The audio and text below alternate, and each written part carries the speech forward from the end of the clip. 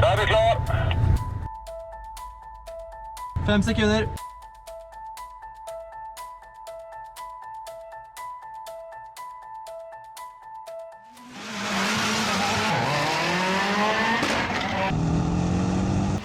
E4.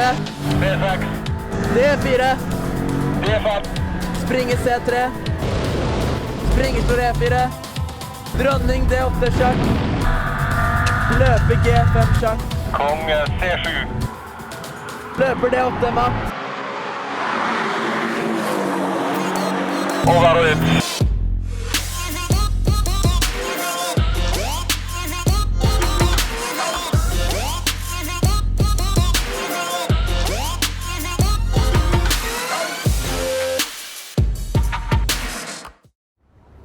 Hvis dere kan bli forelsket i New York, så faller dere også for HTH sin nyhet New York. Med de svarte metallrammene og det industrielle utseendet. Da er det bra at vi har ham her. Han hjelper dere. Og hvis dere ikke vil montere det selv, så har vi også ham her. Og før dere vet ordet av det, har dere et nytt kjøkken. I kult design og med smarte detaljer. Smart, ikke sant? Det er kjøkkenkjærlighet som holder. Welcome everybody to the broadcast of the Altibox Norway Chess Super Tournament. This is the 7th edition and we are halfway through the event. Today is round 7 and Judith and myself will be covering the action. Judith, what can we expect after yesterday's fireworks in Classical and Armageddon as well? Well, it seems that Magnus is still in very good form, even though he spoiled his very good Classical game. I think he really had a huge advantage. According to some computers, it was almost winning. And I believe that he also thought that he will just win the game in the classical, and maybe this was the reason also he spoiled it. And actually, it was not easy for him to win the Armageddon at all, and he had a must-win situation, right? And really, it was he was struggling, we can say, in that game. Of course, we had a lot of excitement, but Black's king, Mamedyarov-Grischuk's king, was walking all over all parts of the chessboard. So very, very brave king in the middle of the board. But somehow he couldn't find the right path to the king, and then he lost the game. So that was very exciting, and it was also very important a game for Magnus. But I think today he will have to play even better. I agree. And as you said, it was disappointing for Magnus that he did not win in the classical game where he had such a big advantage. And then in the Armageddon, even a few moves before Mamedyarov had to resign, he could have found a way to hide his king on b3, no more checks, but because both players were down to a few seconds, Mamedyarov missed that chance to save half a point and to save the Armageddon. And in Armageddon, that half a point would have meant the full point for Mamedyarov, so it would have changed everything. Exactly. And of course, we had other very interesting matches like Anand's game against Dingliran. It was a very interesting classical game, very, very interesting. It was already, I think, one of the games where we experienced the special time control what the players has to be facing here, that they have 2 hours each, and after move 41, they are going to get only 10 seconds. So this was kind of strange, I think, for Anand also, that he had to realize during the game that actually he's really blitzing, like maybe we can say the bigger part of the game, or at least almost 50-50, that he really had to play very fast there.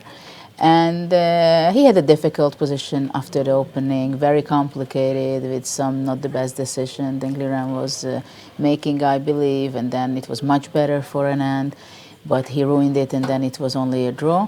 While he compensated, I think, a lot, not even compensated, because we had a very interesting game, but it was a real treat to the fans, I think, the way Anand won his game in the Armageddon. It was a very nice combination, even though it was most likely not sound, but it was so beautiful that for sure it will be published in many places, this Bishop H8.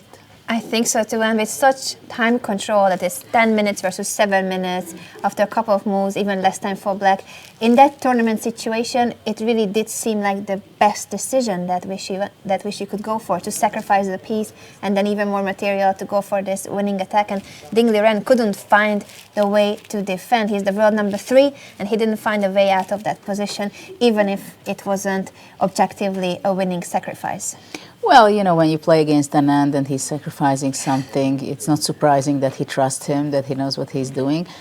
In other hand, in such a short time control, of course, it happens to everybody that he has a feeling for it, and because of the really short time, the players not necessarily can or able to calculate the lines which has to be calculated and the refutation of such a sacrifice.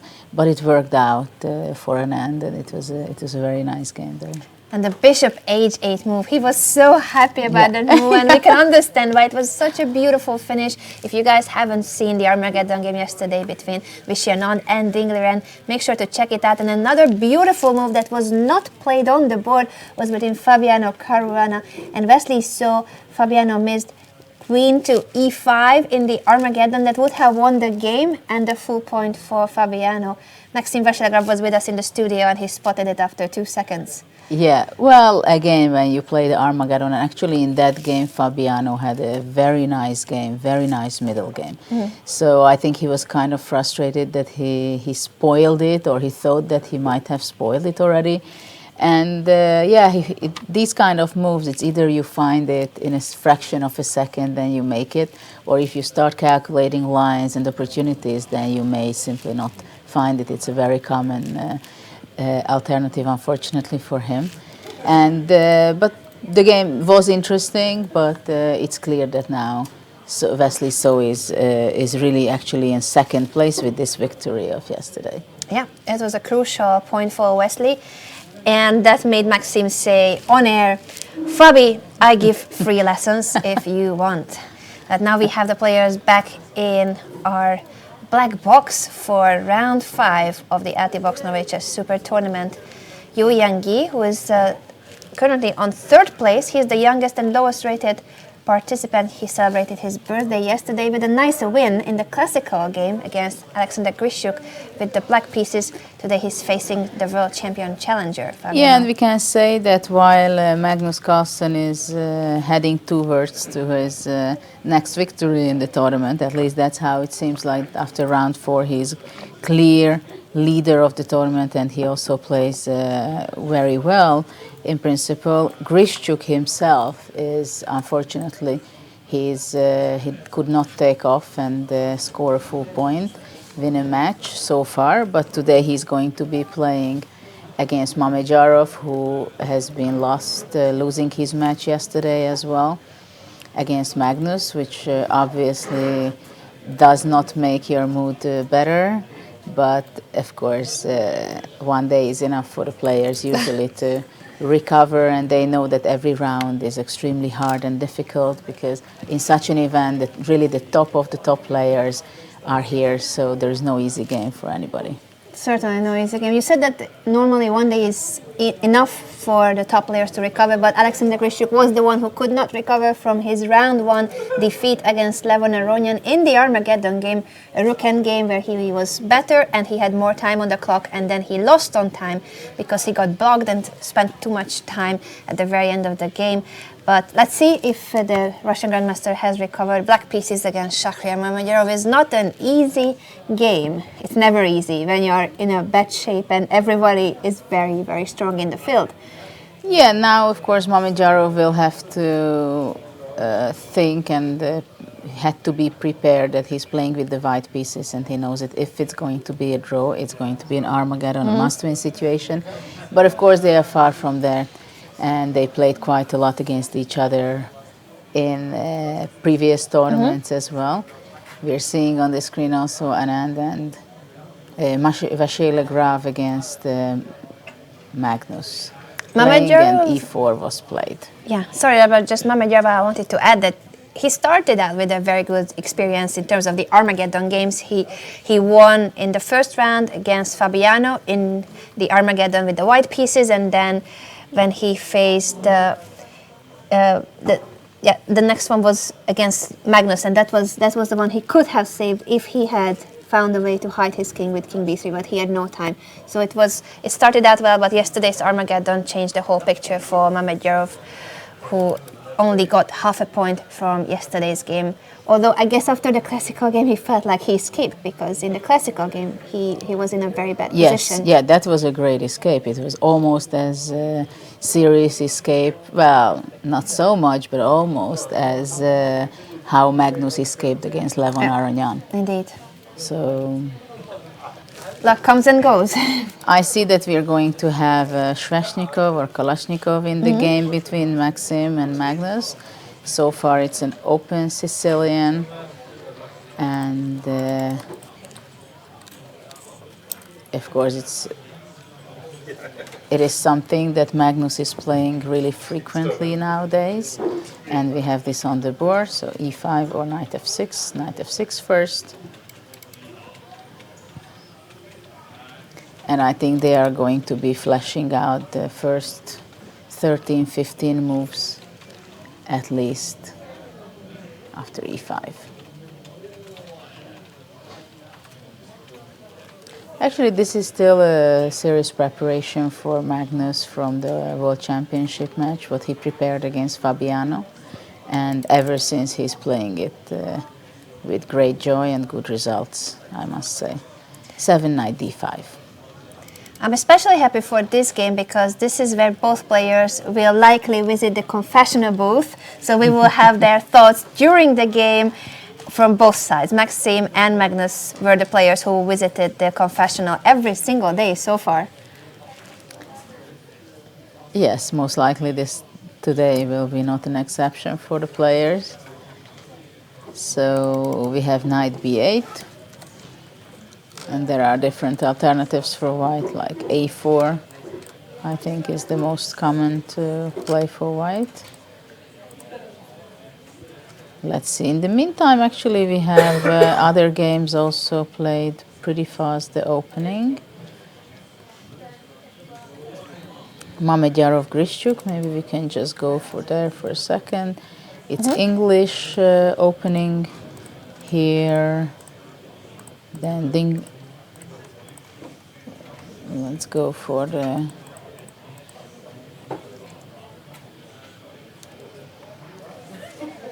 Mamedyarov-Grischuk. It's English, D5.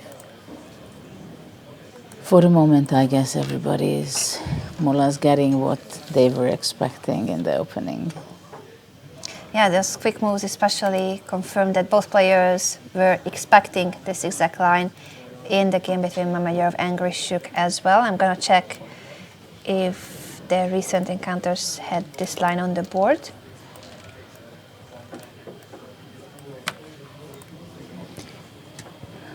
Well, the bishop on b5 is, of course, it's very active here, and bishop d6 is played defending the e5 pawn.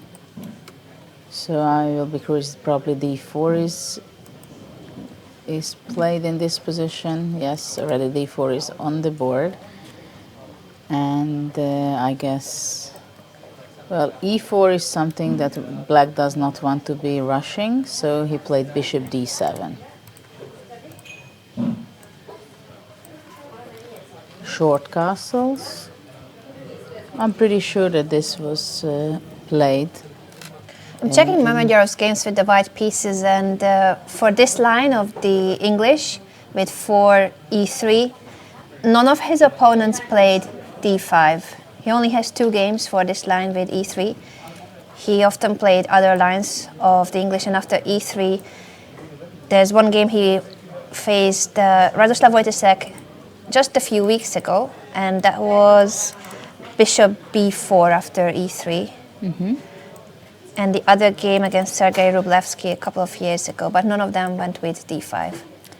Well, now the last move was played by white. It's knight d2. It is against e4, and possibly he wants to go knight c4 or knight e4 in the next moves.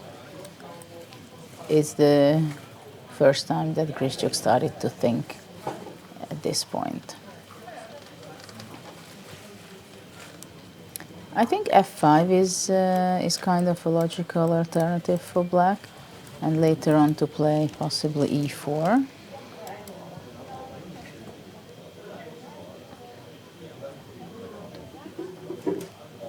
Also queen h4 would be something I would maybe consider, as the knight just left. The closer to the king, the better, isn't it? On the other hand, probably white can just go g3, queen h3, possibly rook e1, and after that push away my queen and go with the bishop to the fianchetto setup. Did you ever land in these kind of positions with any of the colors? I mean, white usually you would go for Not e4, really. but with black you also didn't Not play really, this because line. against English I usually play the c5 systems with g6, what was played by Maxim also yesterday against Levon. And you didn't experiment with these lines, not even for a few games? Not really, not really. Not your style? I'm not even sure, but I just played the c5 systems, and that was quite okay. And also against English I was trying knight f6, and actually we have queen h4 right at the board. I like that. It is... It's exactly what you were highlighting, that once the knight has left the f3 square, it makes sense to take advantage of it by placing the queen on h4. Do we have games on this? Let me check. This position, because I wonder the players are really playing pretty fast. They must be aware of And, some games, yes, even if it's not Mamedyarov's game. But I'm wrong, because when I checked this position, after castle kingside, yes, there are still some games. Some of them played by stronger opponents and stronger grandmasters, such as Ernesto in Kiev against Yevgeny Nayer, and there's another game by Paco Vallejo against Johnny Hector. But none of those games followed with knight to d2. Knight d2 is a move that I have 0 games on in my database, and even like this the players continued very quickly. So that just goes to show that even positions where one of the players would go for a so-called novelty, because there are no games for this move in the database, they may have analyzed it still, knight d2, these kind of positions, or you think it's just so natural for Grischuk to go queen h4 that he doesn't spend time?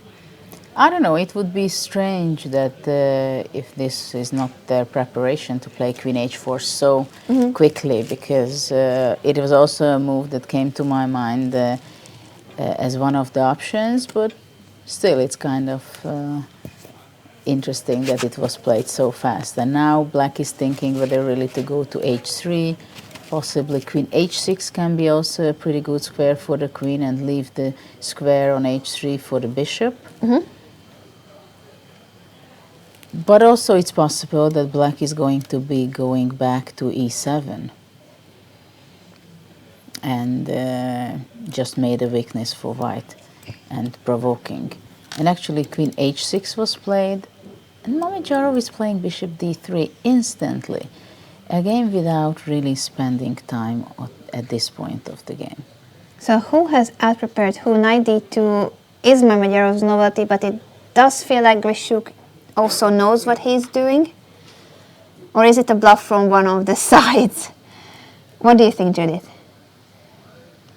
I don't know really. Your intuition, what do you think? Are they both in their analysis? They know what's going on, or one of them is bluffing by playing that quickly? I don't know. Sometimes you have the feeling when they play so fast that they maybe don't want to have a long game at the end. Oh, are we heading toward an Armageddon in that case? Because there are no easy draws here. They both lost yesterday, and it was a pretty rough day for them, for both of them. Yeah, but this is what we were discussing with Judith the other day, that here in this tournament, if two players are not satisfied with how the event is going, they cannot just make a solid draw, because a draw in the classical game will lead to an Armageddon where one of them will be a loser at the end of the day. There's no draw. Absolutely, absolutely. But in this game, there is still an option for a draw, but we'll see how... It can be a very complicated game, because the structure is very interesting, and there are a lot of dynamics later on. If white can go d5, e4, he can also think about to play knight c4 or knight e4. Black is, of course, thinking about playing f5 sometimes, whether is it a good choice. But if black goes f5, then it cuts his the way of the bishop all the way to h3, so it seems to be kind of early. And also the king on g8 is not necessarily standing too well for that it would be prepared for f5 from black side. So it's an interesting battle. I mean, I would consider bishop h3 as the most natural move. And after rook e1, maybe just simply go rook a e8. Leave the rook on f8 and try to go f5 and f4 and try to attack. And then white's question will be whether he's going to go simply bishop b2 and later on trying with c4 and open up the diagonal for his bishop. And for the moment it's clear that there is no real attack for black, but still black is very active. And white is going to really bring his knight to c4 or e4, possibly eliminate the d6 bishop. But it is a very interesting position, and we'll see when Grischuk starts his deep think in the game, because he's always spending in every game to certain moves. He's spending quite a lot of time, and he ends up in having a time trouble. It does look like he may enter the tank now, because he had been playing very quickly before this move, and now he started spending some more time. He got into time trouble in basically every single game, every single classical game. And that's bad news for the Russians, since there's no increment until move 41. And even after move 40, the increment is only 10 seconds. Well, I think it's not the biggest problem of Alexander in this time control not to get an increment in the first 40 moves. There is a much bigger problem of not getting extra time after move 40. Yeah. And that it's only 10 seconds what they are going to receive in that phase of the game. And but actually the reason can be also that the players are playing very fast, because probably Mamedyarov had this idea with knight d2, And sometimes you just go after your intuition. You don't want to stay behind. And Grischuk just played Queen H4, Queen H6. Maybe he also had this general idea, thinking that this must be the way to react on such a things. But it was kind of surprising for me that these moves, the last few moves, starting from knight d2, queen h4, g3, and bishop d3, was played really so fast. It's surprising that that stage was quick, and now Grischuk starts thinking. But let's head over to the rest of the games from round 5. Wesley saw with the white pieces against Vachier-Lagrave. Well, again, it's a e4, e5 game. This time is a Rye-Lopez, bishop b5, and Vichy played with the a6 system. Not Petrov, not Berlin, nothing like that. And he played the bishop c5 system once more. I think he played this against Maxim, if I remember well. Yeah, let me double check, but that's how I remember it too. And after c3, b5, bishop b3, d6, this is the old line with white is playing. I was playing more with the d4 system at this point, more straightforward in the center. But after a4, bishop b7, white went to d3, h6, and rook e1.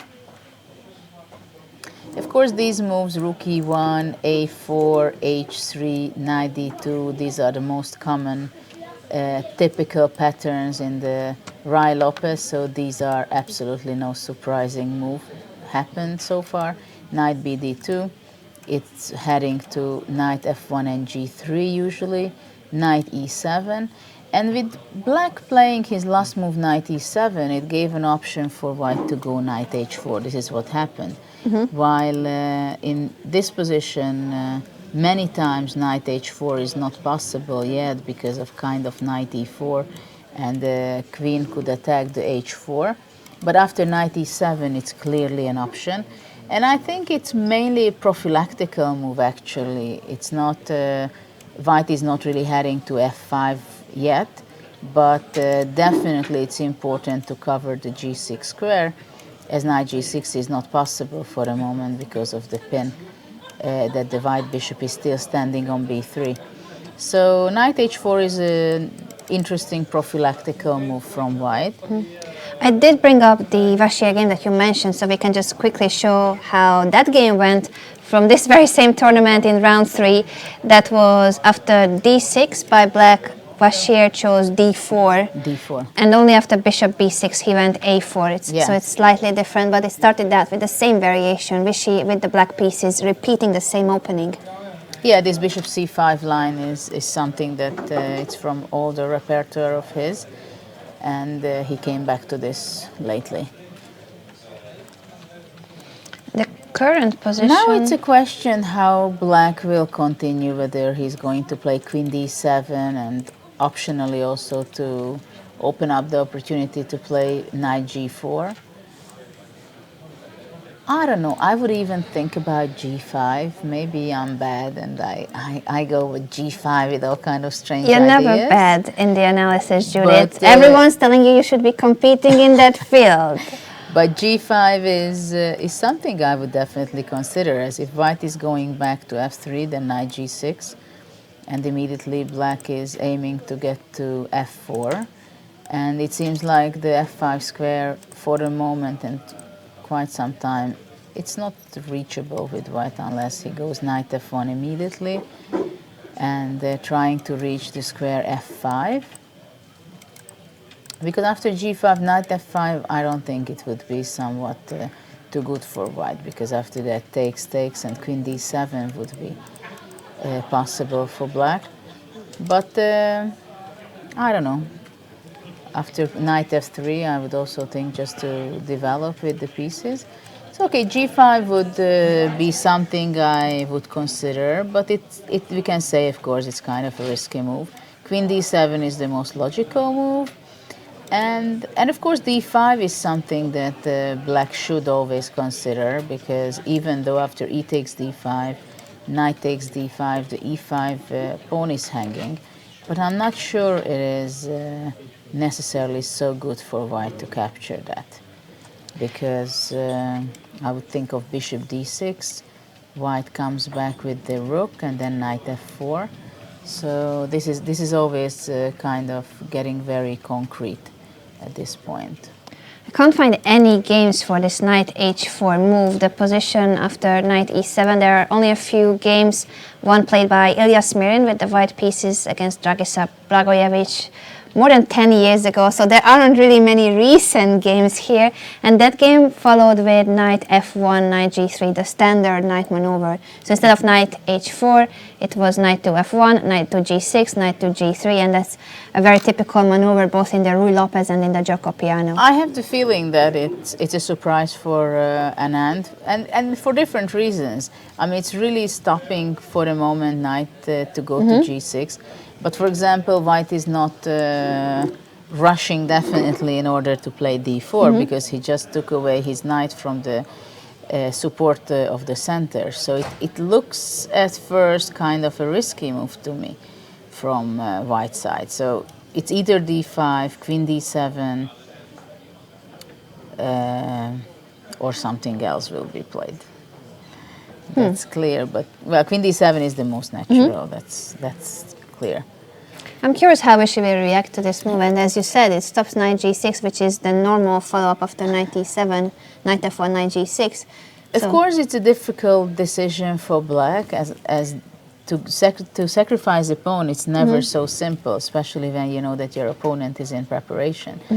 And so d5 is the logical reply, definitely, what we just talked about here, and knight d5. But we'll see how Anand is ready to continue. Whether is he ready to sacrifice, but he has to make sure that he has a full belief in this pawn sacrifice. So let's go to some other game and wait until Vishy decides. We haven't seen Yu-Caruana against Caruana. Yu-Caruana is currently in the third place, a very good tournament so far for yesterday's birthday boy. He did wish for good games. That was his wish when he blew the candles. So let's see how it goes today. Yeah, he played the Catalan against Fabiano, it seems, and Fabi chose to play not the very classical with bishop e7 or bishop b4, but he played c6, knight e5, bishop b4, bishop d2, and bishop e7.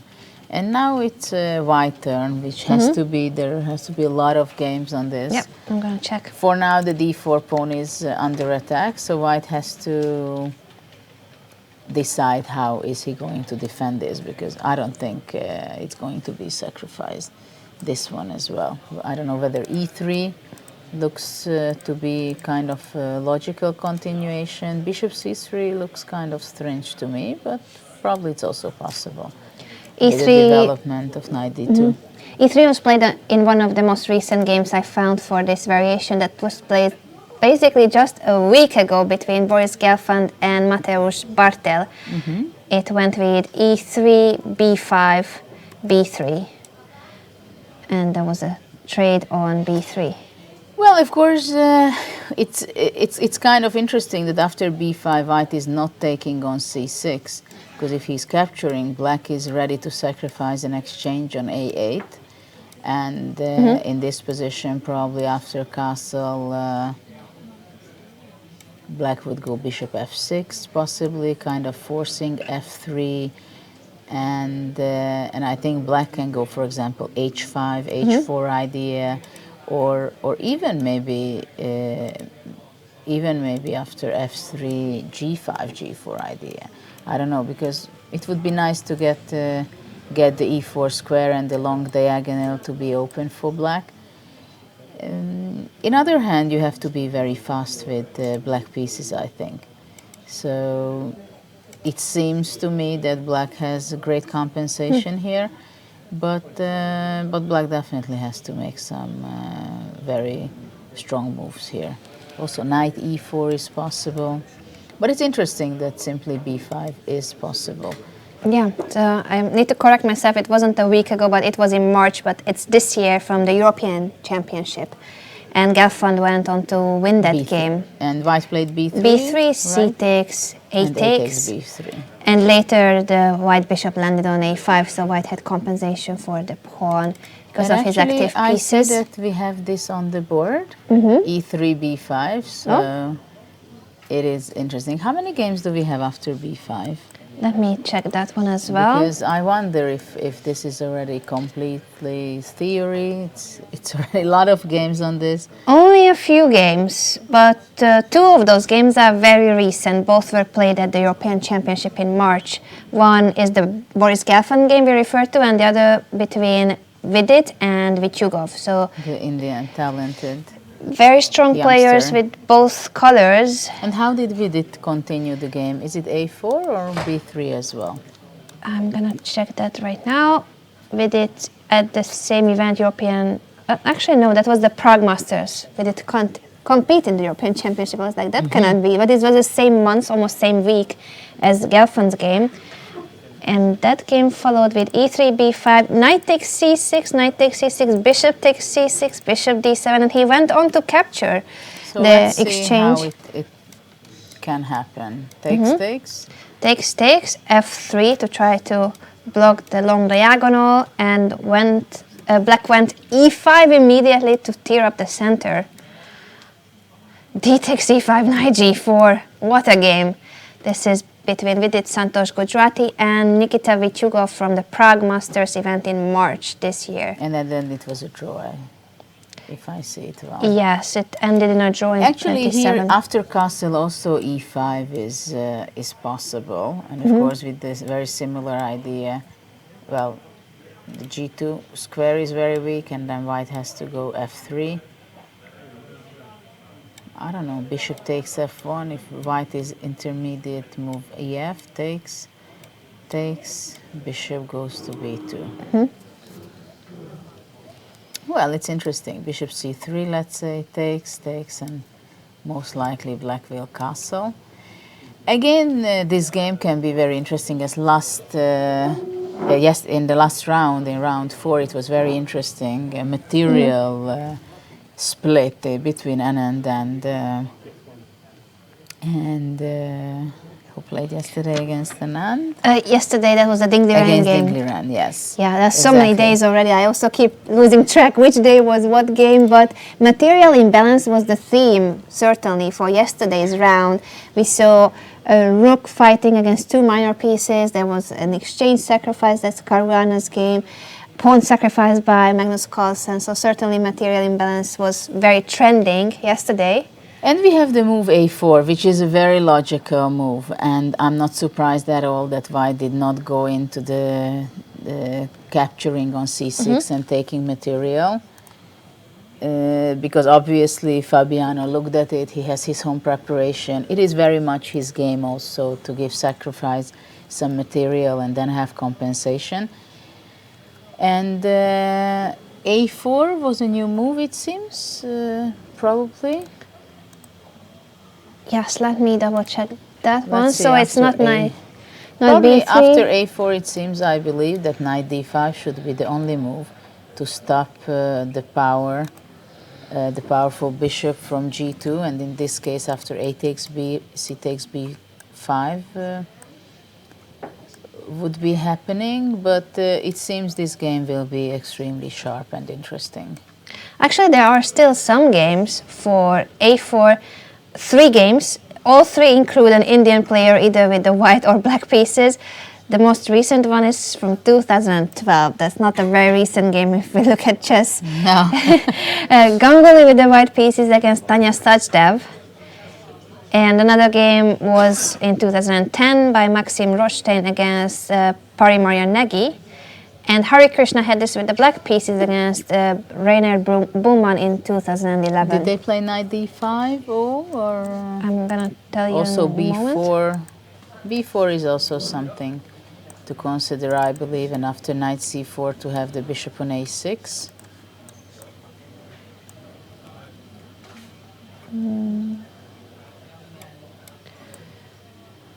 I'm kind of surprised that Fabiano is thinking what to choose, but I believe he is choosing out of his alternatives. he cannot be surprised by a4. Tanya Sachdev chose b4 after a4, and the other game I see that is Hare Krishna with the black pieces. I'm curious how he reacted to a4. If my database was a bit faster than this, I could tell you immediately. And b4 is already on the board. Oh, okay, so just like the Ganguly Tanya Sachdev game. Yeah, after b4, black gives away his pawn on c4, but as white has his bishop on d2, the white knight on b1 is hardly going to develop very fast. So I'm curious if white is going to be taking on c4 or will be just castling, for example. All three games I mentioned for a4 continued with b4. That is, Hare Krishna 2 chose b4 against a4 and Negipari Marian. Yeah, knight c4 is kind of expecting, but also castle looks quite okay because the c4 pawn will fall off in one way or another, and either now or a little later. Yes, castle was the most popular choice after b4, and as you said, knight takes c4 can come at any point. We'll come back to this game and see who has out-prepared who, or if we will just reach a strategic middle game, but that's not so much about the theoretical battle. Let's get back to Let's take a look. Dingley ran against Arignan. I forgot. I was going to go back to Magnus Carlsen's game, but before that, let's see the Dingley ran Arignan game. Yeah, they have an opening of also almost a Catalan, but white did not play c4, so white played knight bd2 first. It's kind of seems to be a solid game. b6, c4, bishop b7, c takes d5, e takes d5. White was not spending too much time on this opening. As we see, b3, a5, knight e5, a4. We can see that Levon is playing a lot with his pawns. He is reacting already very early stage of the game. h4, f4, b4, a5. Yesterday, h4 was the move that every single game had seen, basically. h4, h5, h6 by Magnus. Aronian went for h4, h5, f4. You're right, and these pawn pushes were very, very much in every single matchup we saw.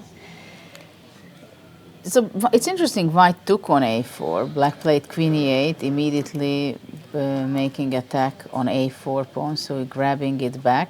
But that's not the main idea, maybe. Queen c2, for the moment the c7 pawn was hanging. Knight c6, bishop d2, bishop b2, defending the pawn on d4. Bishop d6, putting pressure over the e5 knight. And rook fc1. So for the moment, black cannot really take on e5 because then simply white would get a very beautiful position after queen c7 exchange. So after rook c1, knight d8 was played. I guess it's preparing c5 and also wants to regroup the knight through e6 and possibly to g5 in a later stage. And this a4 pawn is also attacked after this knight d8 move. And so a5 was played in order that after rook a5, a4. So I believe white possibly wants to go knight b3 or bishop c3, and after that at some point to play a5. So this is definitely his plan to continue. And a4, this is the position right now. There aren't any games for this position, and actually we need to go way back to see anything similar in the database. The A5 last game was still okay, no? A5, I mean, it was still theory. Even A5, I only see one game between two FIDE masters, and before that, B3.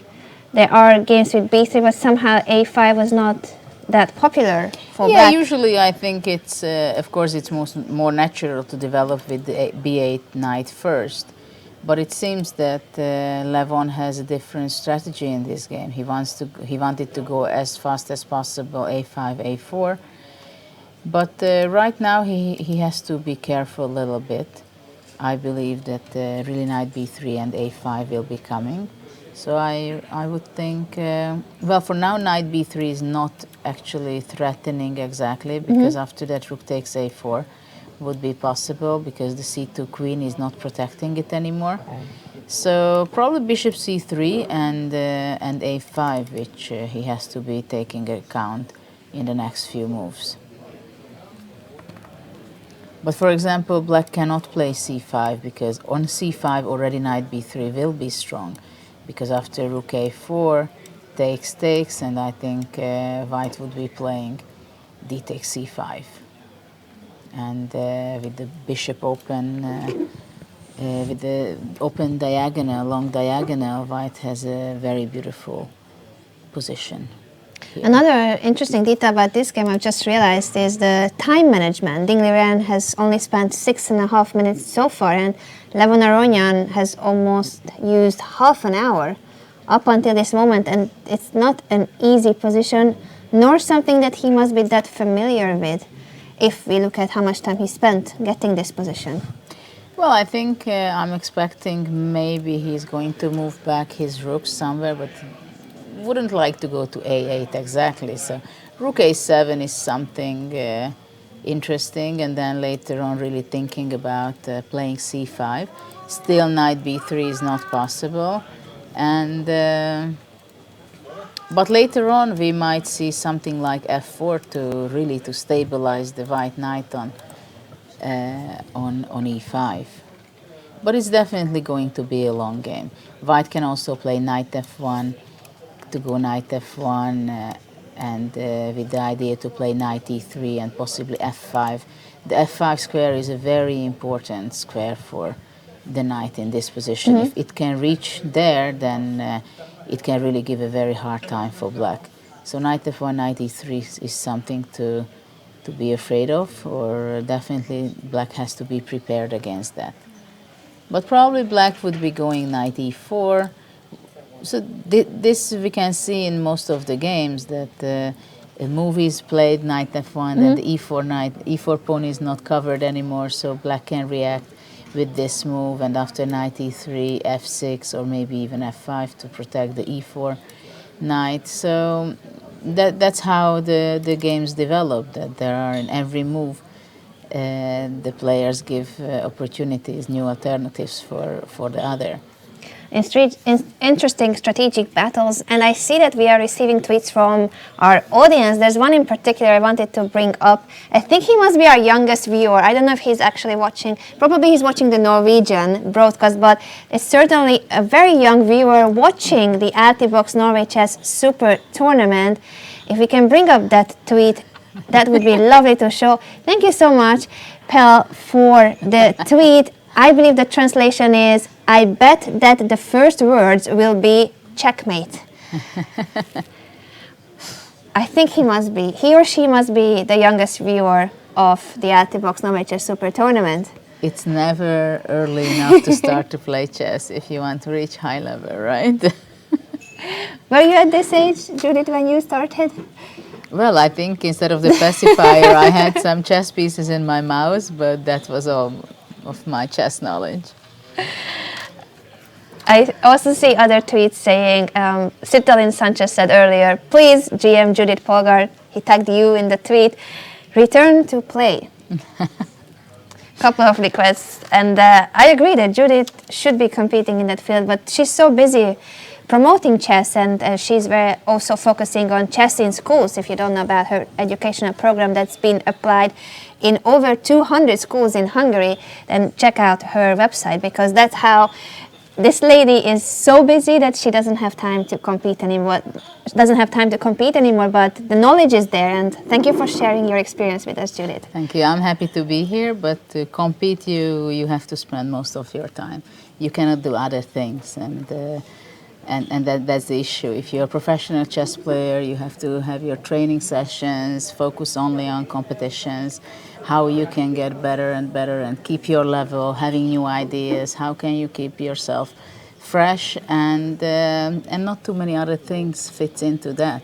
Such as having a family, organizing a global chess festival every year. Well, actually, family is still okay. Family is okay. I don't want to blame anything on my no, of course, family I didn't mean and that. kids. But you have so many things to look But after. yeah, making the Global Chess Festival, directing the foundation of mine, and doing a lot of other activities promoting chess in education and gender And now you have a questions position in also. FIDE as well.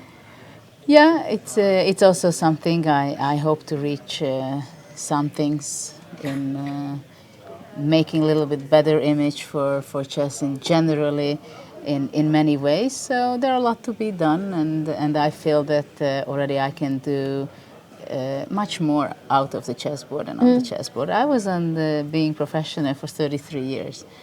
So, but you never know. I may get back when things are on the on the road already. The things I plan and dream about.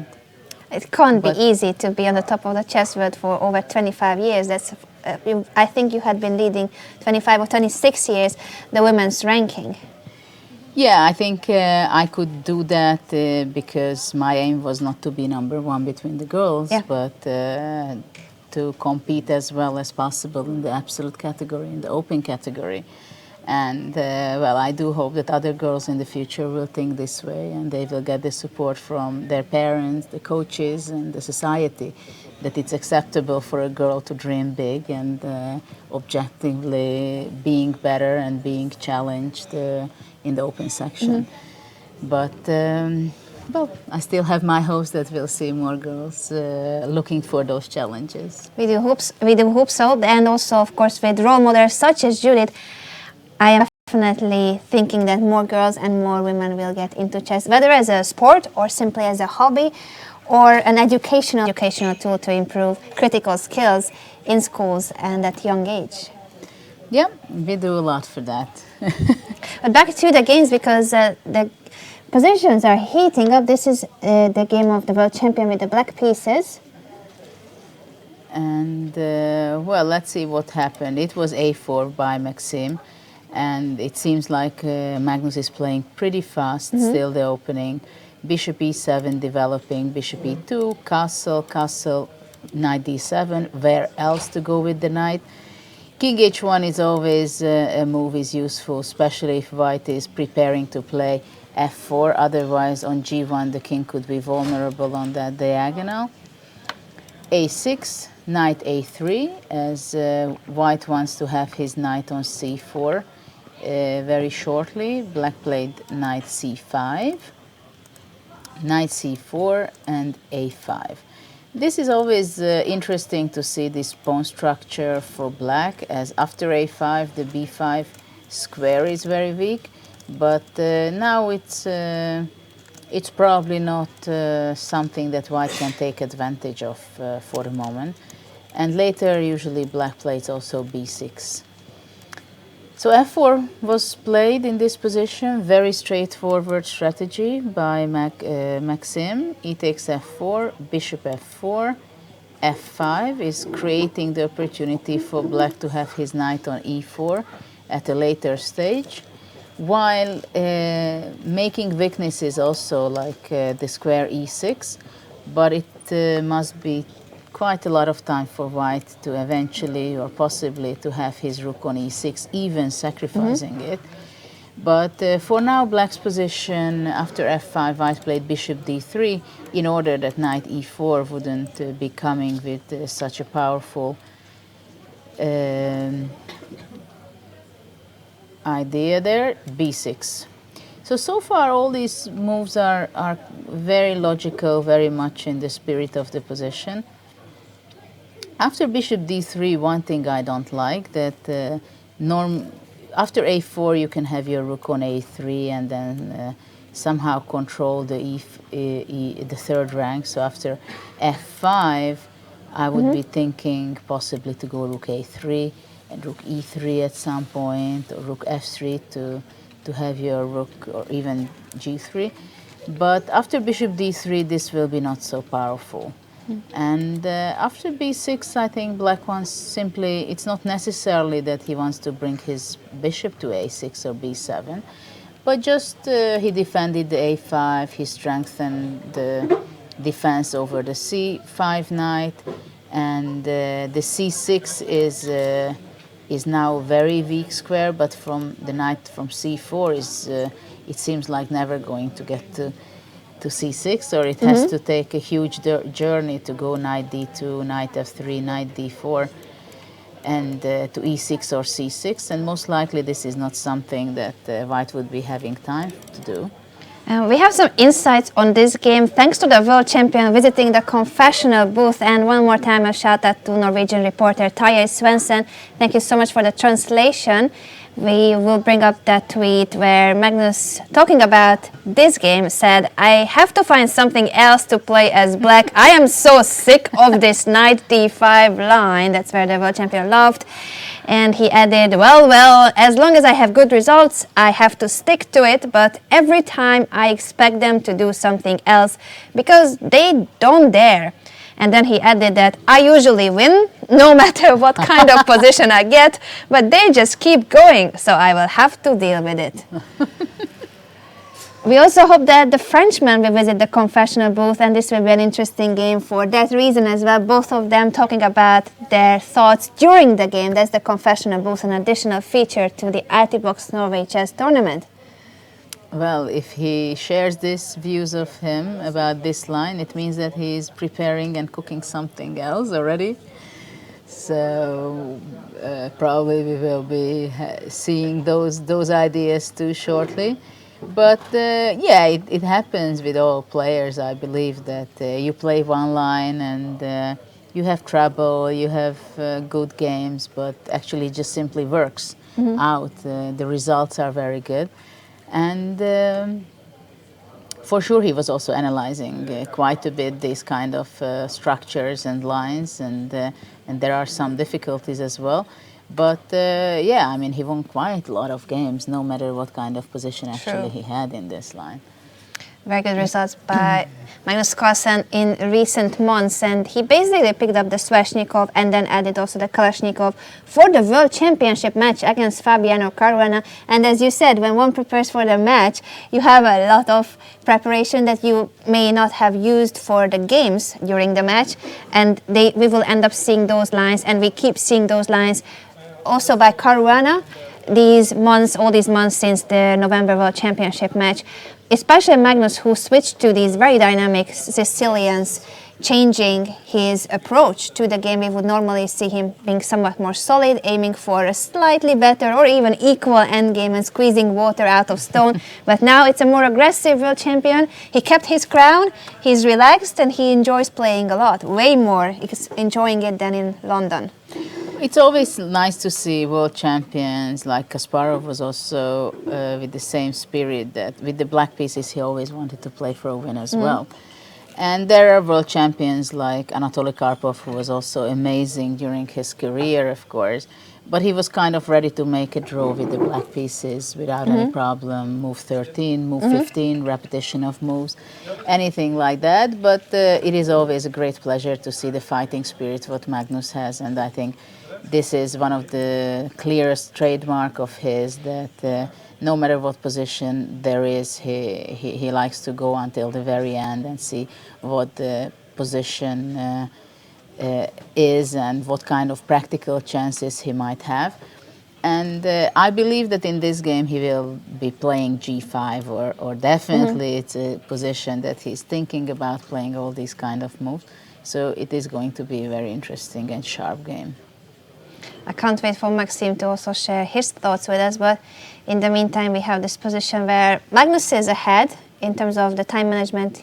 He hasn't spent much time reaching this middle game, and it's the Frenchman who is still thinking. Actually, I pretty much like black's position. Somehow white's pieces are not standing so perfect for the moment. On the other hand, I don't know, maybe the bishop has to move to e3 already immediately. Some prophylactical move or bishop to g3. So g5 is not coming with a tempo. On the other hand, if white goes bishop e3, then the pressure on the d6 square is off. And later on, black can move with his bishop. So far, he's not able to move on f6 because of bishop f5. It would be a pawn, I believe that it's not possible, though I'm not sure if what happens if bishop b2, bishop takes c8, rook f1, takes, bishop a1. It seems to me that probably black could maybe even go bishop f6, tactically. But still, I think something like bishop e3 should be played. Also, queen d2 is possible, and already opened the option, the opportunity for white to develop to rook a1. But white has to be very clever how to continue this in this position. Let's leave the Frenchman cook something here. Always going back to our rest day references, of course. But Maxime wasn't on the winning team this time. No, sorry, he was. I'm confusing. Vichy defended his title. Yes.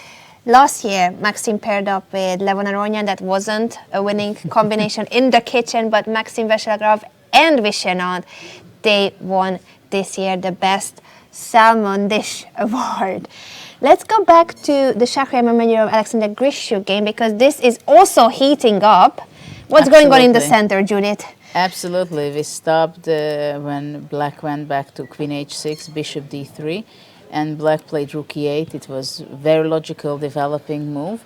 And knight e4 was played, and Alexander, it seems that he was worried about his bishop, so he did not want to play f5 immediately, because I guess after that, knight takes d6, c takes d6 is something he did not like too much. He went back with bishop e7 with the idea that after f4, f5. And we got an auto mode, so that's why we just went so fast. Because I want to spend a second here with f4. Definitely. I mean, f4 is a very straightforward move and very much in the dynamic of the position. And I'm not surprised a bit that Mamedyarov continued this way.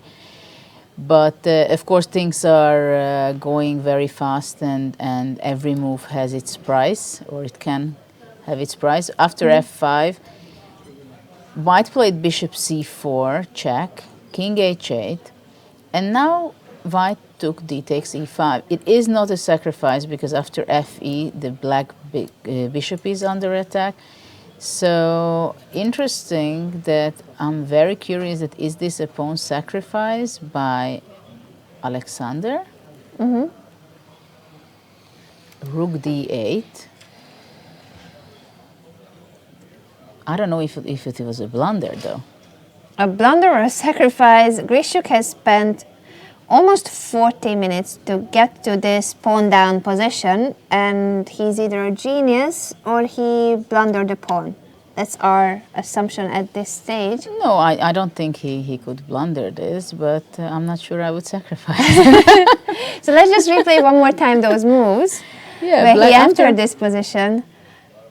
After f4, he played f5. And, well, now at first to take on e5 takes, bishop c4 would be not good, because bishop e6 would be saving his piece. But white played bishop c4 first.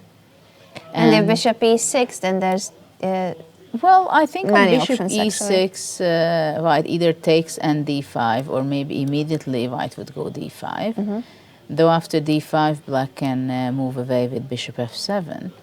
So probably after bishop e6, white would be going bishop takes, d5, queen, well, queen goes somewhere. If queen c8, I think white is just grabbing on c6 and queen d5 check. So this is the problem when you play f5 and you open up when your king is on g8, that all kind of checks are coming, and then this would be very bad for black. So after bishop c4, black played king h8, d takes e5, and yeah, rook d8. Now white's move. So what can white do? It's either knight d2, which after I believe that there are some tactical issues to be calculated for both colors. Knight e5 takes queen e3, and this would be very dangerous for white. I believe that bishop will be coming to c6 and c5 and also f4. So I see also that already in the game knight f2 was played in order not to allow this. That allows a discovered attack with bishop e6, but it doesn't seem to be that harmful because the queen can protect the c4 bishop. Yeah, this is how it would go. Queen b3 would be a blunder Knight to a5. knight a5, but this is why white will be going either queen a4 or queen e2. And I wonder how black will have enough counterplay. I think knight a5 looks to be a strong move, forcing the white bishop to move away. And how much of a counterplay can black get Well, here? first of all, white does not have to take. If white would take on e6, queen e6, then the c4 square is really something black will occupy with his knight. And there is a very good chance that black has good compensation in this position because the white bishop on c1 is struggling. White would be trying, I think, with e4 possibly to develop with his bishop on e3. But it's not going to be so easy for white, I believe. But after bishop e6, queen a4 is possible, and then knight a5 is not something that black can play right now.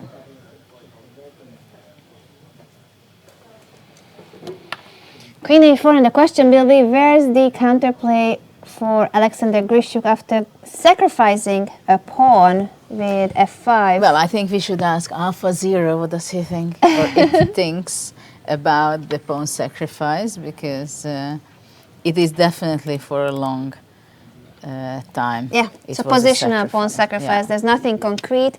It may work out well for Alexander Grischuk, but what is sure is that he's spending, once again, a lot of time. I wonder if bishop e8 is something to consider with the idea to go bishop h5. So let's say white is going away queen c2 or something, and to go bishop h5 with the idea to have the bishop on f3.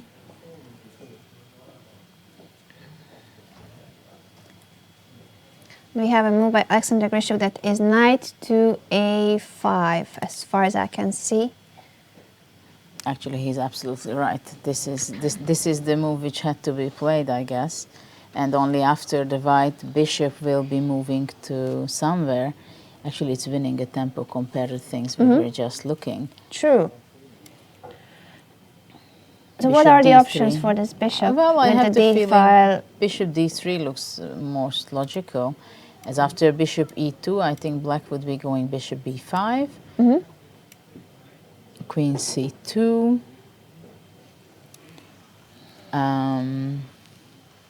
Let's say bishop takes e2, queen e2, queen e6. And now we reach the position what we were discussing. But I think bishop d3 maybe is the move I would be more willing to play with white. And after bishop b5 to go queen e2. But here maybe I'm blundering and rook d3 is possible. Actually, I just blundered for white. Oh. And queen a6 is very strong. Because and of the after rook pin. d1, rook d8, and white is with full of pins all over. So this is not something white can do.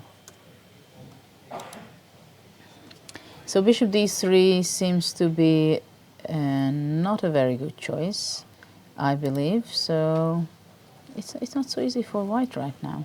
Now, what is the right square for the bishop, or how can white deal with this? Well, maybe bishop e2 after all has to be played. And then black can also try to go not necessarily bishop to b5, but maybe he wants to keep his bishop and play bishop c6, queen c2. But for the moment, I don't see how it's possible to attack for black. I'm not sure that g5 can be something serious, but maybe it is. Because the white pieces a1 rook and bishop on c1 is not very active. So I would wonder if it's possible to go g5 and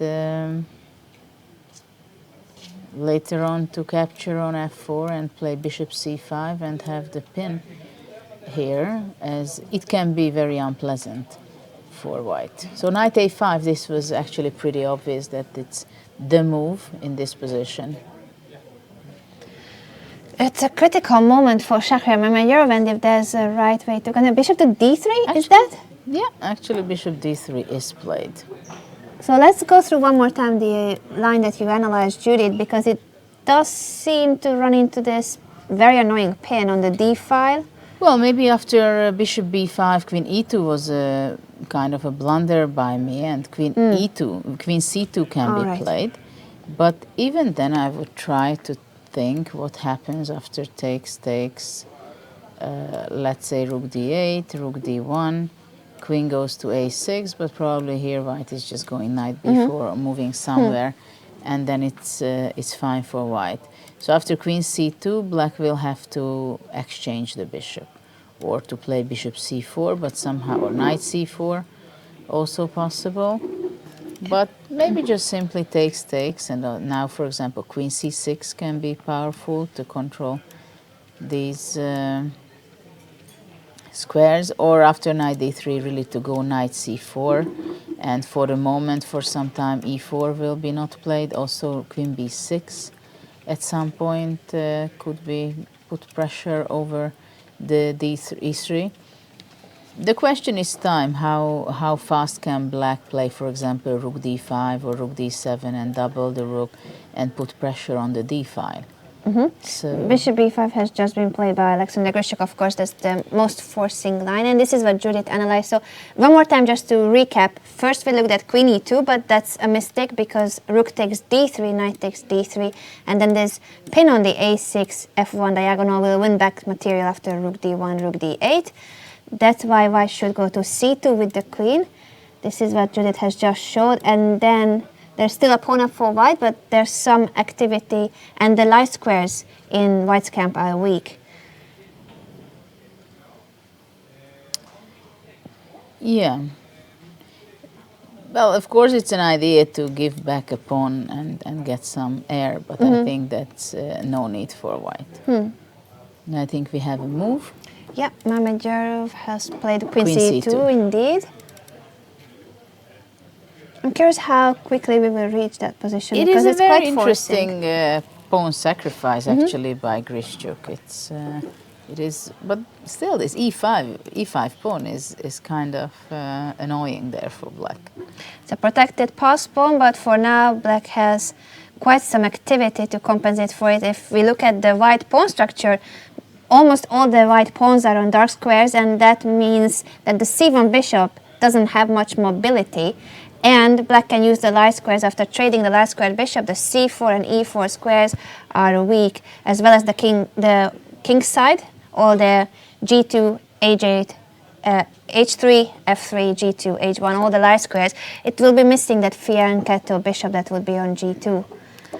I'm thinking that maybe bishop d3 will be not necessarily the move. Queen c6 is possible also for the moment to keep the tension. The question is now how Grischuk will evaluate where the knight is standing worse for white, on f2 or on d3. On f2 it supports very much at one stage of the game to play e3, but it's not clear. After bishop d3, knight d3, yeah, we discussed queen a6 is possible, queen c6 is possible. Also, queen e6 makes sense, but actually I like it on c6 better, I think, to have the knight on d4, and I knight believe goes to that c4 and we double on the d5 with the rooks. Yeah, but probably white will be going back to f2 and really be prepared for e4 kind of breakthrough. But black can go bishop c5, for example, a prophylactical move against e4, and but then c4, queen goes e6. So if black can reach knight to c4, doubling the rook, I mean all this, putting pressure on the e3 pawn, it is something wouldn't be easy at all for white. But I'm very curious how Grischuk will be continuing. is he going to take on d3? And how Or quickly will he play that move? he can also force to be taken on b5 by playing queen a6, but I'm not sure that it's so good for black to not to take. I think the best thing is to go to take on d3. But black has quite a good compensation, I must say. We'll definitely come back to this game. Let's take a brief look at the new moves in every other game before we take a break. Well, let's go back to Vachier-Lagrave Magnus. In the meantime, white played queen e2, not queen d2, what we were discussing. It's with the same idea, I believe, to play rook a1, but also at the same time to control a little bit the diagonal. And black played bishop a6. Bishop a6. Yes, sometimes it's a good idea for black to even try to exchange the c4 knight, which after black can go bishop f6 with being very powerful and also playing very quickly rook e8 and control the e5 square with his bishop, or even going to bishop e5, having his knight on e4 if he's fast enough. But I think it's just keeping the threat as an option. Because for the moment it left the e6 square unprotected from the bishop, but the knight is still covering the e6, so there is not much of a problem for black. In the Wesley So-Anand game, we also have a couple of new moves. Knight h4 seems to be a novelty by the Frenchman, and Vichy reacted to this knight Rook h4 b8. move with rook b8. Yeah, very solid. Takes, takes, knight f1. White is continuing with his other knight to reach the f5 square possibly. And now regrouping pieces started by Anand, and this was the reason he played rook b8, because it was not possible because of the pin if he would wanted to do that. So he wants to put his bishop on e6. This is what he did after. And actually here also, if white is not playing h3, knight g4 would be very unpleasant attack over the f2 pawn. White played h6, bishop e6. Yeah, it's getting rid of the b3's bishop's power on this diagonal. And it is absolutely not a bad choice, but it goes to simplifications. So we'll see how white wants to, whether is he going to take on e6 or more he will be deciding to go knight g3 anyway, or knight e3. On the Yu-Caruana game, not many moves happened, but after b4, white decided to take on c4, which after black played knight bd7, giving up the c6 pawn. I guess it was not so wise to take on c6, because black would be playing bishop a6 anyway, attacking the knight, and then after that rook c8 would be played, and with huge compensation for black. For example, after b3, rook c8, if white comes back, then probably bishop c4 is possible, gaining back the pawn, and black has a great passed pawn. While instead of bishop g2, if bishop b5, then bishop b7 would be very strong, keeping the bishop on the long diagonal. So white played bishop c1. It's interesting, all these moves, like in the Anand game also, black played bishop The subtle c8. details. And well, the idea, I guess, for bishop c1 is to make a place for the b1 knight on d2, and also the bishop will be much better placed on b2. And we'll see whether really white has the time for making this maneuver. These are the kind of moves that I feel like if club players or hobby players have just started with chess and they love to follow the strongest chess tournaments in the world, it's great. I think all these players are an inspiration to any one of us, but don't try to copy this at home, this bishop c1 move. You have just developed the bishop and then you put it back on the back rank. It looks like you have lost 2 tempo for nothing. So unless you understand the depth of these kind of moves, don't try to copy this kind of play. Just like yesterday, Levon Aronian with his king in the middle of the board, he pushed h4, h5, then f4. He also started pushing on e4. the queen side. He couldn't castle on either flanks because it was just too weak. The safest was in the middle of the board. It's better to follow the general guidelines of chess, how you should develop your pieces, place your king in safety, follow those, and then admire how well these top players can play. But it's better not to try to copy it, I think. We have another h4 today in Ding Liren's Liren against game. Levon. Yes. We had this position a4 when we stopped, and we were talking that rook a7 is probably the move which was going to be played, and this is what happened. E3, black played knight e6. Of course, it's much better placed on e6 than on e8, but this was the destination black was aiming, and also knight g5, possibly to reach the e4 square as well. So h4 was played here with the white pieces. First of all, also to cover the g5, I believe, and also it will be good for a later stage. Also, white is ready to play bishop h3. So after bishop h3, immediately, definitely knight g5 would be the move, which would be a reaction by black. So this is why h4 was logical to take away the g5 square from the knight. And now queen a8, which is also a typical square in these structures for the black queen. In one hand, it's defending this diagonal, supporting knight e4 at some point.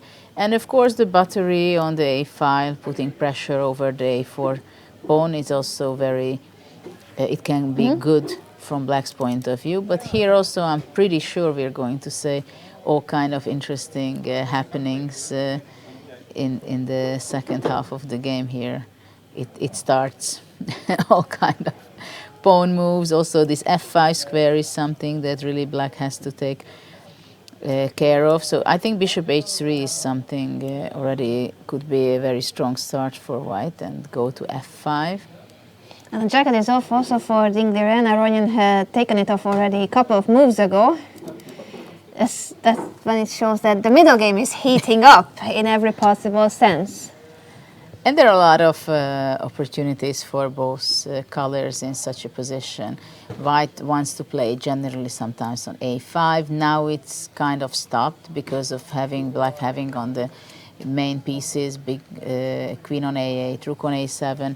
Knight c6, I don't think black would bother too much. For example, here black would just capture twice, and rook a8. So that's why it's very good. Also, the rook is on a7, because now white is unable to protect his pawn on a4. But in principle, of course, black has to take this account all the time, whether knight c6 gives white an advantage, because white would be grabbing the bishop pair of black. But I think for the moment, white will have to make a decision. How does he want to improve his position, what he has? And black sometimes will consider for sure to play c5, and optionally to play c4 to have a defended pass pawn. But it will be a lot of dynamics in this game, what I'm expecting. We have moves in the game between Mamedyarov and Grischuk. Yeah, that's the game where Grischuk sacrificed the pawn, and now we shall see what composition he has for it. Bishop d3, this is what happened, and after knight d3, queen c6. We were discussing this, that this is very powerful for black to control the e4 square, and white played knight b2 to control the c4, because probably he did not want to see black playing knight c4. Well, that's a funny square for the knight on b2. Which black can play knight d2, but for the moment it's kind of tricky. For example, I see that bishop b4 is something to consider, because there is a pin on the c file, but probably white would simply go bishop d2, and this will be not good enough for black for anything special, so it's only some tactics for nothing. So there's a pin on the c5 thanks to the c6 queen, but bishop b4 is a one-move threat. b5 looks an interesting move, for example, and b4 as a threat, and especially that a4 would not give anything for white because of b4 until now. It is a very difficult position with white, for sure, and also black wants to go bishop c5 to give a hard time for the white king. And if, let's say, white goes bishop d2, possibly black would be just trying to double the rook. But white has a pawn up and actually a very nice pawn on e5, protected passed pawn. So black do have to be very careful, but I see an option for black, for example, even go knight b7, knight c5, which can be reaching e4 or e6. So the next few moves will decide maybe the game, how white can recover from this difficult not developed situation. And knight on b2, it's kind of tricky. You don't go to b2 with your knight unless it's very necessary. But Grischuk decided to trade that knight straight away with knight to c4. Yes, because the white squares are very weak for white. And if, let's say, white is going knight takes c4, takes all these squares on d3, the e4 square is very vulnerable from white side.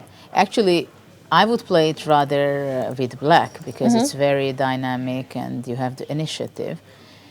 And I'm not sure Mamedyarov is very happy to sit on the white side, to be honest. Yes, it's not an easy position. Pawn up for white, as we mentioned multiple times, but the c1 bishop is struggling since its mobility is blocked by the white pawn chain. We're going to continue with this game and the rest of the games from round 5 after a short break. And I just want to remind all our viewers that if they want to, they can try to win one of the watches by Fonderen. If you go to our Facebook or Instagram page, then there's more information on how you can enter the contest. That is the exact same brand, the watch brand, that is the price every single year. So if you want to have the same watch as Magnus Carlsen, make sure to go to our Facebook or Instagram pages for more information, and we'll be back after a short break.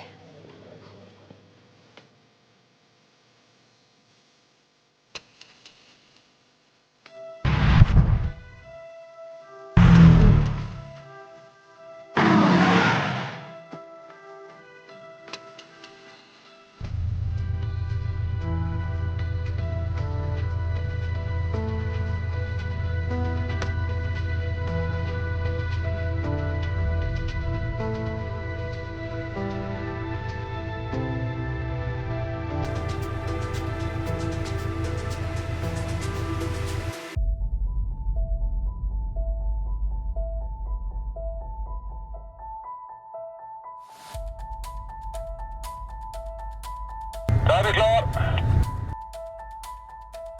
5 sekunder.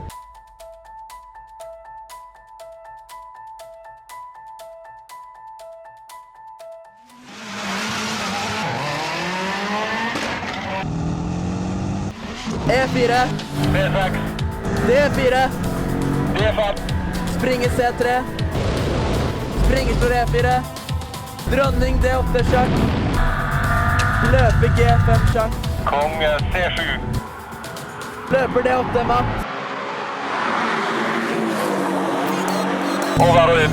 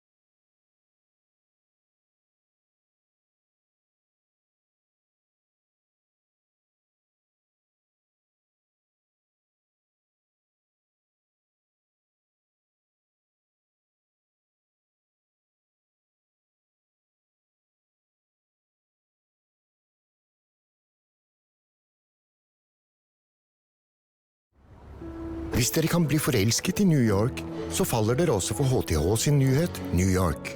Med de svarte metallrammene og det industrielle utseendet. Da er det bra at vi har ham her. Han hjelper dere.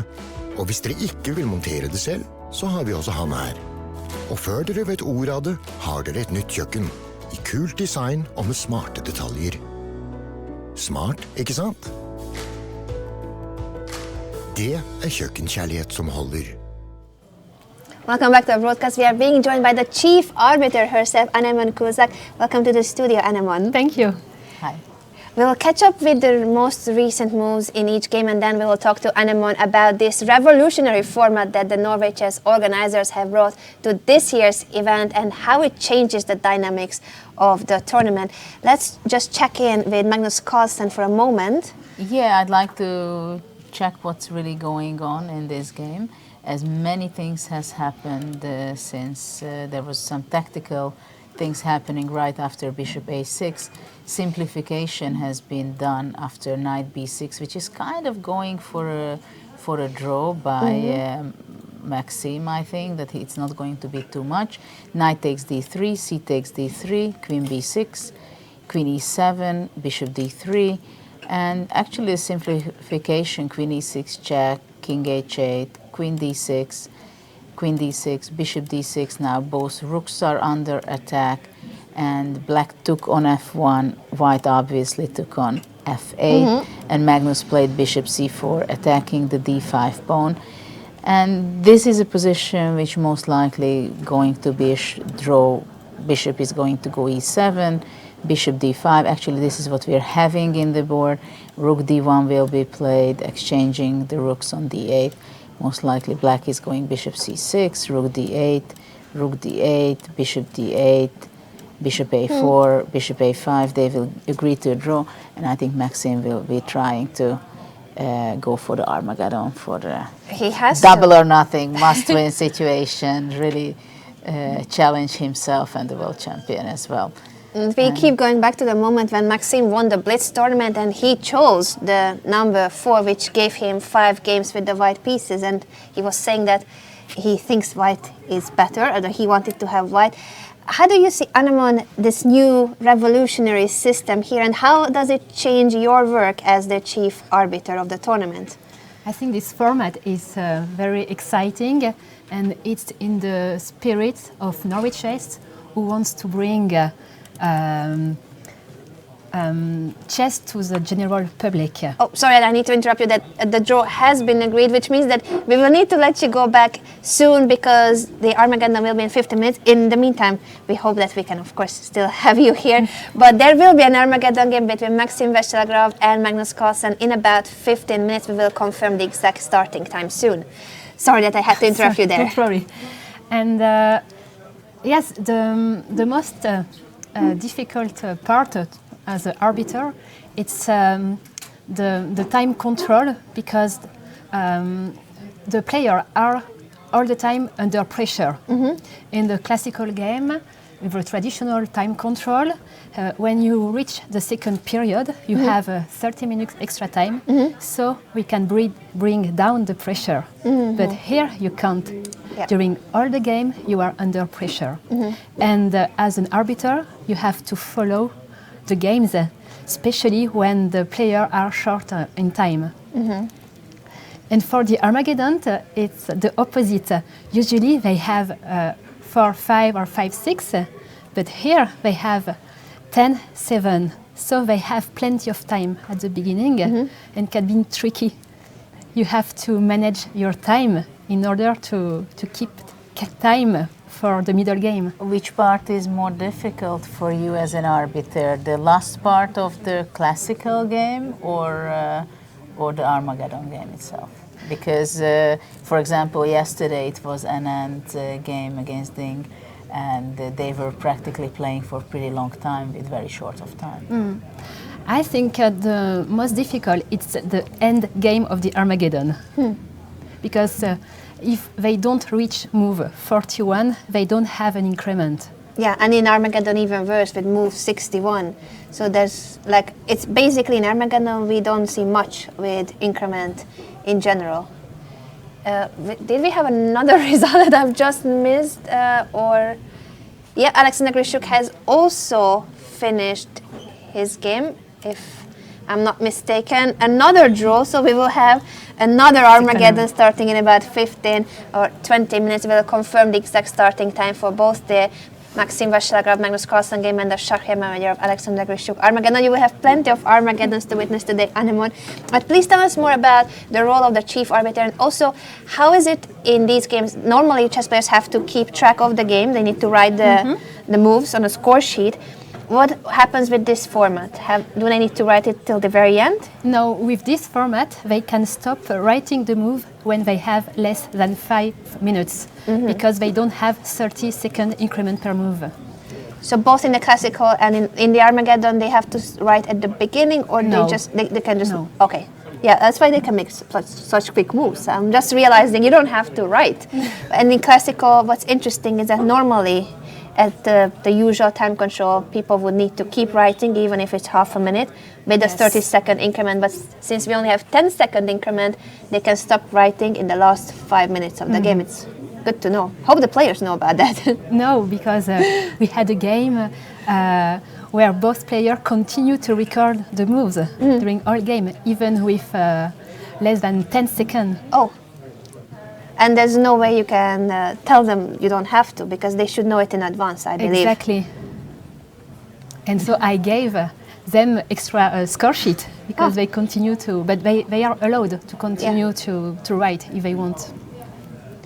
How does it feel to be an arbiter or chief arbiter as your role? You've been here for 5 years already. This is your 5th time at such an elite tournament that Norway chess is. And how does it compare to other chess tournaments, let's say children's tournaments?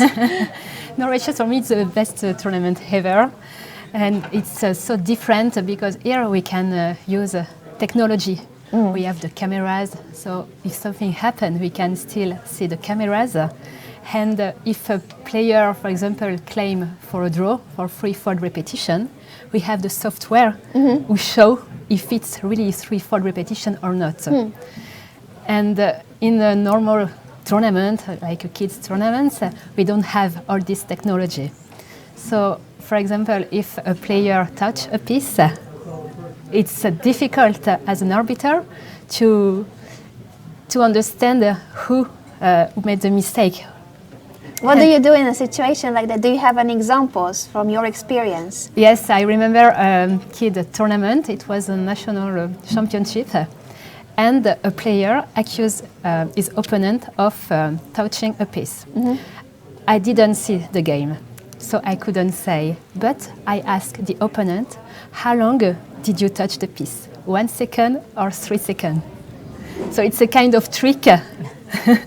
To know that he actually did touch the piece. Exactly. So the child answered you. Yes, he answered me saying, oh yes, I touched, but less than 1 second.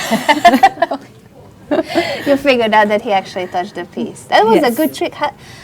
How much it helps your background? Tell us more about your work outside chess and how much you think it helps you as an arbiter. Outside chess, I have a regular job. I am a HR manager, and I teach HR at the university. And chess and becoming arbiter help me to assert myself in my job. Because when you are an arbiter, you need to solve conflict, as I do in my job. For how many years are you in the chess scene? Apart, you're also a chess player yourself, I think. Yes. And what made you inspired to become an arbiter? At the beginning, so I've been arbiter for 15 years. At the beginning, it was to have a better knowledge of the chess law, because I remember once I played a rapid game, and my opponent touched and released a piece, and he told me, "Don't worry, I know exactly the rules. I'm not obliged to play that move because we are in rapid game, and I didn't press the clock." So you looked up the rules, the regulations, to know what happened in your own game, and then inspired you to actually pursue a career as an arbiter. Yes. That's an interesting thing. You said 15 years already. Yes. You look very young, so I'm Thank thinking, you. did you start in kindergarten? I was 19. Wow. I wouldn't be able to tell. In terms of this event, we have seen Armageddon games every single day, sometimes more, sometimes less. What were some of the most interesting moments for you as an arbiter? And you need to keep track of the games. So do you have moments when you're like, wow, that was a beautiful move, or you don't have time to think about what an inspiring game Magnus or Vichy, Maxime is playing in that moment? You need to keep track whether there was a touched piece, whether the clock is running. Can you still keep enjoying the game as an arbiter, or it's more about just being ready to interact if you need to do something in your role as an arbiter? Most of the time, I don't follow the position. But yesterday, I have to admit that I follow Anand Armageddon, and I really enjoyed it. It was a beautiful game. We learned later on, Judith informed me that actually the sacrifice wasn't objectively good, but it was very effective because of the time situation and the pressure that Vichy created on the king side. So even if it wasn't such a good sacrifice, it was, in practice, it worked out very well. Beautiful, for sure. We'll need to let you go back soon, but we do want to know your experience about Norway chess in general, since you have been here for 5 years in a row. First, as a regular super tournament, it has always been the top tournament in the calendar, but this year the format has changed. We already discussed the classical and the Armageddon, but you're the one who has been here for 5 years in a row. How do you see this event in general? How is it growing? And the popularity of chess in Norway? Everybody, I think, around the world know about Norway chess. And now when I do a national lecturer in France, the students ask me about Norway chess. Oh, they know that you are here every year. Yes, and they want me to tell how the tournament works and how are the players. And in terms of this new system, as an arbiter, on a personal level, what's your prediction? Do you think we will see this new format or similar ideas with Armageddon, the scoring system, the time controls? Do you think that other tournaments will aspire to pick up ideas from Norway chess? I hope so, because it's very good for chess to have decisive games. And this is the best way to have.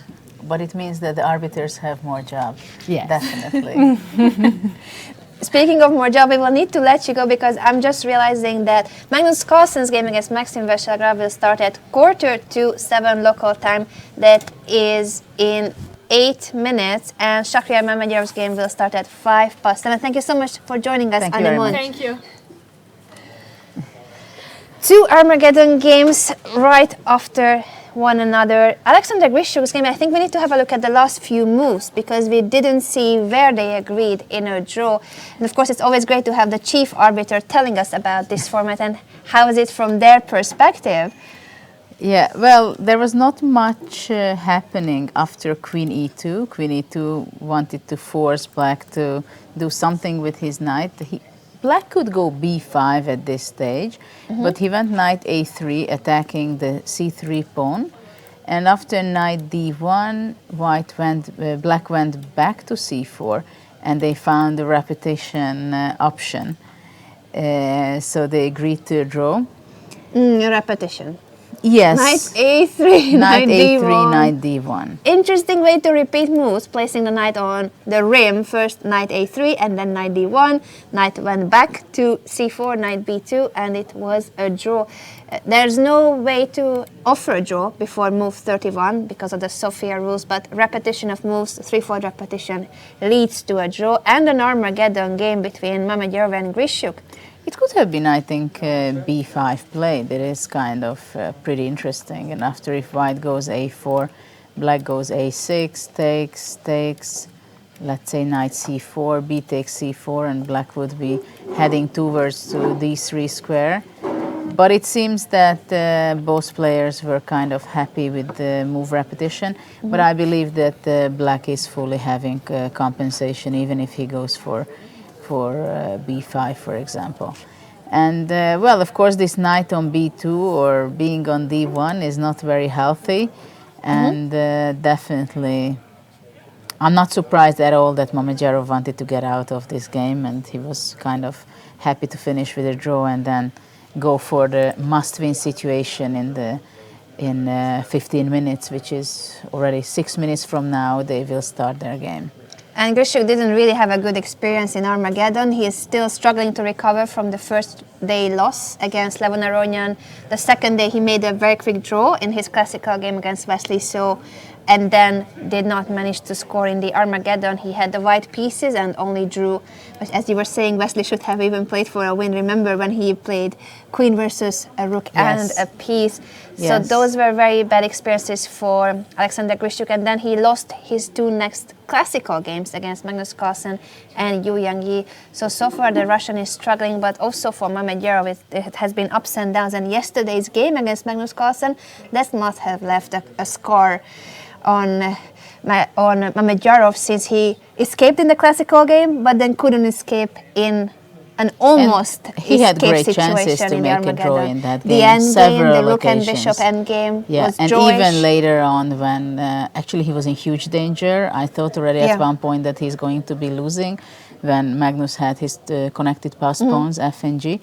But somehow Mamedyarov sneaked out with his king, but still got lost the threat how to follow up with his king on having it on c4, which was obviously with such a short time it can happen to you.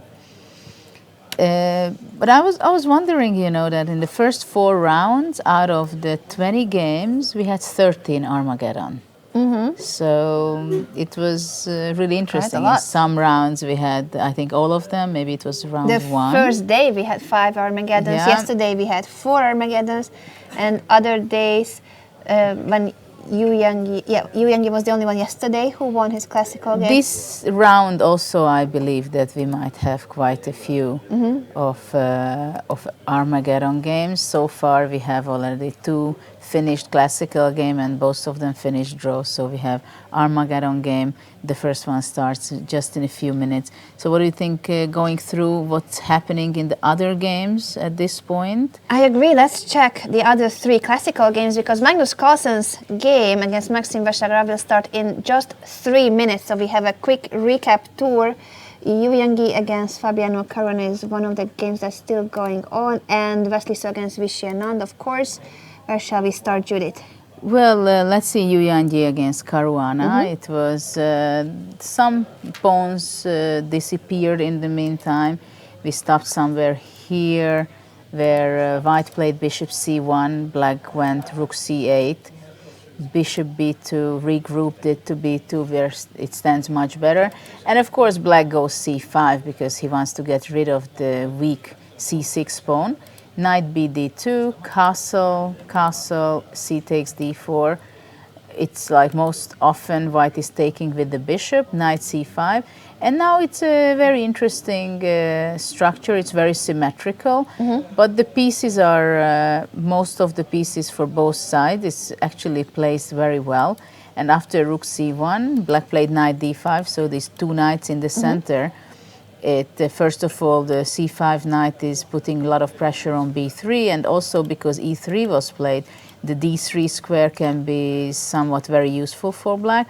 And obviously the knight on d5 is controlling the c3, so later on maybe black wants to go bishop f6 to support some kind of knight c3 move, and white just played knight e4 here to eliminate the knight from c5. I believe that probably white is better here, but it's still a long game, of course. I prefer it white at first. Then we have the game between Wesley So and So-Anand, where they also got rid of some of the pawns. It was exchanged on e6, the bishop, so the structure was changed quite a bit. Now the black rook is extremely powerful, and the f2 pawn can be very vulnerable.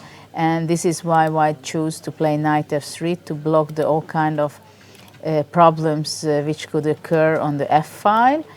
And black played b4, eliminating the b pawns. Knight g3 took on c3, knight g6. It is logical to go forward towards to f4, d4, bishop b6, bishop e3. Now it's possible because the pawn is defended by the knight on g3, and black played knight d7. I believe that there is a very good chance that this game can also have a follow-up of Armageddon.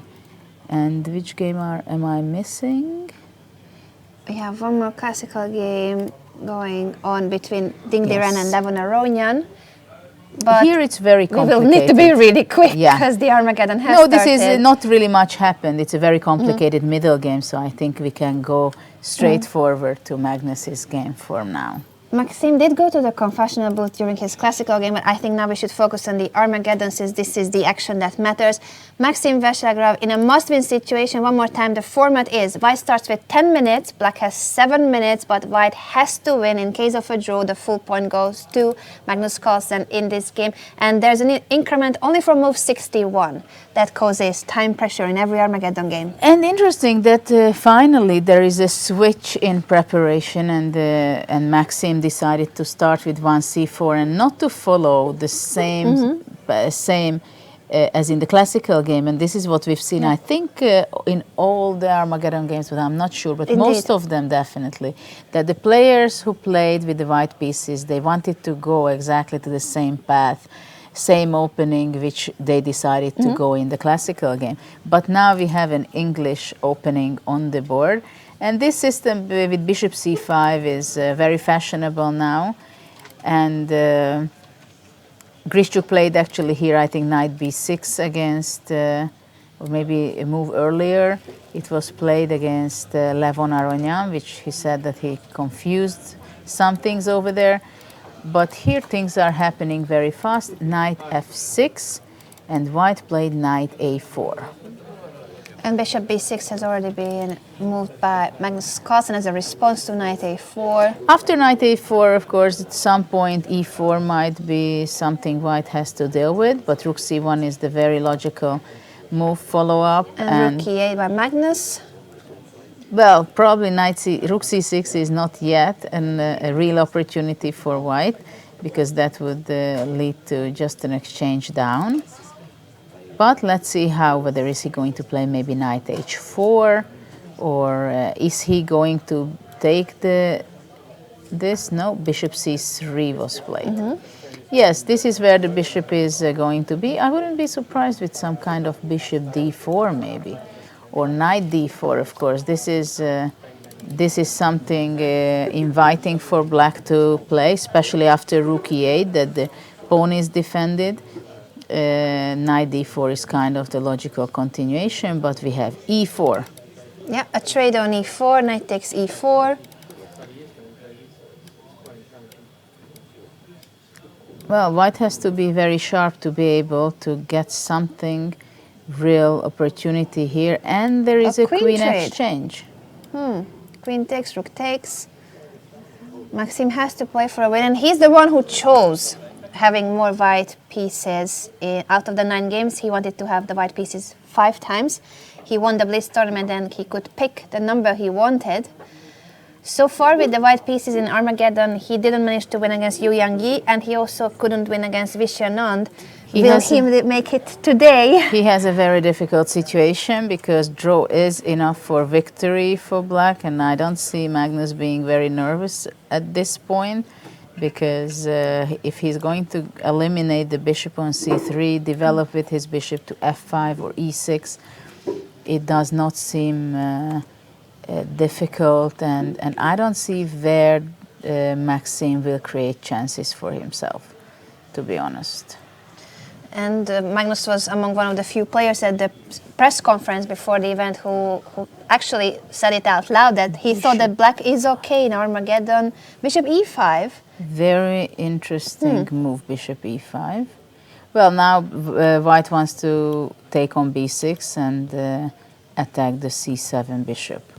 It is a very good try, I believe, but I'm not sure how powerful. For example, after f6, white does want to take on b6, and then black has to take with the pawn from c7, and then probably white would be going bishop f4 and then bishop e3, so White can have a little edge. Interesting, h6 was played. Rook back to e8 after bishop it's- e5. Rook e8. Well, probably knight b6 is the move which can be played, but a takes b6 is possible, and after bishop c7 to take on a2. Both the b6 and b2 pawns are hanging, and the black rook is very active on the second rank. Knight b6 is we are having on the board. A takes b6, bishop c7, rook a2. Now the question is whether how can white challenge black? How can you defend the b2? Because knight e5. Nice move. It seems that e5 square is the crucial square of this game. Bishop e5 first, now rook e5. Yeah, and the knight on e5, it can be taken, but then the e4 knight is hanging too, and Maxime would have the pair of bishops. Yeah, now rook cannot take on b2 because bishop e5 and the c8 bishop is under attack, so knight e5 is a very nice move. It's maybe something that Magnus did not see coming, because he does seem a little more concerned than before, I but think he bishop continues f5. bishop f5. Yes, bishop f5 is the only move. And now white can go, well, knight c6 takes, rook takes c6, rook b2, and it seems like black is getting back the material. White has the bishop pair, but not necessarily giving too much for him. And let's see, after bishop f5, knight c6 was played, B takes. b takes, and f3. So he wants to go e4 after the knight moves. Oh, this is still But a what very about knight exciting d2? position. Knight d2 has indeed been played by Magnus, and after rook, Rook f2. Very, it can be very good on f2 because after rook b2 e4, and there can be a pin possibly after bishop f4 back. 4 minutes left for Magnus Carlsen, 6 for Mamedyarov-Grischuk. But now I believe knight b3 is also possible, and actually it was not played. Rook takes b2 and e4. We shall see whether Maxime can do anything about the pin on the second rank. Bishop e6, and knight will be going back to c4 defending the rook. So for now rook c6 is not possible because of rook b1. Maybe rook bishop e5 first, but bishop e5 rook will go to a2.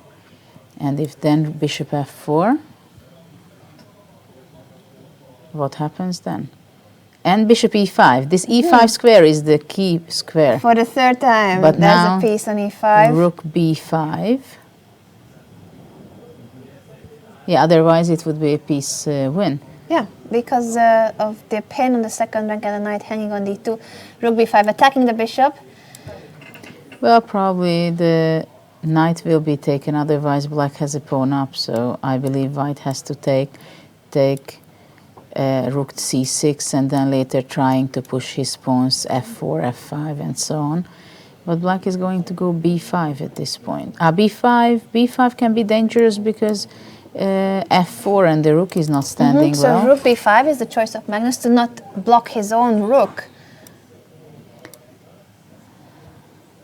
g6. It's very difficult to create real chances for white, and actually black has 3.5 minutes while white has still 5. e5. King g7. Black's position is extremely solid. Bishop e4, black will be playing h5, rook b4, b5. Rook b4 indeed. to And start Magnus pushing plays the it pawn. very calmly. He's very calm. Bishop f3 has to be moved back, I believe. And black will be playing b5. 4.5 minutes left for the Frenchman, 3 minutes for Magnus Carlsen.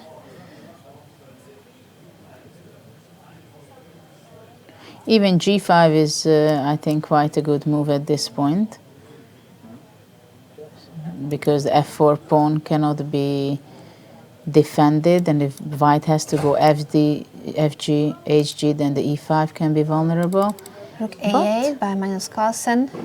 Yeah, probably he doesn't mind to exchange the rooks on A2 possibly. King F2.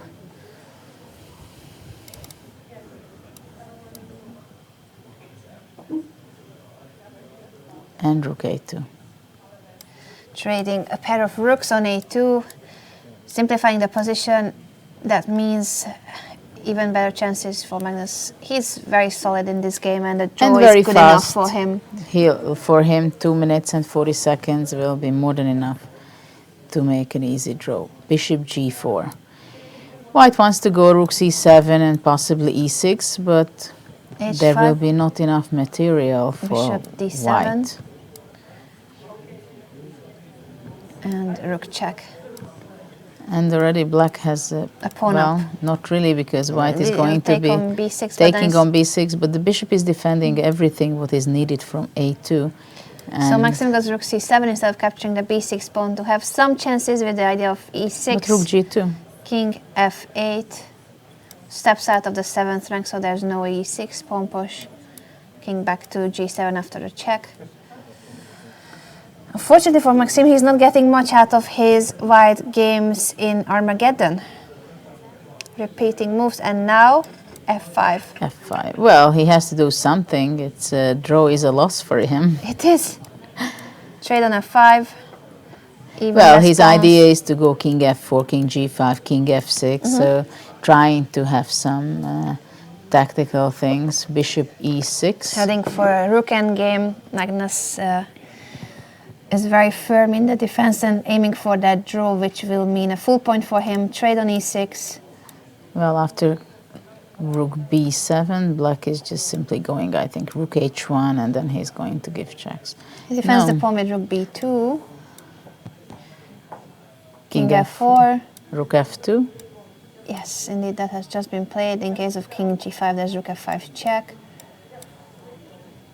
King to E4. Rook E2.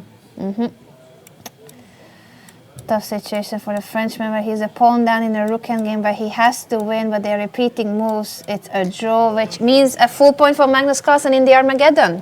Well, there was not much difficulty for Magnus, we have to say.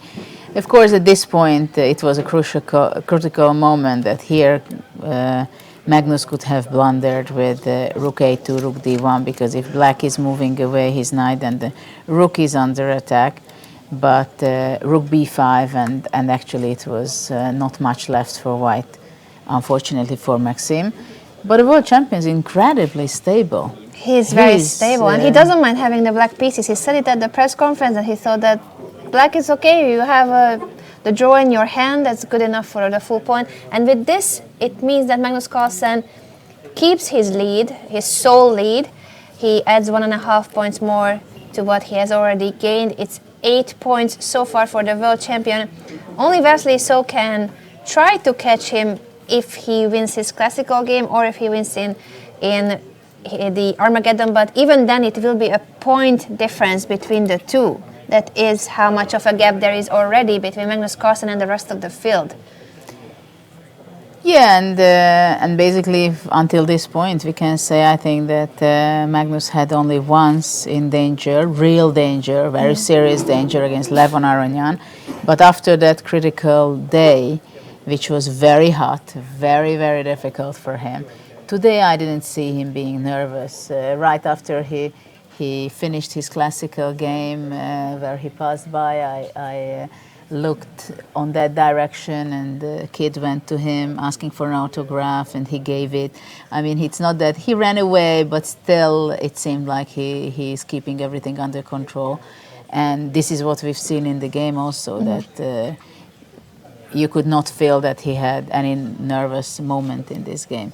So Maxim tried it. Very solid game, and he had the control for move Maxim until couldn't the end. unbalance Magnus in the Armageddon either. So Magnus is really was very stable today. So for him playing the black, he made only 2 draws, but it gave him the victory. And it's very important that you can adjust to new situations.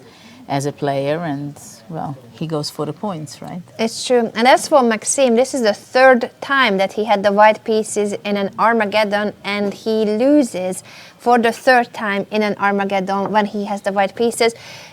He only scored in Armageddon yesterday against Levon, yesterday, I was confusing the days, but it was yesterday against Levon Aronian when he had the black pieces, and that always brings us back to the moment when he chose to be the number 4 of the field, and whether he will think that maybe he should have gone for more black games. Well, he just told us in the studio the other day that he just believed that he wants to play the classical games one more white because it's an advantage, it's a plus, and he just doesn't want to think about the Armageddon too much.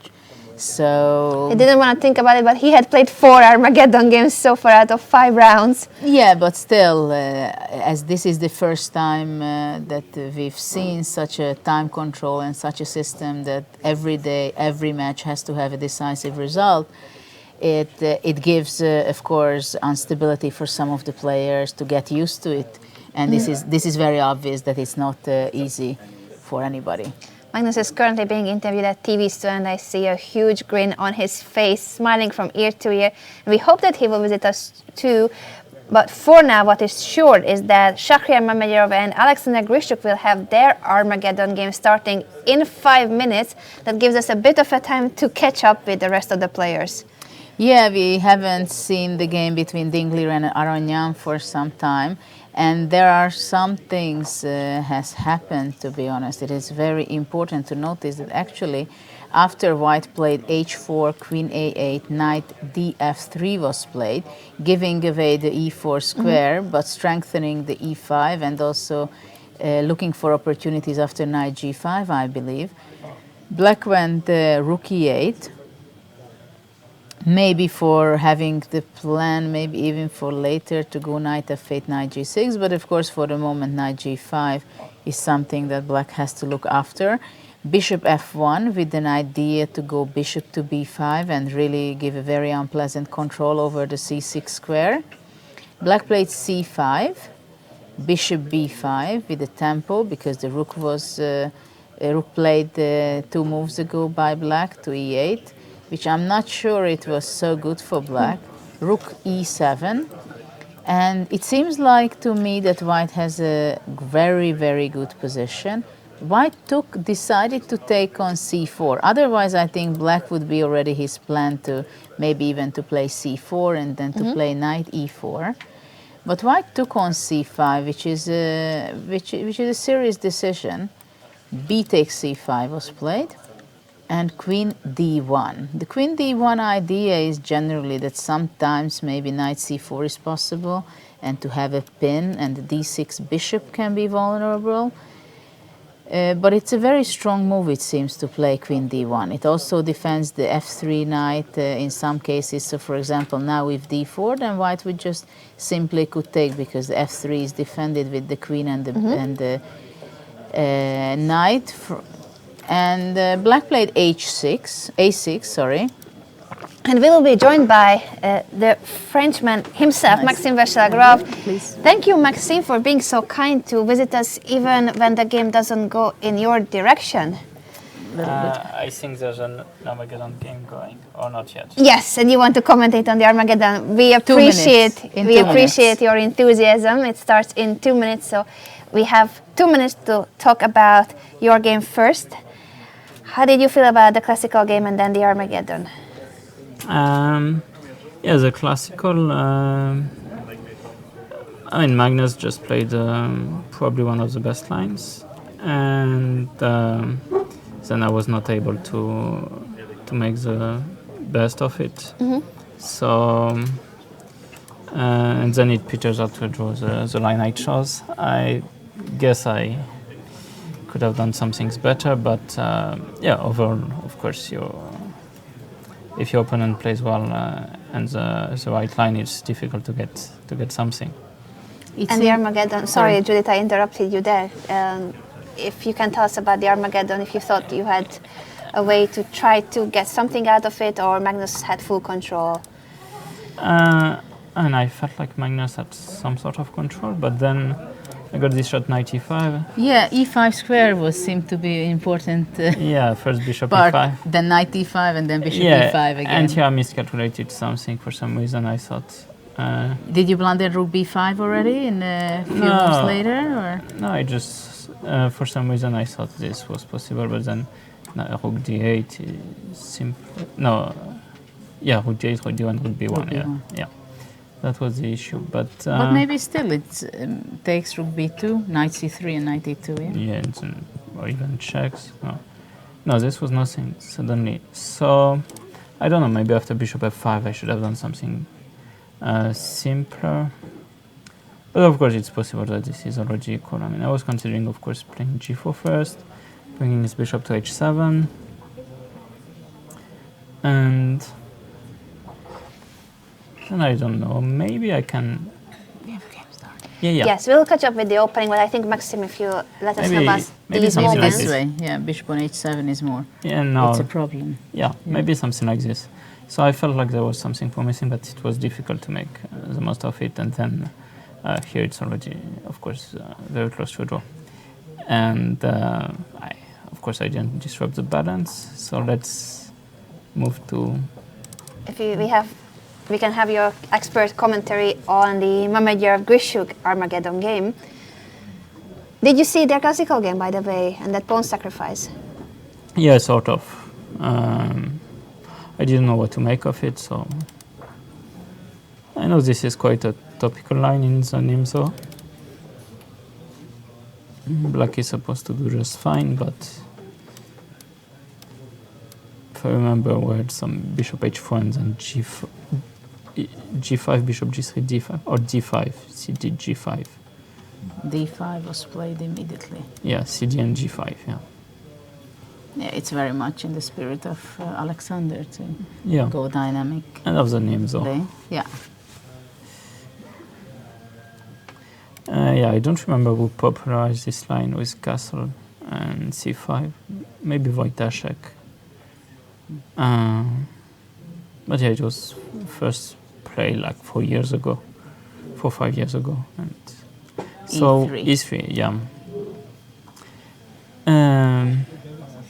Yeah, this must involve some pawn sacrifice. I don't remember exactly when. Some We'll queen play a5, those queen on a2. e5, or that's not E5 really is the move. E5 is an option, yeah. And it's played on the board. And then some d4 maybe. There was a game like I don't this. know, knight f3, Yeah, d4? maybe d4. e4, or ED, g5. ED. Yeah, this is what we are having actually on the board. We were first. Yeah. Queen d4. Queen Yeah, takes queen has d4. happened already, yes. So I guess rook e8 or knight c6. Not sure. I mean, this must be some. Maybe g5 and knight e4 later. I mean, this must be some theory, but Yeah, most likely. no. I mean, I know it, but I don't remember the exact details because, of course, I don't play this line with any color. Well, actually, Alexander is giving Thank you. away from his time quite a bit. And he's not in this position to do so. One more time, it's 10 minutes for white, 7 minutes for black, but black has draw odds. That is, Mamedyarov has to play for a win. I mean, this is not decisive yet. To spend some time to consider what you're doing, this is not decisive. What do you think he will do, Alexander? Rook e8 check, bishop e2. Maybe just take a knight e4. But With g5 or without g5, I think? just without for Just- now. Probably castle. Yeah. Then bishop takes, pawn takes. It's just slightly better for white. Yeah, it looks like not a real pawn, but still. No, I mean, you could play g5 now, but anyway, bishop g3, it's Yeah. still arguably better for Possibly knight c6. And no, yeah, he's thinking for a long time already. So this is the position right now.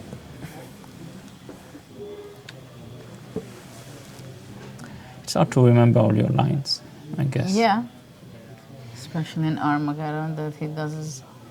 It would be very much about time to win his first match. He was not very lucky so far. Yeah. And Queen D4 is played. Knight Let's takes see if D4. Knight E4 immediately is going to be the move.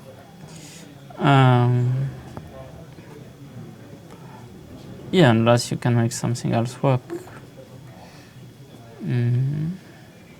Oh, he's playing G5, I think. Yeah, G5 or Knight E4. I don't think there is. But he should play faster. Maybe G5, Bishop G3, Knight C6. Yeah. He seems to be aiming for the knight, but then he decided Yeah. to think Knight C6 instead. First he was reaching for the F6 knight, I thought. No, for the G7 pawn. Okay, this Oh, was probably the, for the pawn, but that side of the board, yes. yeah, because the idea is to prevent the castle. Yeah. But of course, actually, no, this is actually a good thing for black, probably. It looks promising. Good counter chances. But what about Knight B5 after Knight C6? Yeah, but then I thought, well, I didn't really think, but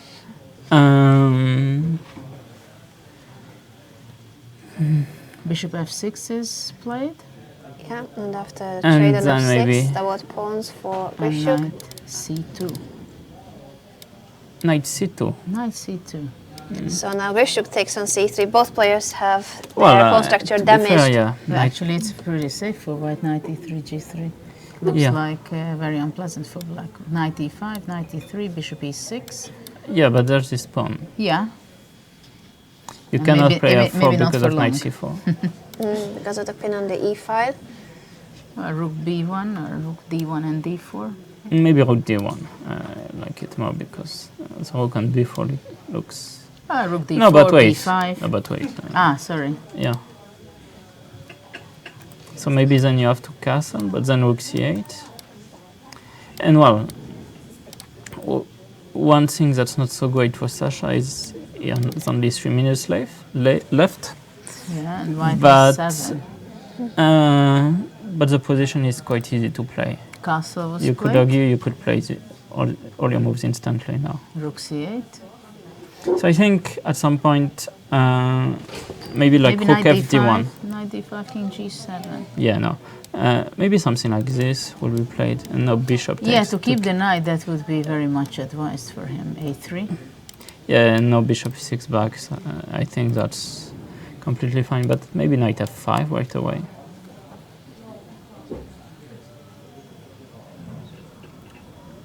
Rook E2. Well, at least Well, it should be pretty much okay for black. no, but at least that's some questions to answer. Like you're giving up this pawn on H6. You're Yeah. giving some, I don't know, maybe Rook D4.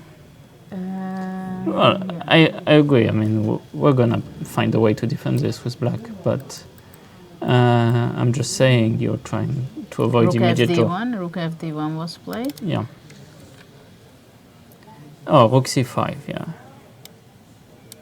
Okay, that's very It solid. makes a lot of sense not to take it, but Yeah, to control. It will be very difficult for white to. but I don't like this so much. Like you're giving, Maybe F4. yeah, for knight C4. For knight C4, Bishop C4.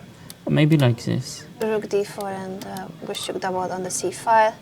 And now, if I could make something work, but I don't think I can. Rook E4 takes C3 is the end of the fun. Well, So, yeah, not to give a good advice for white. So 2 minutes of time advantage for Mamedyarov, but not easy to play this for a win in terms of the position. maybe Rook F4. No, I mean this is the H3. thing. The moves are quite easy to make with black, so And knight C4 was played. he doesn't have much time, but should be. Yeah, it will be very difficult to create something. And we'll be joined by Magnus Carlsen. I think I will give up my seat in that case so that we can have Magnus as well in the studio. Well, in the meantime, knight C4 happened.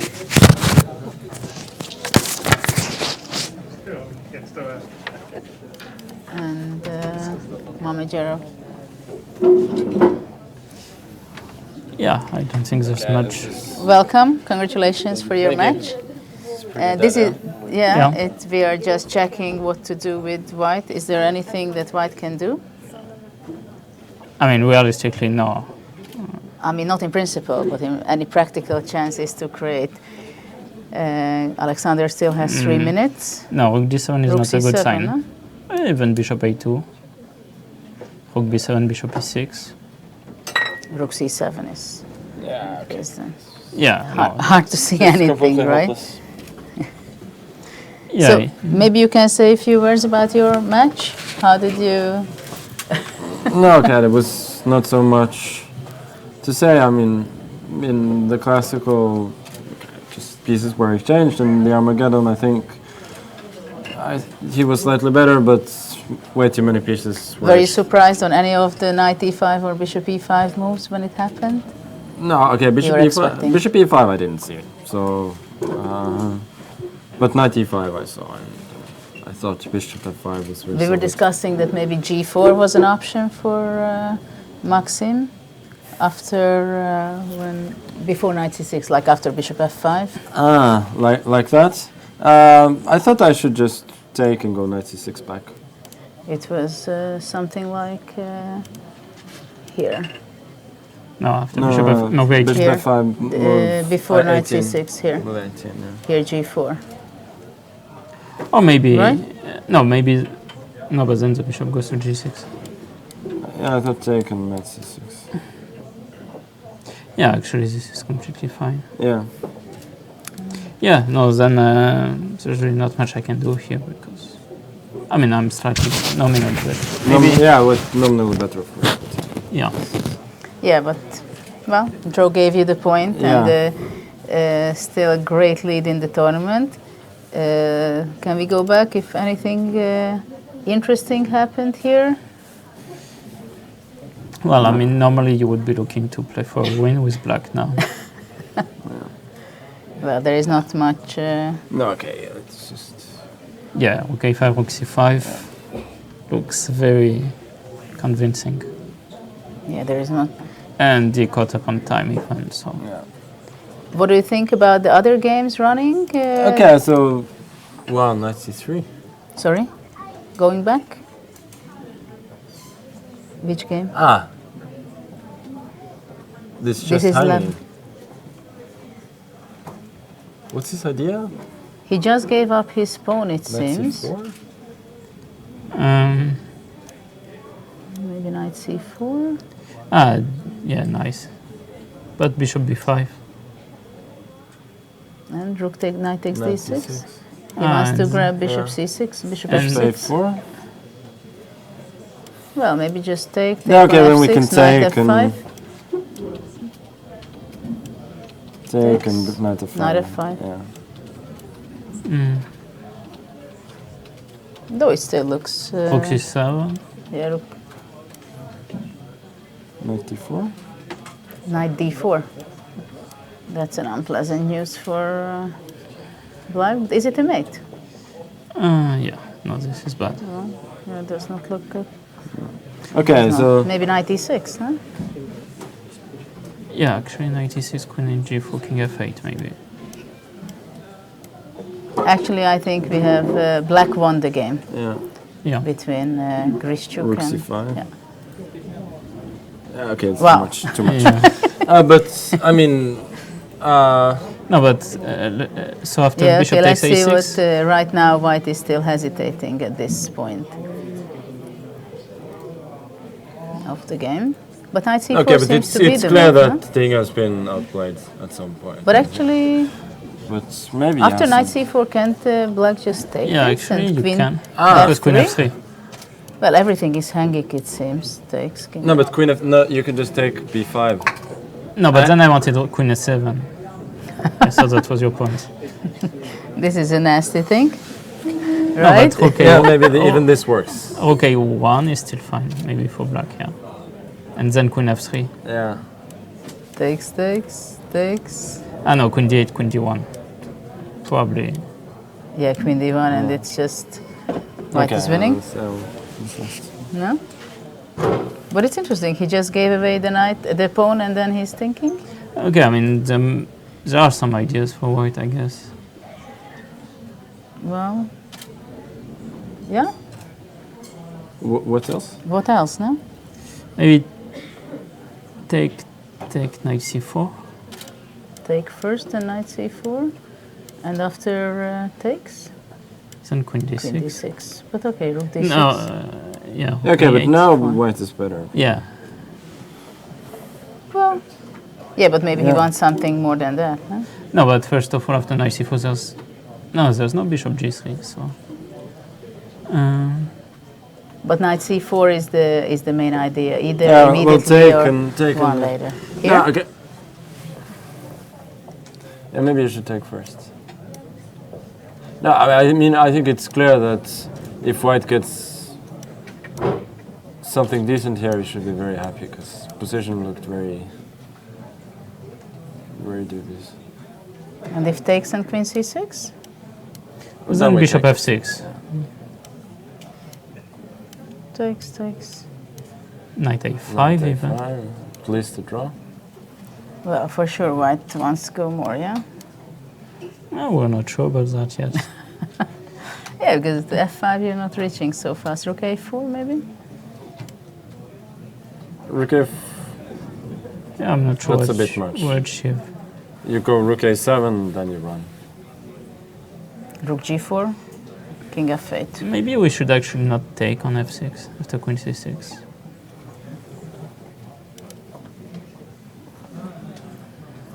Well, But yeah, Not hard much to, left, hard no? to imagine. it's... No, what's weird is that he's thinking because after a6, I mean bishop a6 is forced. So Yeah. Maybe he blunders something with knight c4, no? That can be the case. I mean, didn't see some of black's idea for sure? Yeah. And if bishop b5? No, but then knight d6. Yeah, this is what we look at, bishop a4. Yeah, bishop a4. You can just play queen d3 probably. What about this? No, but then you take, Knight take, f5, and, no? and Knight f5. Yeah. queen d. Knight f5 is just.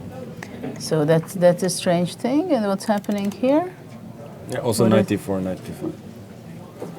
Right, yeah, okay. Pick, Hero's Still choice. thinking. Wow, knight c3. This seems good enough to sterilize the game. Ah, he just wants to take on a4. Oh wait, Takes or maybe it. not. Sorry? Maybe that's what he oh. wants. Yeah. No, okay, I mean, if Fabi wanted the draw, he could do anything. Yeah.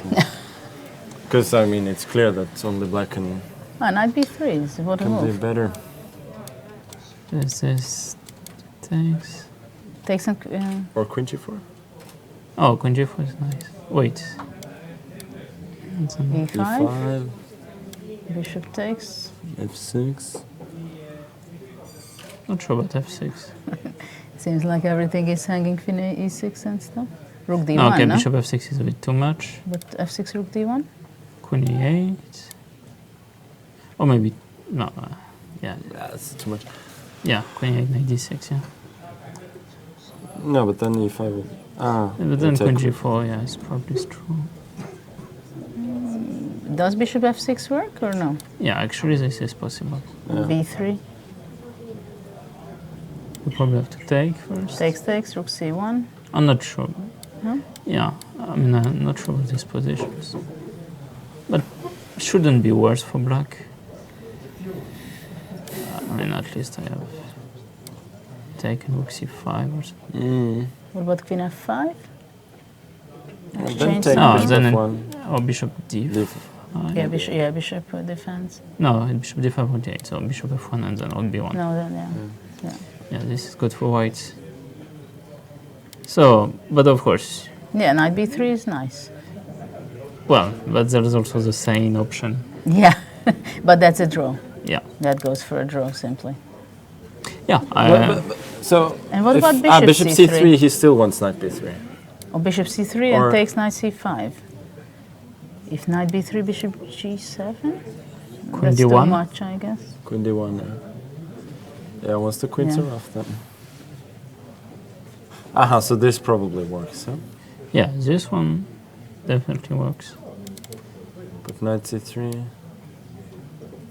So yeah, if you want, Yeah, okay, if you want you can play this, but it doesn't look like black is better by any means. takes, if, no. If e5, there was also knight e5, huh? Yeah, no. No, okay, Yeah. it cannot be... Yeah. Yeah, but this queen g4 is nice, so I guess should keep white out of trouble. Can I go this? That's a cool move. It's almost as good as you said queen e5 yesterday. Yeah, but I guess it should be too much. Why? Also. Knight d4, rook c4. It looks very cool, no? Yeah. Yes, this actually. It's such a b3 pawn and the a6 Yeah. bishop. Wow, queen d4 is something possible to blunder. Okay, but it seems queen g4 is supposed to be the only move. Well, I mean, there's also queen c1. I have no It's not refutation so obvious for. why it's... Yes. Why queen But c1 is can't you one go e5 and queen d3? like this? But then knight b2. Maybe Queen queen f5? f5. Yeah. Bishop c7? No, Ooh, take. takes and bishop Take and d6. bishop d... No, Queen not bishop d7, d6 queen with text, but d7. bishop d8. Bishop d8. Yeah. Yeah. So queen f5. Then if knight c4, queen e6 for sure. Looks very shaky for white. Yeah. Takes queen d7 also works. Yeah, queen d7 is Yeah. very convincing. So e5. If I take this one, You're brave. I'm greedy. It looks, but takes and queen c7? Yeah, and now I wanted b6. But maybe it doesn't work. Yeah, black has a b pawn too. Takes Um, b7, bishop d6, Yeah. rook d1.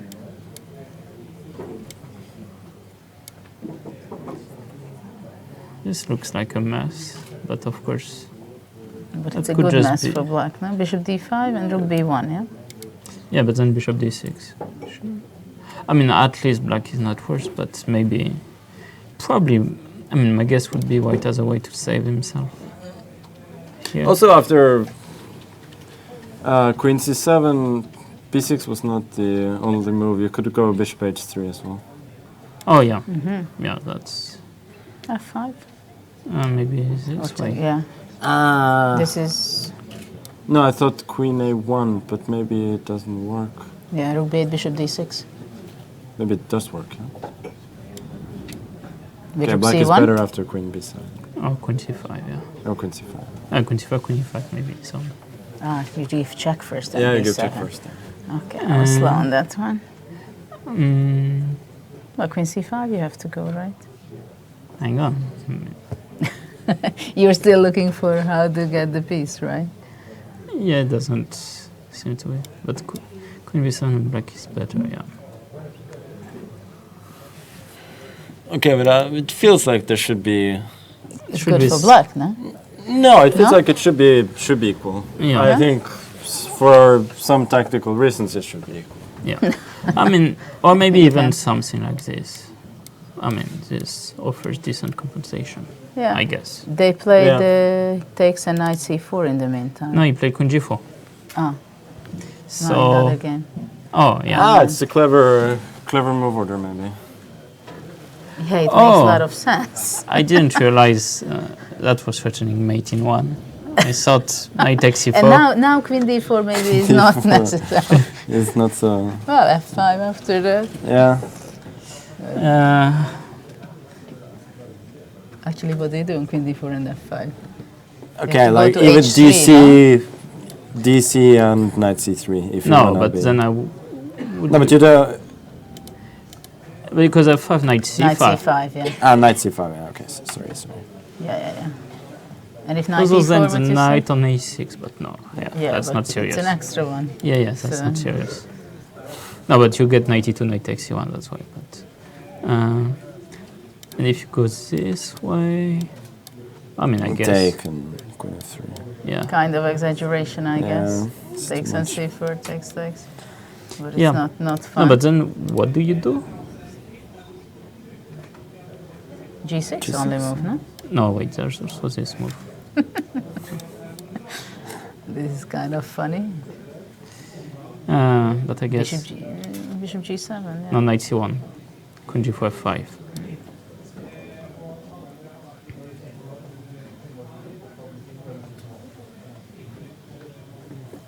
Yeah. Okay, this is out of my. Out of book. Out of book. But Maybe just Bishop B2. You're probably just fine here. Because you have some pieces. so Queen G4 might just be strong. Can't you go B3 there? At the end where you stopped? B3? Bishop B4? Yeah, but Queen there's goes also, back to G4. G6? And then we take B3. or maybe we start with Bishop F4. I don't know. Then Queen comes to D5, no? Ah, Queen G4 is also. But G6. No, okay. What's wrong with But knight also D2? maybe F5. What's Yeah. wrong with knight D2? It's safest bet. Bishop B4, Queen G4. No, Bishop Bishop G4 we G4. just take, yeah? Yes. Yeah. Ah, you just even take. You don't even pay attention with knight, Queen G4. Also Bishop F6 we just take and take B3. Yeah. Could be that white is just winning, yeah? Yeah, knight A5 or knight D2. Knight but- E2 was played, by the way. But probably there was not much left out Yeah, there, yeah. right? But then it's very strange. Yeah. No, okay, it's just bluffing, yeah? He Probably. blundered Queen G4? No. Yeah, I don't think he blundered it, but he's probably bluffing. Like he realized that other moves were too drawish, and now he just. But it's a bit strange. Why would you? No, but actually can't... I mean, maybe here is already slightly worse than. what about After knight knight E2? E4? Because if you take knight Okay, but C6 take knight E3, it's. Okay, it's slightly worse, but it's Bishop easy B2, draw. can't you go There was F5? also knight A4, which was not so obvious to refute. Yeah, you want F5? Then I want to. rook D1, knight C1. Then I take, yeah. Ah. I mean, of course, I could go rook C2 here. Takes Queen G4. Yeah, but you should probably not take. No, Well, you can't take simply because this. no there's rook F7. So. Yeah, but Why to hurry with things like taking pieces, right? yeah, no, actually. What a strange way of thinking to take pieces. What about rook F7? I like that move. Yeah. No, but Prophylactic move. But then already knight D2? No, maybe? rook Then D1, knight rook D2. D1. Rook Rook D1. D1. Yeah, it's too Yeah, much. it's Too much. fair. No, but pawn takes E4 actually. Yeah. Queen Queen G4, G4? rook F7. That's what. we Knight must see. E5? Yeah, and then rook F6. Kind of strange to follow. Rook D1 you didn't have, or just took No, on but D1? knight. Knight C6. Then you probably take on C2. Yeah. No, knight C6 is strong. Knight E5, maybe we should just take. Yeah, you should Queen go F. for it. Oh, wait. There's also this move. Bishop Okay, F4, game goes Bishop on, C4? Ah, bishop C4. It doesn't go on. So rook C2, knight F7, king F7. I'm guessing we have to take, but then. Oh, wait. And what's this? Bishop E4. Yeah. F1 is hanging there. So you cannot take on B2. What if I do this? No, Queen H7. Queen H7. Doesn't make sense. That's not fun. Bishop F1, no? Bishop F1, Bishop C2. This is also knight D2, I guess. I have Queen G8, I go King King D7. D7. So you have to take. And then... You will go knight F3 not to make the obvious, right? Though you, But King G2. Bishop F1, King F1 even. Bishop F1, what's the... Yeah, this makes more sense. just Bishop H7?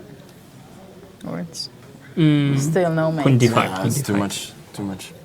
It seems too No, much for me. you have to do this. So the position King is D7. he's taken on knight B3, yeah? Queen D4. And you sneak. There's also, okay, if you wanna... Ah, no, knight D2. What's knight D2? Which moment? At this moment. Queen G4. Yeah. Oh. E5, can't you do E5? No, takes. Takes Yeah. G6. So I'll go bishop f6 instead. But takes. No, knight, but then knight takes g2, G6. yeah. Yeah. But here also you can go E5, no? But I was thinking maybe he could take on d4. Here, yeah. Yeah, that's definitely possible. But maybe now Rook you have d1. knight b3. Knight b3. I don't know why you... Yeah, you don't have There's no good square. No. Yeah. Mm. Well, I mean, theoretically, I guess you could go for this. Again, there's this pin that's... But you just take and move away with your queen, no? Or maybe bishop f1 even. Yeah. Yeah, no. Okay, he went bishop b2. Okay. So f5 is gonna come? I mean, there's no choice, yeah? Yeah. And we're gonna have some fun. This is why you want bishop b2, just to cover the f6 square. So that in this other line, okay, black needs to exchange the bishop with f6 at some point. Yeah. But what will white play here? Well, I mean, we saw already that white had options. Rook c2, yeah? Yeah, rook Did c2. he have anything else? In case of rook c2 takes queen g4, rook f7, there was rook d1. Yeah, but then I thought, well, I mean, Yeah, queen e6, yeah, is coming. then always knight c5. And then queen c7? Queen c7. Also, Too ambitious. what if I do this? If it's up to us, there is not much pieces gonna leave left on the board. Yeah, I guess you can just take on c4. Why should black bother, yeah? I don't know, bishop c4? But then bishop h6 takes and queen e6. Oh, nice. Yeah. You have good nerves, I see. Seeing bishops on g7 and just take bishop c4. No? Yeah? It's like bishop c4, no problem. Okay, but there are no ghosts, you know. You just play what you see. Also, yeah, actually this works for black. So... Check? Yeah. Yeah, takes. 92. Ah, okay. Some Seems boys wander endless. too far. Endless tactics, yeah? Yeah.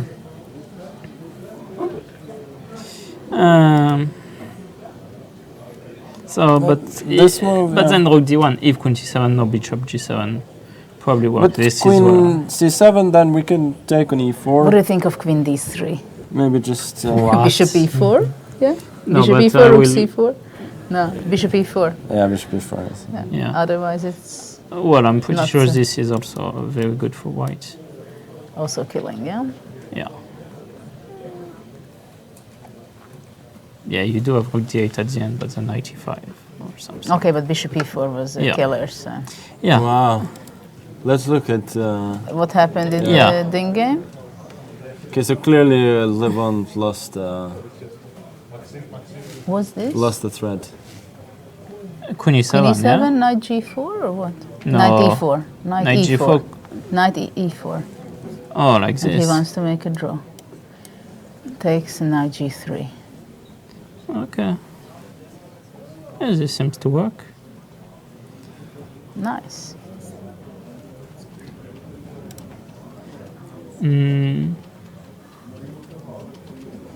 And if you go for this, Queen f6. King h7. and that's Okay. maybe too much, but I do threaten. Yeah, rook b7, can't you go?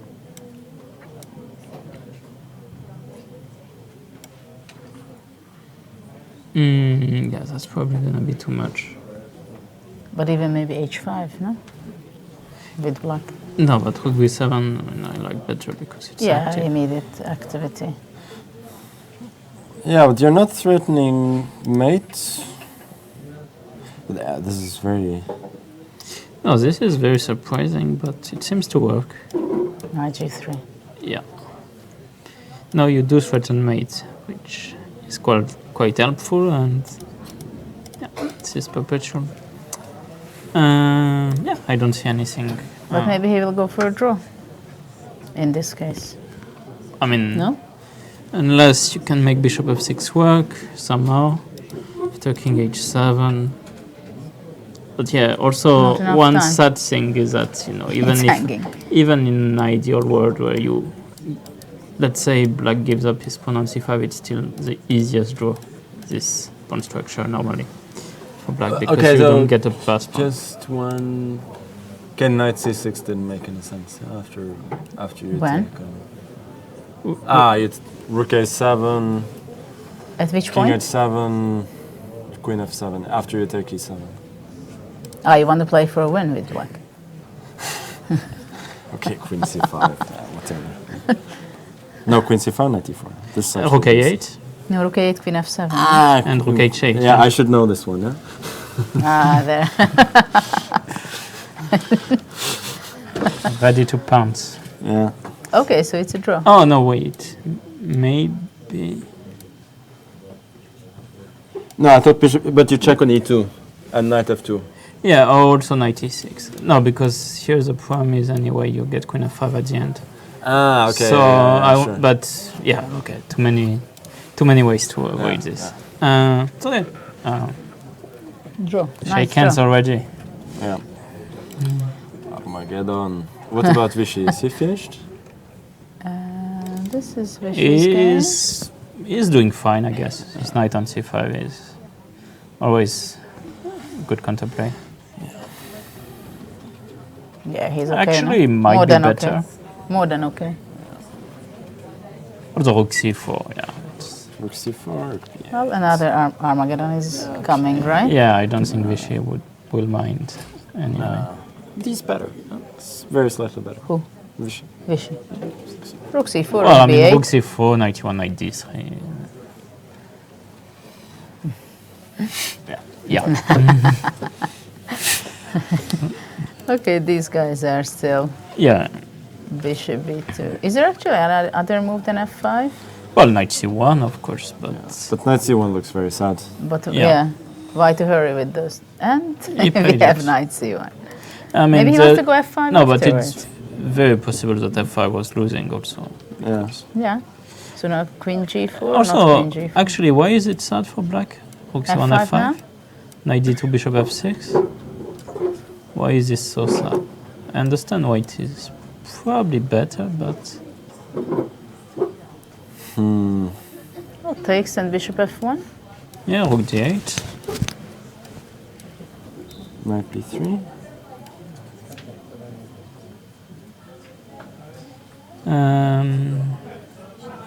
Yeah, not sure what I want here. Doesn't look too good. Rook d7 or rook c7. But queen e1. Maybe. And rook c7, where do you go? Yeah. Knight d6 or something? Queen takes b4. Yeah, knight d6 is probably also good. But just take b4. There's no reason why.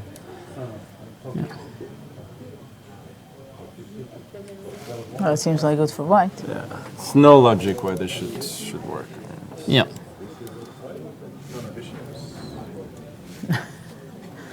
Yeah, it's not so easy for black. Maybe he can take and queen a5, queen g4 anyway. Okay, so maybe what he should do is he should make some waiting move. I was about to suggest h6, but then maybe h5. Sorry? Maybe h5. Yeah. Waiting move. No, but it's a waiting move. I mean, you Well, make, it's you make you left, protect. but, Yeah, okay, you protect yourself against. Like on bishop f1, you always have queen d5, and if knight And d2, d2? you want bishop f6 without weakening with.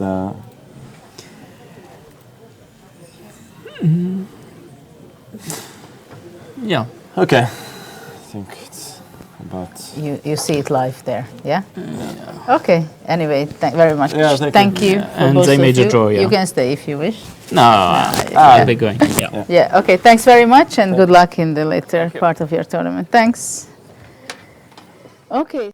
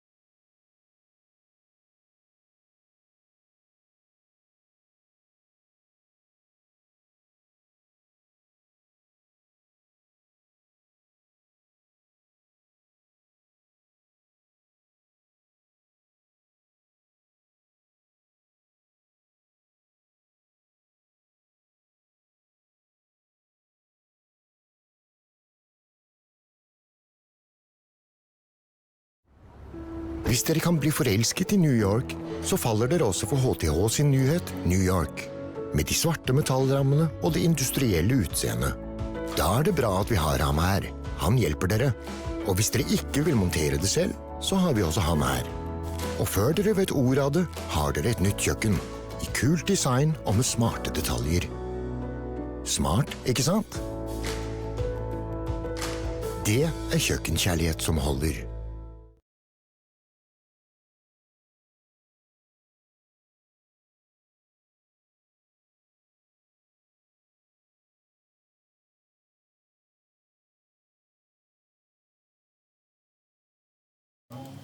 Welcome back to the broadcast. What a round we are witnessing, and I've just returned to my seat, but I was very happy to leave because we had Carlsen-Vachier-Lagrave and the world champion Magnus Carlsen joining Judith. If you guys missed that moment, you should replay it on YouTube.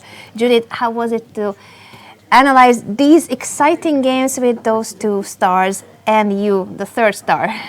Well, it was a lot of fun, and it was a great pleasure to have Magnus and Maxim together in the studio. And it was great fun to analyze all these games, specifically Fabiano against Yu-Caruana, with such incredible tactical opportunities with both colors that it was hard to follow what is really going on and what are the chances. And of course also the other game was also very interesting to analyze, which has been finished since then, the Dingliran-Armageddon game, which actually ended in a beautiful draw. And well, I'm not sure which player is happy about this result, but definitely there were beautiful tactics at the end, giving up, actually black gave up a rook and 2 knights in the last 4 moves or 5 moves in order to make a draw. We could show those moves because it was such a beautiful combination by Mamedyarov-Grischuk to achieve a draw. Yeah, it already started here practically after a6. Black took bishop a6. Interestingly enough, here there was pretty long thought by Dingliran, where you would think that after giving up a pawn, you know more or less what you're doing. But I have the idea that maybe he miscalculated something, or he was not sure. He just saw that the main idea is knight c4. This was the question we were discussing with Magnus and Maxim, whether knight c4 immediately, or what was happening in the game after bishop a6, knight c4. And there is a very forced line where black is actually making a forced draw. D takes c4, queen d6. Now rook d6 would be not necessarily the best, because rook a8 and the c4 pawn will be falling off. So black played rook takes a1, rook takes a1, and queen f3. And at this point, both pieces are under attack. Queen e7, queen d8 is possible to take. If queen takes on d8, then simply rook e8, and black is completely fine. Later he can come activity with his knight. Here we were considering bishop f6 also, but I believe that we decided that it's pretty much equal, because for the moment the white rook is hanging. And if white goes rook a8, then rook b7, for example, and after check, black is just sneaking out with his king. So instead, white took the rook on e7, and that leads to another beautiful sacrifice. Knight to e4, allowing the capture of the knight on d8 with a check. So that is a rook, a full rook sacrificed by Mamedyarov-Grischuk. And now black simply makes a draw because it's attacking the f2. And the white queen cannot be back to defend, so white had to play rook f1, knight g3. Now queen h1 is a mate threat, and after this it would be a perpetual check. So this was a lot of excitement, but in Fabiano's game there is a lot was happening and still happening, which we were not looking too much. It was the game between Anand Wesley. So I have the feeling that we were discussing that probably black can be a little better, but I would think that it's going to be kind of a draw. Another Armageddon. Probably we are going to be expecting another Armageddon here. So we have a lot of, where it's not clear whether we're going to have, it is Yu-Caruana against Caruana. How do you see this game with its ups and downs when the knight was on b3 and you were analyzing f5? Yeah, there were a lot of really interesting stuff going on. After knight c3, this was the moment when Magnus also joined the studio. And at first we were discussing the moves, knight takes c3 or bishop c3 and then knight b3. So actually every piece is, all the knights are hanging at the same time. What a position. But then we saw that queen g4 was happening in the game. And then knight e2, queen e2, knight b3. And we were discussing quite a lot about this after bishop b2, whether knight c1 is the best move, or we spent quite a lot of time observing f5 in this position, as if white would be going rook d1, then knight c1 would be the very important intermediate move, and e2 queen is hanging. So after f5, we considered that rook c2 is the best, and now we were not sure whether can black play something like rook f7, because after fe4, queen g4 goes out from the pin and threatens with the mate, so probably black has to go rook f7. So if queen e6, then at least it's not with a check. And but for the moment, probably after queen e6, black can well, knight c5 maybe also not a bad move, but also this was possible to take everything, and knight d2. So this is why it could be very good for black. So I don't know, we have to check, everybody, whether f5 immediately was a better move or knight c1. After knight c1, rook c1, we consider that if black is playing f5, then probably knight d2 and white will have enough time to come. Sure, but please. And we are going to be joined by Alexander-Grischuk, who won his Armageddon game against Shahriar Mamedyarov. Welcome to the studio, Sasha. Congratulations. Thank you so much for joining us. We know that you were ready already to come, but Maxime and Magnus were occupying the seats. It's a hot chair here. But thank you for coming now. What do you think about your match of today? Oh. You made a very interesting pawn sacrifice. In the classical game, if we can look at the classical game first. Too interested in my game. I'm mostly a spectator now. I gave up on my tournament. But you made a very interesting pawn sacrifice. Yeah, but here. it was mostly a blunder. I mean, I thought that if f4, f5, take e5, take e4, bishop c4, check, bishop e6, but then he started with a check. But luckily I had, as you say, sacrifice. Well, actually, I even dare to say that I guess it's not a blunder. This is what I thought, but I think it turned out to be a very good blunder, or a pretty good one. A very decent one, yeah. It's like if you would say that it's a sacrifice, we would just phrase you that how genius idea you made. You're just very honest and admitting it. So it's because it seemed like after knight a5 you can exchange the bishops, right? Yeah, and I'm pretty sure about. I was even wondering if later on at the end, if who felt more uncomfortable? Was it Mamedyarov who? I don't know. He played extremely quickly, so I don't know.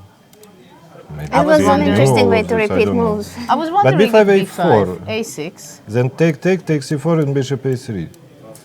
Okay, so white can exchange the bishop. That's why. And okay, this is not something I want to. Maybe it's still still unclear, you take but and rook d3. Yeah, but you think I can be better? c5. No, maybe, but even even after queen c5, rook e3, queen f2, and it will be pinned. So it's not the end of. No, I think you're not better, but you're not worse at all. Maybe. Probably it's just perfectly fine. And then you had. How did you go into the playoff? Yeah. What were your feelings? Because here you were kind of I mean it's supposed to. Yeah, I just forgot because this d4 I think is it's supposed to be very good for black, but I could not remember why, and so it was not a very nice moment. Which was the point where you thought that you're quite okay? No, because here I thought no. Actually, here I thought knight d5 or take and knight b5. Yes, yeah. Yeah, I was after knight c2. I thought I'm okay, but here but actually after he played queen take d4, I was afraid that I will be just lost because I mean you have to play very precisely here. I mean it's for sure good for black, but you like with computer you need 5 seconds with computer and you'll be fine. But you don't have such a luxury. And can you tell us what happened exactly at the very end? But at the end rook h2 he played gf5, bishop f5, rook d6 check. So it's like he trapped me, and now if bishop e6, knight g4, and rook. But So it was an illegal move, and you would get extra time from the yeah, arbiter. but he just resigned. But anyway, I'm 2 pawns up. Yes. Because, Yes, okay, yeah, it doesn't really matter. And we have the next Armageddon starting. Since you are an expert of Armageddon matches, I think we would love to have your commentary, Yeah, but Sasha. I want to commend myself. Okay, so Great. now it's the most fashionable line 1 second. in English. Everybody plays it. Which one? Ronjan, let me help you find it. Gonna bring it up Oh, on it's the here, board as here, soon, yeah. as soon as we can. This one. Okay, this is what we have on the board. Yeah, it's quite known. This pawn sacrifice. Yeah. Knight d2. Yeah. Okay. It seems like Levon knows it, and And something will be sacrificed here, or that's not too much? yet, I guess. Queen h4, g3, knight e3. Queen h6 so far. Actually, how was the opening in the classical for you? You were both playing a very fast queen h4, g3, queen h6, bishop d3. Yeah, I think queen h4, queen h6. I just remembered computer showing, and Okay, then so I it had was no part of clue. your kind of preparation. Yeah, kind of. Yes. And here a similar queen move with queen h4, queen h6 on the board. Yeah, that's how it came to my mind to ask. We wanted to ask you, but then we forgot. Yes. Yeah, it's a very interesting position. I don't know. White, I think we'll play c5 at some point. What do you think? At some point, just to. Bishop a3 seems Okay, to but be that's- quite slow, isn't it? No, but I think actually black can play Can go a4. f5? I don't know. But I think black can play quite slow because, I mean, okay, Because white of the has, pawns. yeah, I mean, the bishop is, b6. yeah, that's what I mean. That's why I thought maybe c5 first, and then, okay, you will have an opportunity And to of play course c4 we have at some b6. point. It's typical Levon, no? No, Takes just- its time. And actually, yeah, it's But queen a4? Queen a4. Oops. Typical Levon to blunder a piece. Oh, That's not exactly what I thought. Probably knight 4. 5, f4. Okay, I mean, you can play like knight e5, f4, bishop d7, but even then you will have some Actually, we practical don't have chances. queen a4 on the board. We have queen c2. That's kind of But interesting. he was, no, it was on c2, yeah? So, but No, why white, not queen a4? White played queen c2 instead. No, he played f4, sorry. oh, f4. no, not spotting queen a4. Wow, queen a4, bishop d7, and the idea is to take this and then just grab. Piece up. This seems to be a piece up. No, I guess And knight if knight g5, e5. f4, bishop d7. Yeah, and How after bad is takes, it? I don't know. takes, and then takes on e3. So instead, Dingdiran went for Well, f4. probably there are some compensation, But you would love to be black here, no? especially in an Armageddon. It's no problem, right? Some f5 things Yeah. come. No, especially that long castle is Yeah, not it's possible. not possible. It's Yeah. extremely important. Okay, so what we have f4. But I wonder if he really declined it. I mean, No, I think he didn't see it. He didn't consider it. That's my feeling. No? no, It maybe, looks maybe. like- f4 and then knight went back to f6.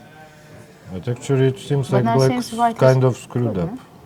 Yeah, bishop f3, and it's on the board.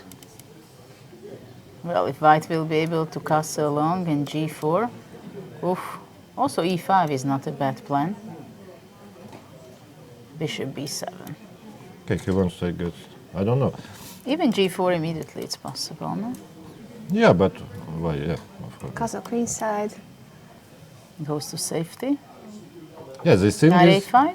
Knight a5 and g4. This queen is not very happy there. Then it goes to d7. But queen still, g5, yeah. queen e6. So which side do you prefer?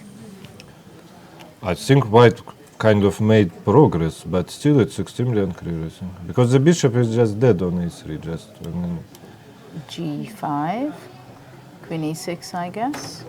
I think so. Yeah. Of course, queen a6 is on the board. e5? No, it is c4 is hanging heavily. f5. So what about queen e5? Yeah. Yeah, it has just been played well, that one. Yeah, otherwise queen e7, f6, I guess. Queen d3 and queen d4, possibly. Yeah, but black will even play c5 sometimes. Yeah, but even knight e5 and take pawns.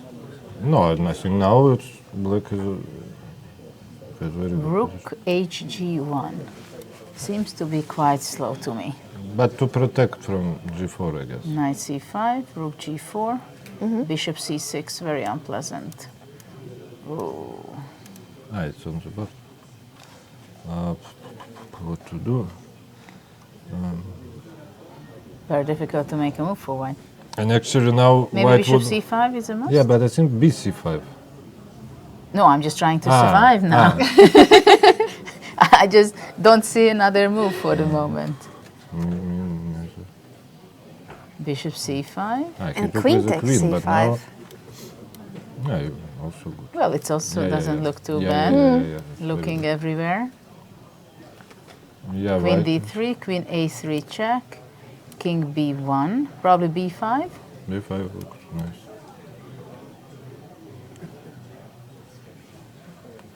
So maybe long castle was not right because the king B5 would be is on the actually board. much better in the center. Center, on E2. Yeah, on E2, then it can run to G2 maybe if it's like yeah, just terrible. Well, for white. seems Levon is quite comfortable. 4 minutes on the clock. Yeah, 6.5 for Dingliran, but it doesn't really help. The position Well, is probably collapsing. c5 would be the logical, but also knight c4, and it's a killer. Knight e3. King a1 after b5, rook a to b8. Well, there is not much chance that white will survive this one. Yeah. Probably now c5. White, I think, has to go c5, and after knight c4 now, white can go to b1. Ah, knight e5. You have forks everywhere, it seems. But knight c4 maybe white You can can take and play take queen d2. Queen yeah? d2. Well, it's not a happy story. Rook b3.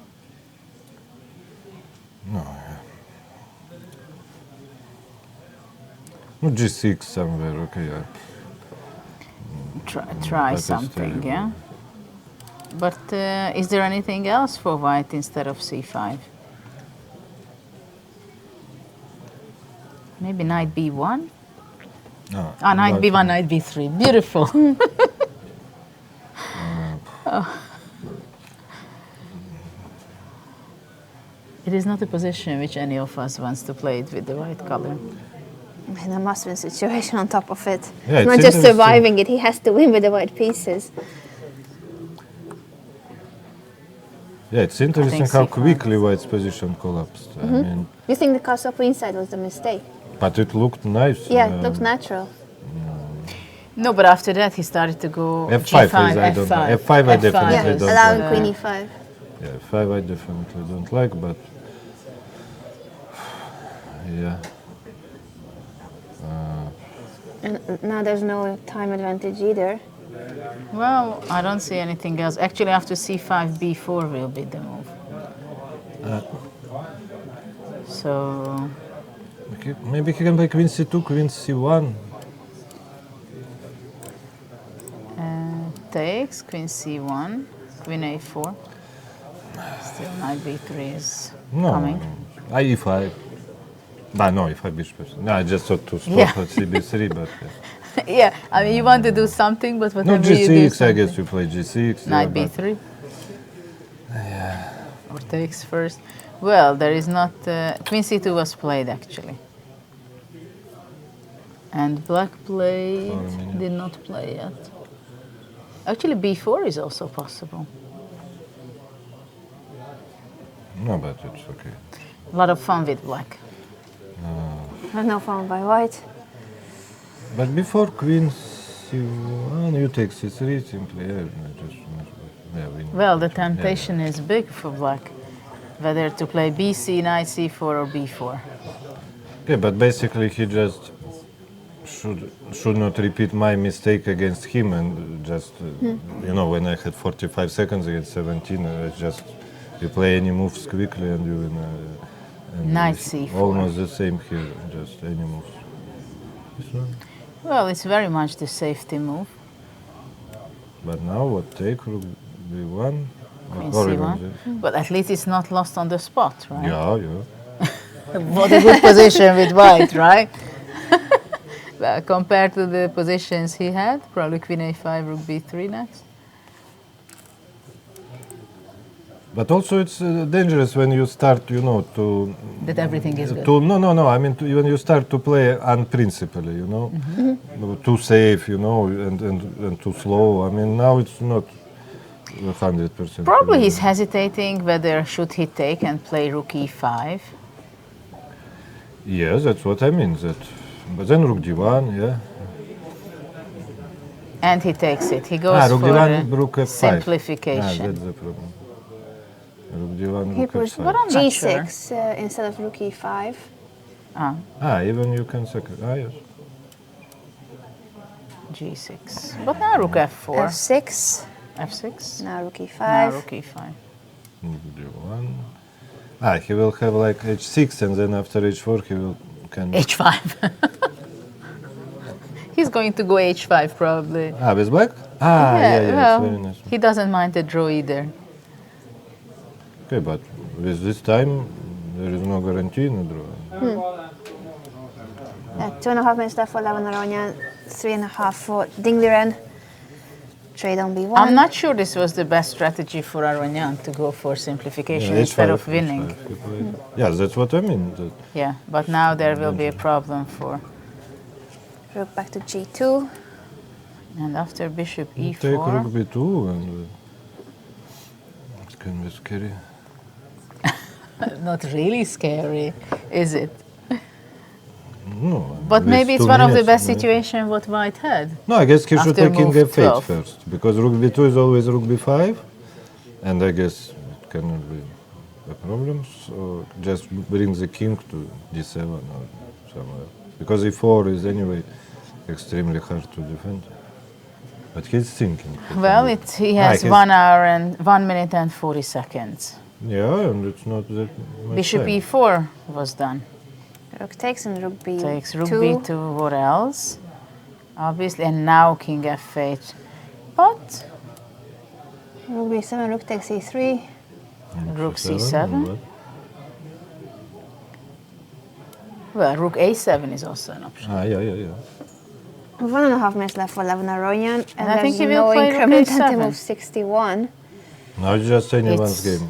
yeah. With this time. Rook a8 check, king d7, rook f8. Oh, What has done Levon? yeah. Wow. He seemed a powerful.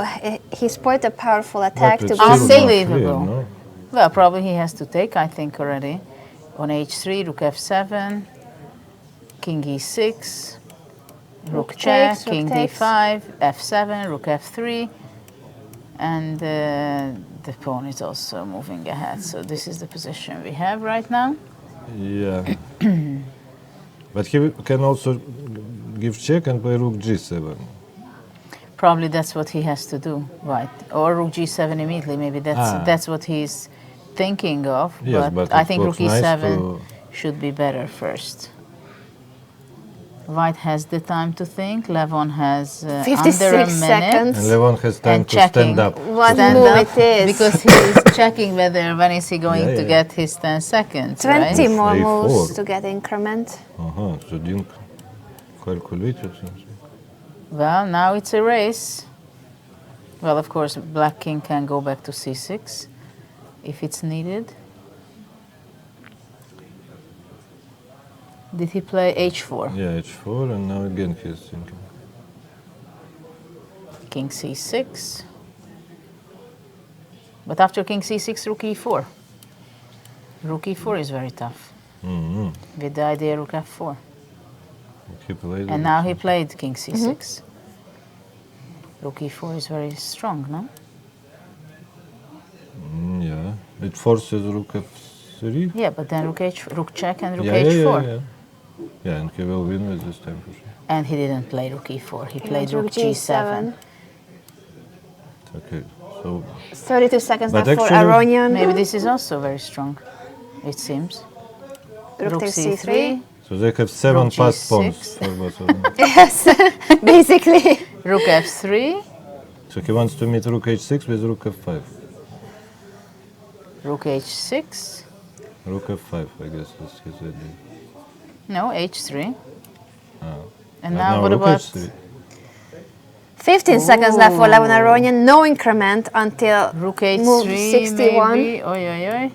He's not going to make it to the Wow. increment. It's Wow. move 50 Wow, just and now. now Dingliren is thinking whether he can sacrifice, and he sacrificed the rook. What a F7, game! rook f3, What g6, a game! What a King game! G7, G7. and promotes next move. It's Rook going to be queen versus F7. rook. Check on f1, check on f2, 6 seconds left for Aronian. king c4. Yeah, but now 2 it's a draw. seconds, 1. If time. he makes it. Okay, according to our clock, he flagged, but not according to the digital clock. What a It's only game! What kind of chance is created by... he reached move 60. And spoiled. Unbelievable. Wow. But He's getting increments his now, at maneuvering least. with the king of Dingliren was extremely unfortunate. I mean, he let all the checks. I mean, like on move 55. I mean, This definitely is he where- could play, okay, king c2, Well, king probably d1 king, yeah, had or to be whatever. I coming mean, down. just anything, Yeah, because rook d3. anything but what he done. It was Well, the right worst. now we have this position. And Aronian is getting increments already.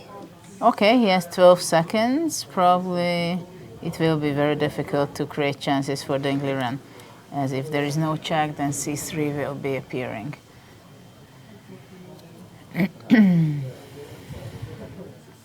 Yeah. He went to f5 and then gave a check on f4.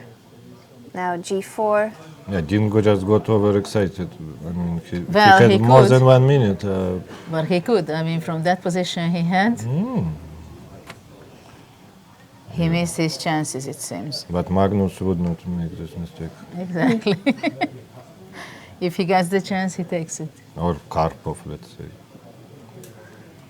Well, Dingliren is not a world champion yet.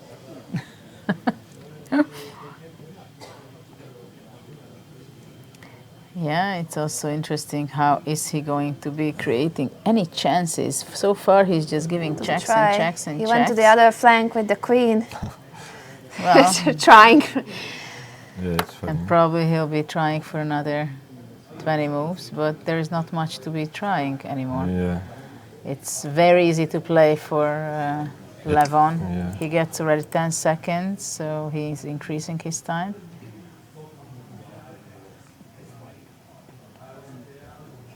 And simply there is no real chance. Actually, it's already, I think, Oh, it's yeah, three repetition. very But as Levon is not worrying anymore, he is not claiming.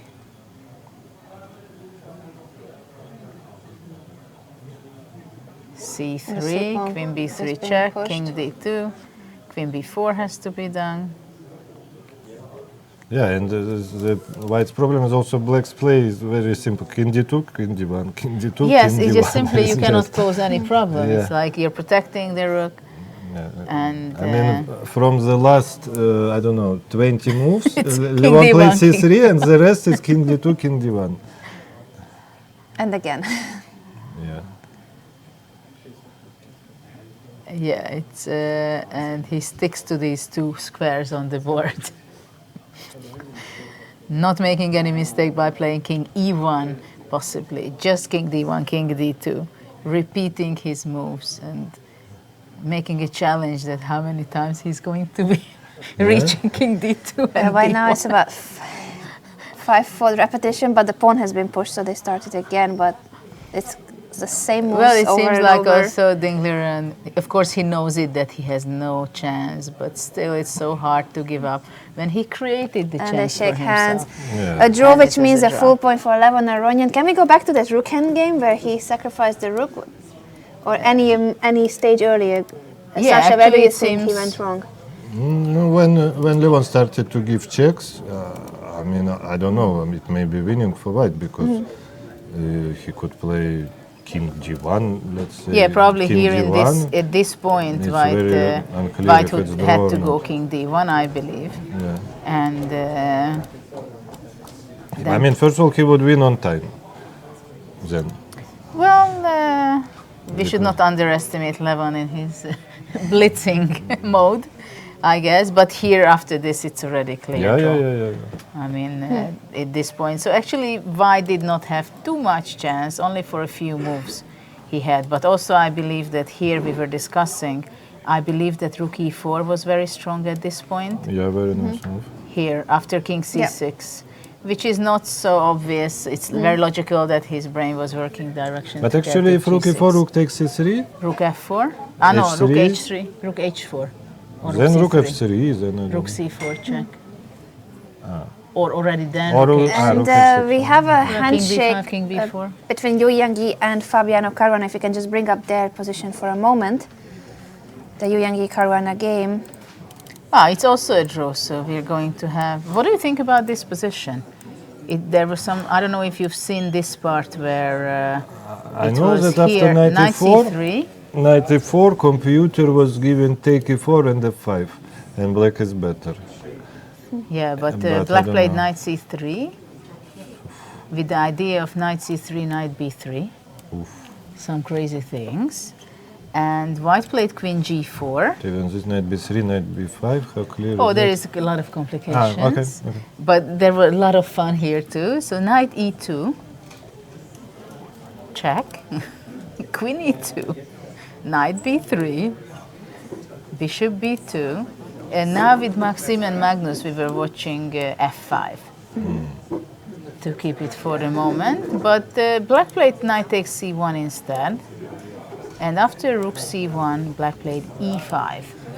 What is your feeling about this position? I don't know. It's Well, it was desperation e5 because after bishop e5, queen d7 to stop queen g4 and queen e6, I guess, the threat. but this bishop g4, rook fd8, but it looks like it should be better for white. For white, no? Such a Looks stable like. situation with knight d2. He went bishop f1. And they made a repetition of moves. Yes, but I don't know here.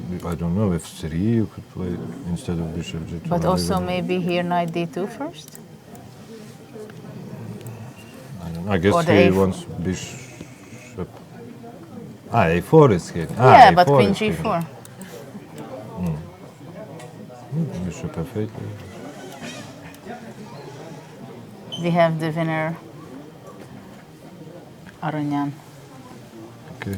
Thank you so much, Sasha, for joining us. We do want to have you back in the studio when we can because you have so many stories about Armageddon matches. We would love to know more about that. But congratulations on Thank winning you. this game Thank you. and good But luck. one question. Yeah. Why, They will- why they don't play? Or they will... Yes, they will have their Armageddon starting in 15 about minutes. 15 okay. minutes. Okay. If you Okay. can join Come us back later, feel later. free to come Yeah. by. We would love to have you back if you're around. Thank you very Thank much. you. And we will welcome Levon Aronyan in the studio once he is ready to join us.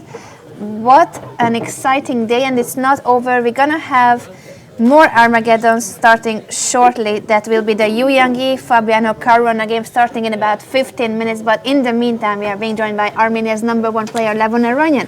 Welcome to the studio, Levon. Congratulations. Thank you. There were quite a roller coaster in both games, I believe. Yes, At quite least looking at it embarrassing. from the studio. Yes. Can you tell us first about your classical game, because there were a lot of interesting moments there. First of all, can you share the evaluation at some point, for example, around here? It's a complicated position without real understanding what's going on. I thought, What was Okay. your intuition? Did you think that you should be doing better? no. The position is very unclear, and at this moment I thought this is type of a position that Leko used to play a lot with black, and I thought, what would Peter do here? And I thought, okay, Rook A7 has to be one of those moves that Yeah, Peter would play. that was clear, right? Yeah. And then, okay, this is a strange position because knight is misplaced. You want to move the knight somewhere, yeah? Maybe B1, Or F1 E3 yeah, I or thought F3 knight H4. F1. Yeah, I thought somehow to reaching F5 with knight F1 knight E3. Yeah, yeah. This was very surprising H4, but maybe it's not a bad move. And anyway, in this tournament, almost every game has H4. Yeah. You are part of this No, I fashion. I thought my opponent's plan was bishop h3 Yeah. and something like bishop f5, you know, just to prepare g4 Yeah. at some point. Because it's hard to tell if I want to play c5 or not. Because I wasn't so sure I want to play c5 because knight d3. On the all other those hand, you have things. to do something, right? Yeah, and if I play g6, then I'm stuck with this g6, then I And will after never play c5. Exactly. After G5, you will never. Yeah. So, but anyway, it's a difficult position to play with both colors. Here I thought this was the most principled thing during the game, but I couldn't figure out what happens. I thought they should be around equal. I was afraid of those knight f7s. I wasn't sure what happens, you know? I mean, And do I have knight d4 g5. or I don't? So, it's a very, very crazy position. Absolutely. But after he played bishop b5, rook e7, this was extremely strange. I thought, You what's were not going on? expecting? It was surprising No. for you? I This thought knight I- C4 kind of things? I thought I have a big advantage here. I'm sure I have a big advantage. I mean, I haven't checked with computer, It but is quite strange to take d takes c5 if you think that queen d1 is the killer afterwards, right? no, this But is it's a nice idea, knight this, c4, but this is not type of a chess that I have seen in my life, honestly. And I thought I can do any move. Okay, I can play knight e4 here. I was just sitting there and so thinking, this was the moment when you felt that you have your yeah, chance. okay, if a5, I thought knight c7, I was mainly looking at this. And I thought, okay, I'm slightly better. You know, this is hanging all the time. And then I thought, wait a second, I have an even better Even idea. better. The even better moves are the most dangerous Yeah. ones. No, because see, there he can sometimes like have some tricks, and knight d8 I thought just stops all the tricks. The only- Absolutely. Absolutely, it stopped. yeah. No, it was rather embarrassing to blunder this, but it's the only thing that actually What works. was if not bishop a6, but first white goes after bishop a6, Yeah. immediately knight c4? What was your? Yeah, but I thought? can take in bishop a4 even. I mean, at this moment But when he what played takes- a6, I realized what's going on. And taking and bishop f6, knight Oh. f5. That's Okay. what we were. But you're not going to mate me, are you? I don't think so. There Okay. was some kind of Rook tricky c7. things. Knight f3 to d4. We were watching. Ah, And I queen see. g4. 96, king f8 Yeah, somewhere. that's what we were. With Magnus and Maxim, not only the Aha, two of us. okay. maybe this information you will take it more seriously. No, I have a great respect for your No, tactical I know. ability, Judith. One of your all-time fans. So, So knight d8, a6. So you believe that actually bishop takes a6 and knight c4 was the Yeah. best? Did you see it all the way? yeah. Okay, I Already saw. from here? Okay, I saw that I have this move, but it doesn't really give me anything. I mean, and then I started, or queen f4 or queen d1. I started thinking and thinking, okay, I thought, should I go for this? But I had little time, and then I thought, he'll probably play this, bishop f6. And then I thought I found the easy way to draw. Isn't it rook b7 or what was your plan? h5 is Yeah, also working. yeah. g4 takes h5, g6. Yeah.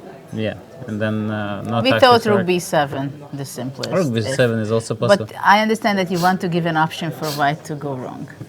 No, not no? necessarily. I just wanted to make sure I'm not getting mated. Yeah, that's And a good start. I'm not, so Yeah. it's safe. And yeah, so this happened. Okay, the Armageddon game, of course, is extremely embarrassing. I mean, Yeah, I had the feeling that my God. actually you went wrong. I do this all the time, yeah? That you played so well, I believe. Yeah, why don't until I this. queen c2? Why don't I play b4? I mean, this was my plan Yeah, all but along. because somehow from here on, I had the feeling that you wanted to go for a draw, that you have your Yes. victory. Here I have And this this. is, of course, instead of giving mate in 6 moves. Of course, before, and I'm probably mating. I mean, this Yes. is rather embarrassing. That's when we had but Sasha even here. actually after queen c1, after knight c4 takes queen c1, I think here you went on downhill, Yeah. exchanging the queens, because queen a5 and rook b3 was also not such a bad Okay, but option. you know, it's not really chess, as you understand. Yeah, sorry, only 1 second. I'd like to Yeah. have a question. That at all in this position. Yeah, here I'm losing, yeah? At this position, were you considering rook e4? Did you see I wasn't something considering anything. I was like that? No, panicking. you were just panicking. Yeah. Yeah, that's fair enough. I mean, I'm lost a zillion ways, yeah? What he I'm played... not sure. I'm not sure. Okay, but this is Probably completely here, winning. King d1, he has Yeah, to go. king King d1. c2, king d1, not Yeah. allowing you to go to d3. And I was losing on time already, you know. Yeah.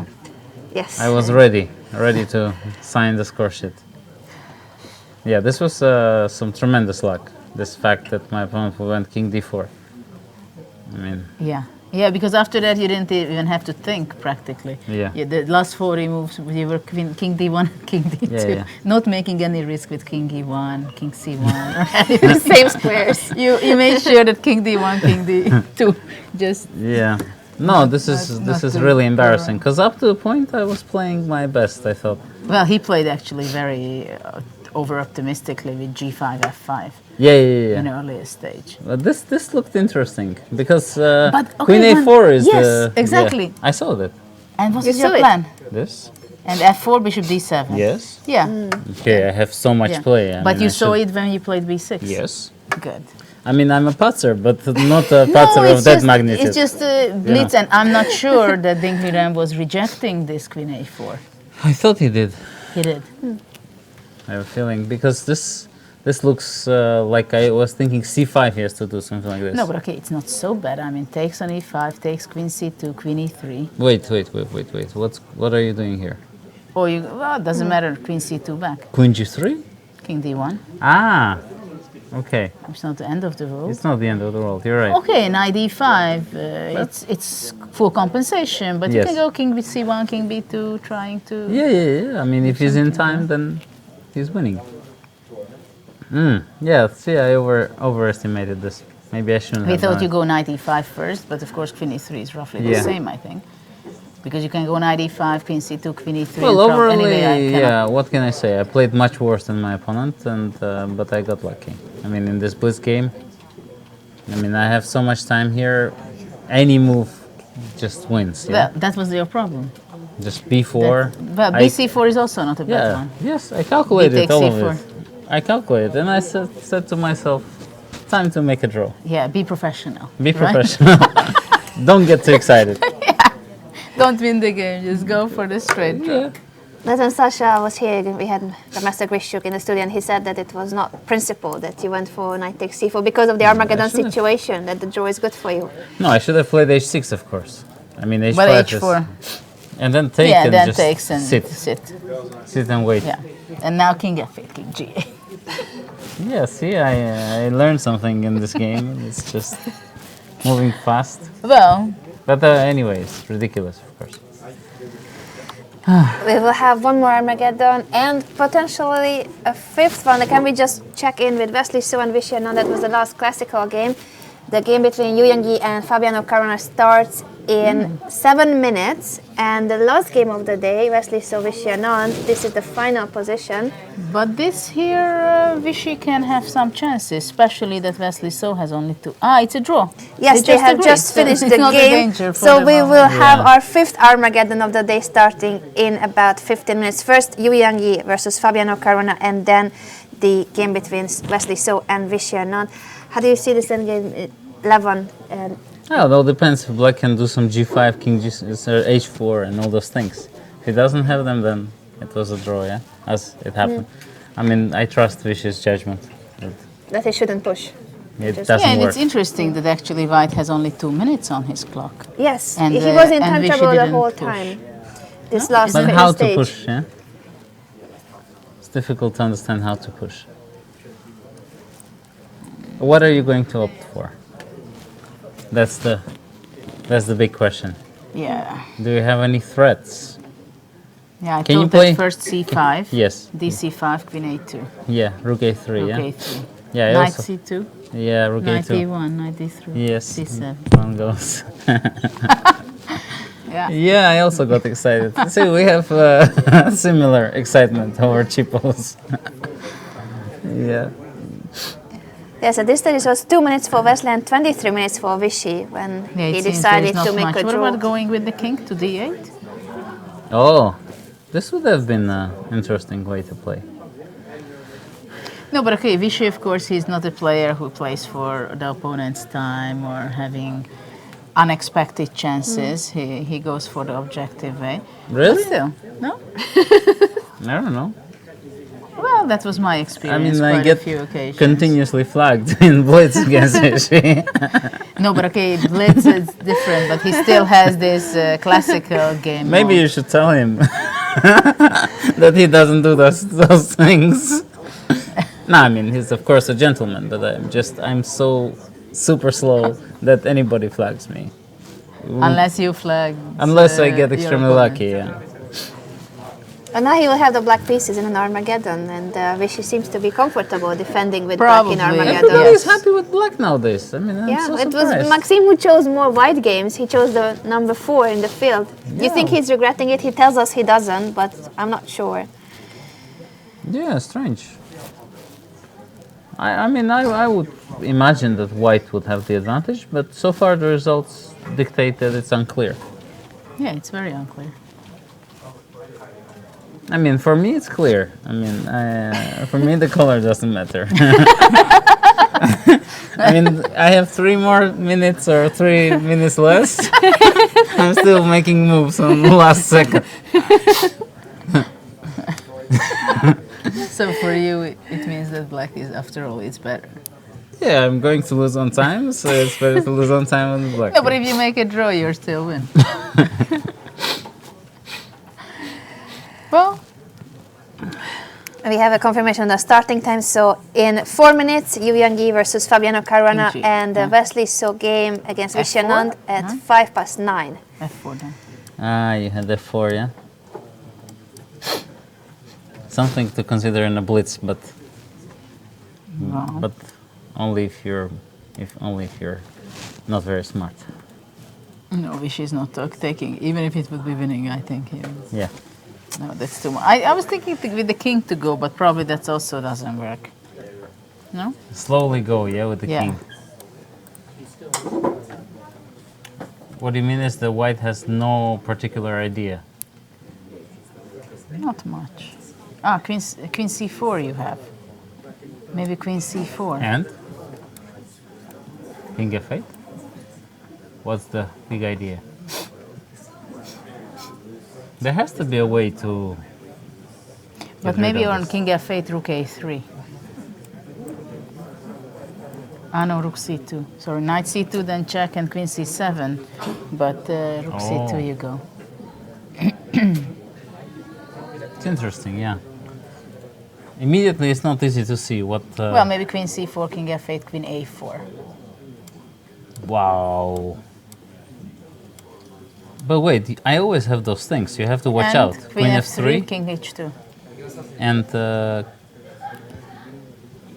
I can't play king. With my king on g8, I would take. Yeah, that's the thing that with king on f8, queen a8, rook c7. Yeah. So, Objectively, yeah, a draw. white is tied up, but if black is pushing too hard, then Yes. he'll pay the price, I guess. Interesting position. Instead, they agreed in a draw, and that will mean an Armageddon. We're going to have the Yu-Caruana Fabiano-Caruana Armageddon first. Thank you so much for joining us live, Thank and you, guys. congratulations one Thank more you time. very much. Thank you. Good luck. 2 more Armageddons, that is every single game of the day has led to an Armageddon, just like the first day. 5 draws in classical chess and then 5 Armageddons. Yu-Caruana in a must-win situation. One more time, it's 10 minutes for white, 7 for black, but in case of a draw, black gets the full point. And there's no increment until move 61. That's another important feature in the Armageddon. So most likely, the players will end up being in time trouble. Yeah, a lot of excitement for today. Their classical game was really exciting. We weren't sure who was doing better Yeah. and when. It was a roller coaster. And now Yu Yang has to try to beat the world champion challenger. And I'm not so sure that he's happy with the draw. Well, we felt that he probably had more chances, maybe even at the end of the game. But previously, Fabiano took extreme chances, difficulties for himself, I think, with some of the decisions he made. It's a Sicilian now. And let's see what has happened. It's a close Sicilian with knight c3, g6, bishop c4, castle, bishop g7, castles, a6. So black is not deciding whether he's going to be playing with d6 or e6 and d5. a6 and b5 probably. A3 by Yu Yang and e6, d3. Knight e7. Very quick developing moves. The bishop back to a2 and d5 anyway. Capture on d5. So the bishop dropped back to a2 to not allow d5 with a tempo, but it was still pushed. Bishop g5. Now it's h6 will be forced, or the queen move. h6 indeed, as you mentioned. Bishop h4, provoking black, playing g5. And it's on the board. Bishop g3. But now there is no pin anymore, so the d5 pawn is not under attack. Castle kingside by Fabiano. He doesn't mind that he has pushed the g-pawn. Well, I guess he just wants to develop his bishop to e6 and knight to g6, or knight to f5. That's also an option. I'm expecting rook e1, I guess. That seems to be a logical continuation for white. Fabiano seems to be very calm. h3 by Yu Yang and bishop to e6. Queen d2. Yeah, both players try to develop. Now queen d7 would be a blunder, I believe, because of knight e4, a4. So that's why black played knight g6. Yet developing on that direction on the king side. Black can be possibly having bishop f6 and h5 later as an opportunity. Yu Yang is going for a knight maneuver, knight e2. But that allows a couple of ideas, such as the capture on b2. And it seems like Fabiano wanted to take it, but maybe he's going to change his mind. Will he? And he played f5 instead.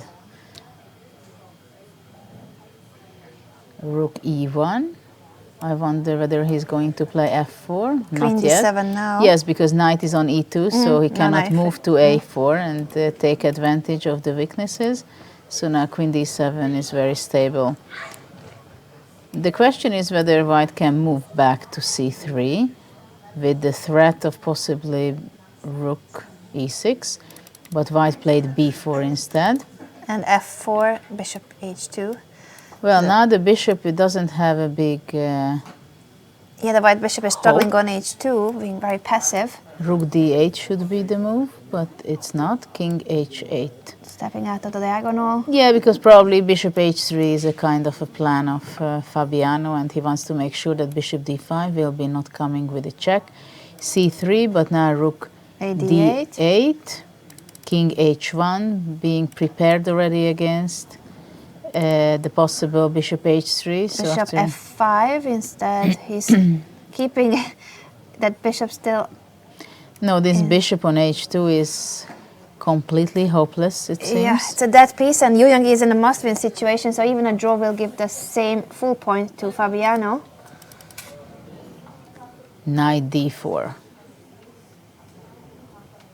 Well, I believe knight b4, or no, actually black played rook e8, knight f5. Takes, still the h2 bishop is there where it doesn't want to be. That's the problem piece for white. It's a virtual piece down. Queen to f7. After d4. Yeah, white wants to bring his bishop through b1, and that's what he played. And now I must say I'm not sure in the last few moves that it was a good happenings what was going on for Fabiano's side. That he allowed the capture of the light squared bishop. I have the feeling that he wants to make a draw and he's playing simplification and not necessarily is the best. Similar to what happened to Levon. Strategy. Maybe he had to go bold instead of being so safe, you mean? Well, at some point it's possible that White will be moving away with his knight, playing f3, and eventually the bishop will be alive again from g1 to f2. And actually it's happening now that rook black just took on e1, knight e1, bishop is already on g1 in the game, and after knight e7, of course black is rushing to f5, so if White is going to play f3, then knight f5 and the g3 square is going to be weak, but I'm not sure that the knight on g3 will do too much. So Queen d3 was played by Yu Yang to create a queen bishop battery. And then knight f3. So the g1 bishop is still not very healthy. In other hand, contrary to the other bishop, is really extremely powerful. So I would think that maybe it would be time to go with black king g8 and go the somehow. queen side. Yeah, start moving to the other side. It's still a 3-minute time advantage for Yu Yang, roughly, so he has kept his edge, at least on the He clock. sacrificed the pawn, which is interesting, f3, and finally his bishop alive and going to get to d4 into the center. But queen e1, I think it was a very good decision. Yeah, pinning the bishop just in time before bishop d4 Pinning appears. the bishop, but I guess queen d4 will be the move. And it was not the move, queen d4, bishop What does c2. he do? Bishop c2? That seems a bit slow. Although it's not so easy for black to improve his knights either. And c4 is played. D takes c4. It helps White that he opened up the position. Still, the big question is how can he free his bishop on g1? Because after king h2, queen g3 is always in there. And black is okay with the draw. But actually, they are playing so fast, and Yu Yang has 6 minutes. I don't understand exactly where he's rushing to. He could have spent more time indeed, but it seems that he just wants to keep the time pressure on Fabi. Queen d4, king f7. Now the white square bishop is extremely dangerous. But now black is planning to sacrifice possibly his knight on g2. For a potential perpetual check. Or simply go with the queen to g3. But it... Yu Yang still has 5.5 minutes left, 3.5 minutes for Fabiano, but White is in a must-win situation. Well, I believe that maybe White can go to take the pawn on h6. I would be thinking to take queen h8, queen h6, and if queen g3, then White can go queen e6, and then possibly simply queen e2. But that was not exactly what happened. Doesn't go for the h6 pawn, but plays queen to d6 instead. That attacks the pawn, but it doesn't pick it up with a check. So the question is what happens if, let's say, black takes on g2, takes, and then actually it would be a forced draw. No, actually black would simply win. But I can play bishop f2 after queen e2 check. Yeah, sorry. Then queen g3 and then takes the bishop. So do we have knight g2 or black is still thinking? No, so we are still have thinking? 3 minutes left for the American. If knight g2, then White should be giving a check. King b7, queen b7. If king d8 back. He went. He knight did not f5. take on g2. Knight f5. Yes, because he wants to go knight g3, knight f1 perpetual check, which is not going to happen for a moment because queen b7, king d8. So the b7 pawn was captured with a check, and now White has to take care of the knight g3, knight f1 threat. Well, maybe White has to go bishop c4, But actually that has happened, which is absolutely not making Black's life easier. No, it is still a lot of pressure on Black, and there's no perpetual because the knight will be captured on f1. Queen f1 would be a nice move, don't you think so? Wow! Bishop takes f1, knight g3, king h2, I'm knight afraid takes it's going f1, to that's a be draw. I'm afraid it will be taken in some way or another. It doesn't make so much sense. That's the only problem. That would be quite a move. Queen f1. Will it be played? No, probably it's simply a bad move. I don't know. I like Probably it. just simply king. White has to be giving checks. No, probably just simply queen a6 and that's it. Fabi has only 2 minutes left. There's no increment until move 61. And awfully dangerous position at the moment. Knight to c8. That doesn't look like it refutes White's position.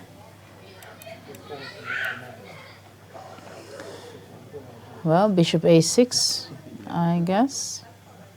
Bishop a6 on the board, knight c to d6.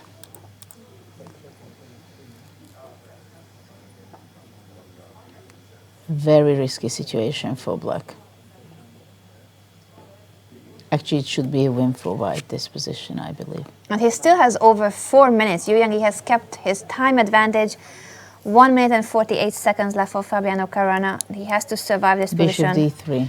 Yeah, this is a problem because White keeps an eye on the f1 square, so Black cannot go the perpetual check still. Knight e3 by Fabiano. Yeah, this is, I believe, a very good move and the best chance. Now he's threatening with queen d2, putting pressure on the pawn on g2. Queen a7, king e6. Probably queen b6, I think. To pin the d6 knight. But then queen d2. Queen a2, that was a good move. One more check and that protects the second rank, so White is improving the situation of his queen with checks. King d7. Now White can go b5, for example. And so he does. The pass pawn is being pushed. It's a pawn up for Yu Yangyi, and still a time advantage. 3.5 minutes left, over 1.5 minutes left for Fabiano. Maybe eventually it's time to go g4 at some point for Black. He plays bishop e2. What was So Black's move? Fabi went queen d1, bishop e2, queen e1. Blackie has no threat at the moment, though. Probably he wants to go knight d to f5. The knights are tricky pieces, that's for sure. There's still some danger. I can tell you a lot about that, how tricky they are. I understand Yu Yangyi investing time in this position because it's still... Oh, bishop d3, queen d1, they are repeating the position. This is the second time it's on the board, and the draw is good for Fabi. And now queen e2, I think Black can exchange, but he's not. He went queen c1. Wow. Queen c1, and now Probably king king h2. h2. Finally, the king is out of the pin on the back rank. h5, Fabiano was expecting this. So he played a very fast move playing h5, and possibly he wants to reach out to g4. He has to be very quick. It's only 1 minute left for the American, 2.5 minutes left for Yu Yangyi. Bishop f2. So finally, White is going out from there. So possibly bishop e1 will be the next move, trying to get out from that very unpleasant g1. This is still a very complex position and no time for the players.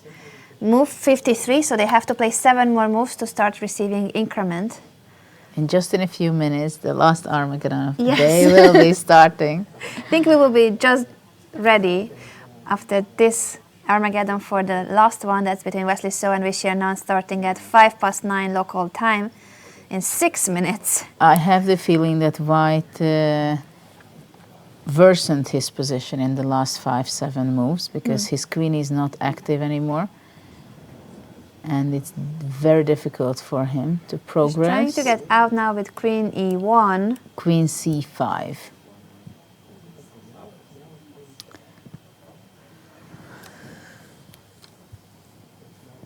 1.5 minutes left for Yu-Caruana and 1 minute for Fabiano Caruana. This is move 54. And I wonder after Queen A5 what he wants to do, but I believe King D7 would be the move. White played King G1 instead. And after King B6, Queen A1. That's a nice move, trying to go all the way to G7 and start eating up the pawns on the king side. The pawn is captured on B5, so the passed pawn is gone.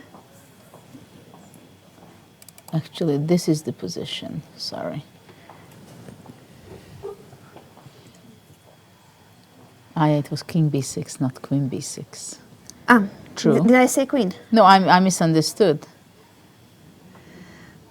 Both players are down to just seconds. This is move 57, so 3 more moves before. Oh, Yu-Caruana has touched the piece, but he's not sure whether to play that move. Well, probably he wanted to go Queen F6, and after that Knight D6 would be the move. And black starts to be in safety, probably. He takes on B5 instead, multiple trades, and they play a king and pawn endgame. Whoa. Judith, how do you see this? Well, I Yu-Caruana guess, calculated in 10 seconds. But isn't G4 possible?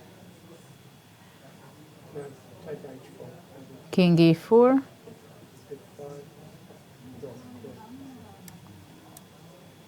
But probably G4 can be the only draw if.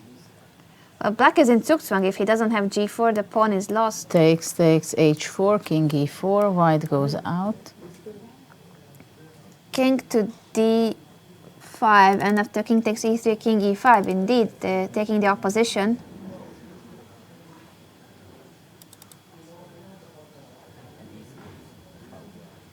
Here. 20 seconds left for the players. But it's F4 G4, check. no? He played F4 instead. F4.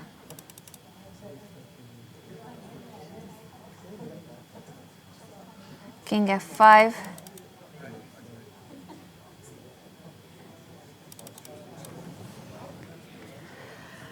Judith, what's going on?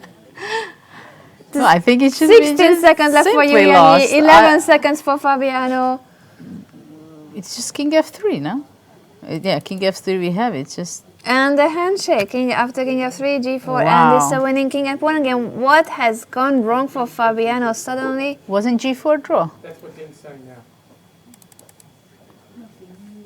Sorry, you're saying. Yu-Caruana was telling Fabiano that he should have played G4. I think if Sasha would like to join us, we are very happy to have him back in the studio. And I see on his face that he doesn't understand something. For the last Armageddon, but before that, this king and pawn and game. Sasha, what did you think about this?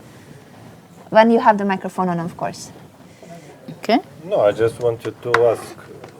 G4 was a draw, no? G4, but I thought H4, no? Yeah, H4, let's say G4, King D5. Maybe it's and King E3. Yes, and then F4 yes. takes. It's a stalemate. Yes, that's what I mean. If this is a draw, I mean this may be. Okay, this is definitely a draw, but No, this but I think is King a draw. E5, No? King E5, King G5, King E6, King F, King G6. King G6. Okay. No. King E4 now. King F6. King D5. And it's winning, yeah. King G5. Then I guess King E5, King G6, And King again. F4. No, but this is a draw. This is G5. No, this is not a draw. No, this is. That's what I was going to ask. I'm not sure this position is winning or not. But G4, what is G4? I thought G4 is the draw. G4 is a draw. Takes, H4, King the simple E4. one. Okay. And Fabio missed that he had only Yeah, seconds he left. defended, such a heroic defense, Yes. and then Yeah. at the last moment. But it's funny because this construction, I mean, and the material is exactly the same as my recent game against Topalov from Shamkir. It's exactly the same. I have queen and two bishops against queen and two knights, and the pawns are exactly the same on the king side. F3, G2, and also he tried for all these perpetuals and so on, but somehow I managed to win. Yeah, but yeah, it's funny. I mean, it's just almost the same. Well, this is quite It's a shocking result. upsetting. After the heroic defense of Fabi, he ends up losing a king and pawn endgame. And we will start our last Armageddon in a minute between Wesley So and Vachier-Lagrave. Sasha, thank you for coming back to the studio because we would love to have your commentary. The last Armageddon, if you. Yes, we Yes, would love we to are have very you here happy. for that. We're very happy to have you. We are not going to push you out from the studio. It has You just can't started. be afraid of that. No, but this They're playing. Yeah, they have just just started started. already. They So have okay, some- this. I think we need to go a bit to the left so Yes, that you are in oops. frame, Sasha. Yes, please. Yep, we are Some Perfect. Reti defense. And Oops. I think Wesley is already better. Is he? Yeah, but nowadays it's considered that if you take a bishop like this on g6, it was not like that like 20 years ago. It was considered totally fine to give this bishop on g6, but nowadays it's, I mean, computer likes it for white like always, and yeah. Well, queen b6, c5. I guess it's going to be exchanged, Queen right? a6 usually. Queen a6. But now maybe it's fine again. Now it's fine for black already? Maybe. b6 is coming. Okay, it's now very, how to say, very concrete. Yeah, e4, it was expected, right? Bishop f1 is a threat? No, I mean, not a deadly one, maybe, because there is b5 sometimes. But Can no, black but go e5? Oh, that's over pressing it. It doesn't look very healthy, right? yeah, but then knight c5, knight d3, Knight e3, yeah. yeah. So it's Well, maybe bishop f1. I don't know. okay. No, but I know. we don't have He such played crazy b6. things on He the played board. b6. b6, e takes d5, d5. e takes d5, c takes b6, And now he cannot castle. a b6. He cannot castle. If he could castle, it could be nice, because then with rook e1 I stop black's castle. But yeah, I think he missed that he cannot castle. Maybe he by will his just go bishop f1 and bishop reactions. d3. No, but then it's just a game. I mean, then He tries bishop f1 indeed. it's nothing special. Bishop f1, just played. Just queen, I don't know, A5? a7. I don't know, I like queen a7, so then after b5 I attack the Do you combatant. attack I don't the know. d4? Any of it is Let's see not- how Vichy thinks about his queen. He plays b5. He plays b5 immediately. Probably with the idea queen b6, no? Or queen a7, you said. No, I like queen Also a7 knight because, b6, yes, that's knight why I c4. like queen a7, because then the knight can. Yeah, I like wishes. Bishop to d3 Chances. to be able to castle. Bishop d6, I guess. We have it on the board. It seems pretty good for black. Yeah, no, yes. I guess he will, I don't know, can he castle or it's then. He'll castle. No, I mean white. White. I mean black will castle But if white black- castles. I No guess. attack on h, yeah? Well, the king on e8, I don't know where you can place it. Yeah, okay, so if castle, queen c2, yeah, then knight e2. And But castle, so castle, that's what we have, queen c2. then knight Probably it's e2, time for the queen, queen a7, Knight e2. knight b6. Yeah, but then we'll have b3. Knight It's e2 has just just been played. everything is Knight ahead. e2. And rook Maybe rook c8. e8, He went to knight c8 e4, with rook the c8. f rook. So probably some c5 moves are possibly. No, just put Not sure. rook opposite to the queen. I mean, it's in blitz, Well, it's probably always bishop, good. bishop somewhere. Maybe he wants c5 G5. against some Bishop moves. e3. Bishop e3, Maybe maybe c5? knight g4. No. That's what c5 maybe interesting. c5 has just been played indeed. Bishop c5. What about takes? No, Yeah, maybe trade on c5. If knight c5, then bishop b5, no? Can knight go to e4? And something on queen f2? d3, I guess. And I will have queen d4. Yeah, What knight do we takes have? c5, so a multiple trade on c5, knight takes Yeah, c5, and bishop takes bishop b5. b5. Maybe knight e4. What do you think about that? Trying to grab here. Well, my first reaction is queen d1, but maybe it's bad because of some queen a5 and knight d2. I don't know. Queen a5 will be the move as far as I see. Queen the movement. b6 by Queen Vichy. b6. So in order to meet Yeah, a4 bishop, with well, bishop. bishop d3, he just takes I guess. and takes the pawn. But the main point is a4, knight a4. Knight right? a4.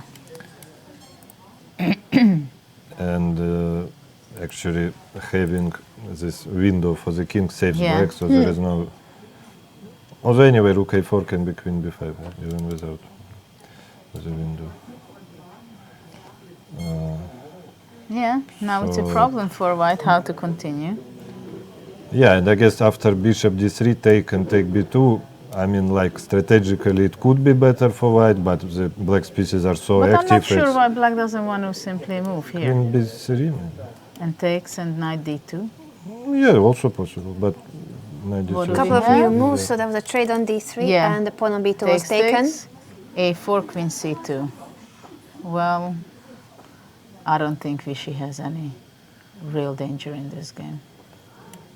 Knight f4. g5. Yeah, take, then take knight d3. Instead, at least I control c5 square, so you cannot play rook c4, a5, rook c5, and so on. g5 has happened. And we have takes, takes, knight d3, knight e4. Yeah, knight Okay. e4. Well, it does not look But much for we should drew knight d2 or hundreds, if not thousands, of such such games. games. Yeah? Yeah. And he still has plenty of time, 4.5 minutes. What Vichy has kept on the clock, 6.5 Interesting for that the Wesley. previous game also what we saw, the players were really blitzing it when they had like more than 5 minutes. Yeah. I have any of you seen the video, the famous video of Armageddon So-Anand? It's a very funny one.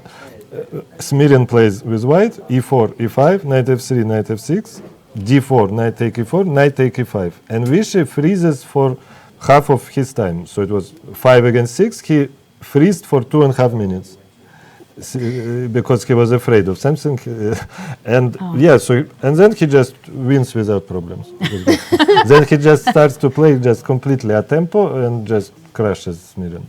It's a famous one. It's on YouTube. If you, And we should all watch it. It's yeah. a homework from Sasha, the Smirin-Anand game. And we will also want to ask you about your Armageddons after this one, because you have had quite some experience in Armageddon matches. okay, but some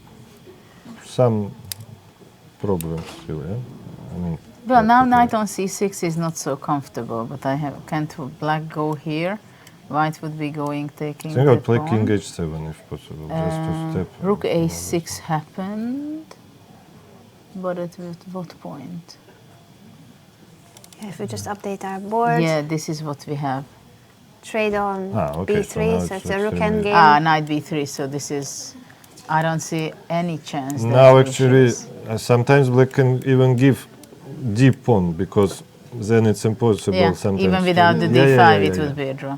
I mean, if the king is cut, I mean, if the king is on c4, then it's like this. It's just, With the Yeah, d4, without without the the- d4 yeah, is also yeah, a draw. just, So black will simply give up the pawn for the a5 pawn. yeah, it's pretty much game over. Okay, the previous one match was is extremely over, yeah. dramatic, and this one is not dramatic at all. Yeah. Okay, you cannot have. Yeah, it's hard to think of something what Wesley can come up with. He pushes Still f4.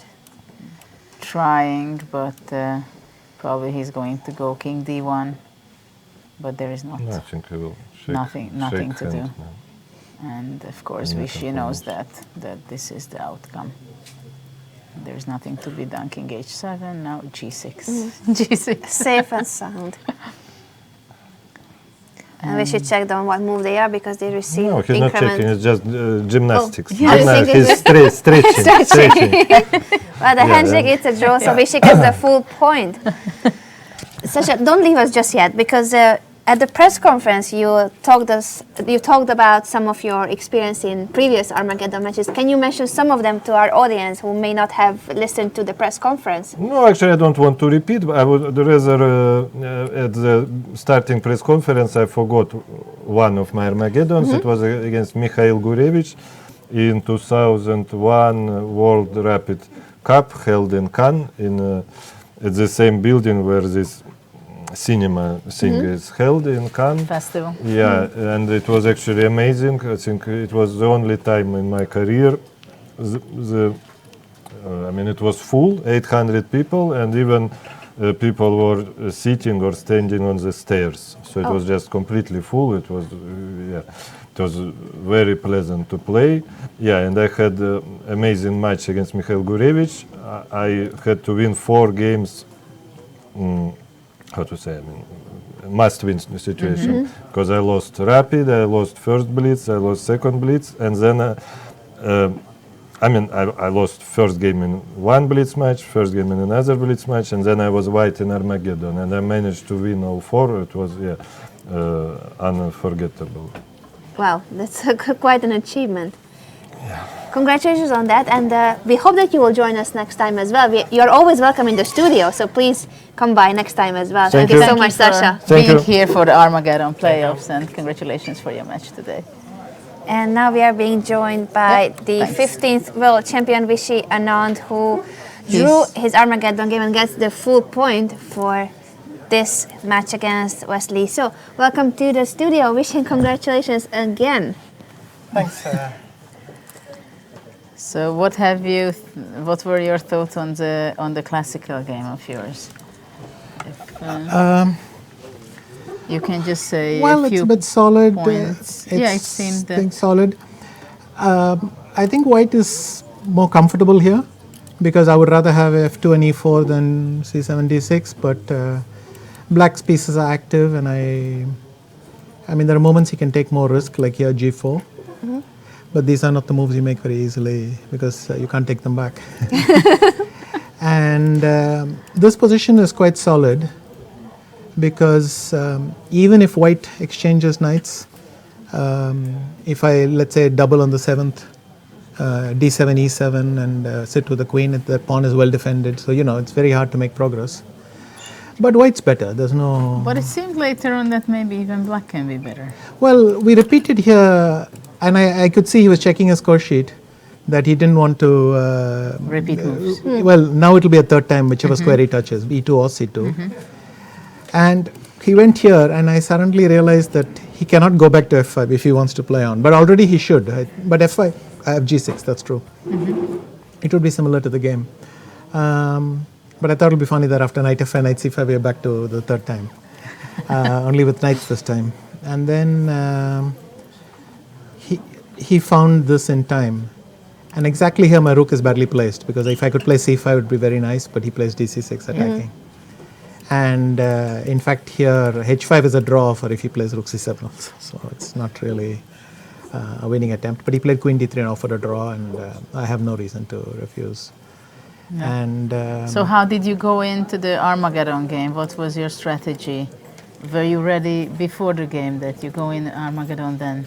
You thought you have more chances or less chances? Or well, I think the point is in this tournament you're playing such strong players that a draw with black is not a bad thing. It doesn't particularly mean you're it's a big plot to get to the Armageddon, but it's just, it's not a bad result anyway. Yeah. And you expect to have a full day equalizing anyway. So, but somehow he did this, and so I get the pawn break. I mean, he can play e5, knight g8, but then I will get the superior queenside pawn structure. And I was very happy here with this thing, because if he bishop e3, then b4, knight e2, c5, and because of c4, I will liquidate. This is what Alexander was telling about, this blank queen a7, and then it's really attacking very Yes, exactly. well. I don't want to go to b6 d4. because then bishop e3, b4, knight a4 is there. So that's exactly why I do this. Okay. And this I was thought very it's nice. because that you keep the knight option to go to b6. But then that's not the priority for sure. Well, I felt that I should play b4 as soon as possible and then c5. But also knight f8, e6 is a reasonable plan. But here we just started liquidating, and that's his problem. That if he goes rook fb1, I go queen c2, takes, and now it's forked. Yeah. So I mean knight c1 is ridiculous. And otherwise, anyway, my pieces are too active. I'll play knight e4 and something. Well, here, so here I was quite happy. The you only thing felt is there is roundabout no here, it got a bit, well, even knight c6 he could take, but I think this is just a draw. Yeah, and rook a5, no? I mean, Rook this is a b1. little bit uncomfortable.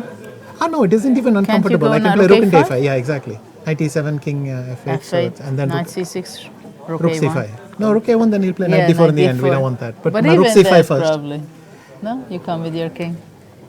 But it's not nice to have your knight on a1. Well, he will come. He will come up. I'll come up to e5 or d5. He'll come up to e3, and then I still have to calculate pawn and no, it's not worth it. But I will just play. I mean, if rook b5, no? I can play rook b5, rook c5, Yeah, rook and then rook c5. c1, and then the knight Yeah. is not trapped. So. True. So roundabout here, and then here I started to. I mean, I had 3.5 minutes. He has 4 minutes. I was not worried. But there is I what checked, to worry about. Is no, there anything? No, but I just started to check if we start bashing the clock. Yeah, but that's reached 3 minutes No, or not yet. something. Yeah, I have 3.5, but in another 20 moves. So king g8, g7, g7, g8, g7, and then I get my increment. Then I'm okay. Because there is so much danger in this position to go wrong. That's true. It actually, there's hardly any moves left forward. So. It was very impressive how easily you made a draw in this game, as well as in your other Armageddons. I've just looked at one more time the results. Your last 3 Armageddon matches, you got the full point, whether it was with white or black.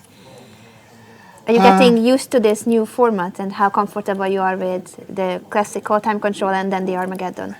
To be honest, every Armageddon I survive, I'm very happy. That's all. But I'm happy that it's 3 in the trot now. Yeah, 3 in a row. That's really impressive.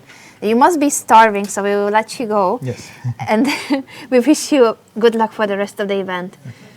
Thank you very much. Thank you for being here. Good luck. We have seen 5 draws in the classical games. That meant 5 Armageddons. Vichy has the best streak in Armageddons. He scored the full point in 3 of the last 3 Armageddons he played. Only on the first day he lost an Armageddon when he faced Magnus. And even in that game, well, it went wrong in the opening for him. Yeah, there it was a very bad opening, and already after move 15 it was very difficult to turn it back for him. But since then he had the black pieces twice in Armageddon, and he was very solid, had the full control from beginning to the end. And yesterday he had the white pieces in Armageddon against Dingliren, and he went for a beautiful sacrifice. Maybe it was objectively not correct, but it was very efficient in Armageddon. Yeah, and in Blitz you don't really think about being sound your sacrifices. It's just your hand should be moving, and it goes by intuition, and it was really a beautiful final move with bishop h8.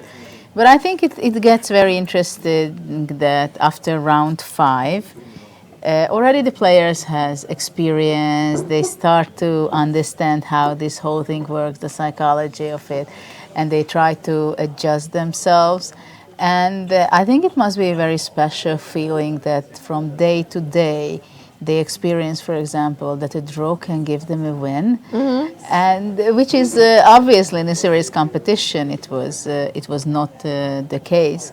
And in Vichy's case also, that he had 2 matches where he made pretty simply looking draws where he didn't really have too big of a problem in the games. He made easy draw, and then actually he has the victory, right? Indeed. So with that, he scored 1.5 points in his last 3 rounds. The leader of the tournament, sole leader, is the world champion Magnus Carlsen, and the gap is getting bigger and bigger between Magnus and the field. It's a 1.5 point lead for Magnus. On second place, we have yesterday's birthday boy and the youngest participant of the event, Yu-Caruana, who won this king and pawn game against Yu-Caruana. Fabiano will have a difficult time forgetting about that chance, not saving it seems for Fabiano that he's missing out moments, seconds, and he missed such a wonderful opportunity. He could have played Queen e5 yesterday. It was so beautiful. And I'm pretty sure that he still has it a little bit on his mind, and this will be not giving him a good feeling. If we can just bring back the cross table. Thank you. I was just going to mention also that today we had the opportunity to have Alexander-Grischuk in the studio twice, which is amazing, of course, that he's so enthusiastic as a chess fan too to witness the Armageddon games. Even when he was not with us in the studio, he was watching the Armageddons as a spectator in the playing hall. We hope to have him back. But and Maxim. It was also such a great honor to have Maxim and Yeah, the world indeed. champion I was at going the to same say time. that today we were very lucky. Everybody came to the studio. We were completely spoiled. Carlsen-Vachier-Lagrave was here, even though he lost again. Every time, I feel so sorry for Maxime, because whenever he visited us, it was basically about a lost Armageddon or a lost game, and he's so humble and nice. He still comes to see us in the studio to share his views with you guys on the internet. And Magnus Carlsen was here too, talking about his games. And about the others too, because those other games were at least as interesting. Indeed. It was a lot of fun to analyze with the top players. Yeah, we had a great day here. We hope that you enjoyed as well the round, the games, and remember that if you want to win a Fondoran watch, that is the same brand of watches that the tournament winners receive each and every year here in Stavanger, then visit our Facebook and Instagram. That's where you can read how to enter the competition. I would love to win a watch like this. I may do it by myself as well. Make sure to keep using the hashtag Altibox and hashtag Norway Chess to let us know about your thoughts on today's games, the tournament, and the revolutionary format with classical games leading to Armageddons. There's always a winner in every matchup. Yeah, we are looking forward to you joining us tomorrow. At the Round same time, 6. same place, indeed, round 6. Only 4 rounds left, and Magnus is leading with 1.5 points, but 2 points are awarded for a classical win. So if someone wins in the classical portion, and if Magnus cannot, then there's a chance that he can still be caught. So make sure to come back tomorrow at the same time, and we'll see you on social media in the meantime. Bye. Bye.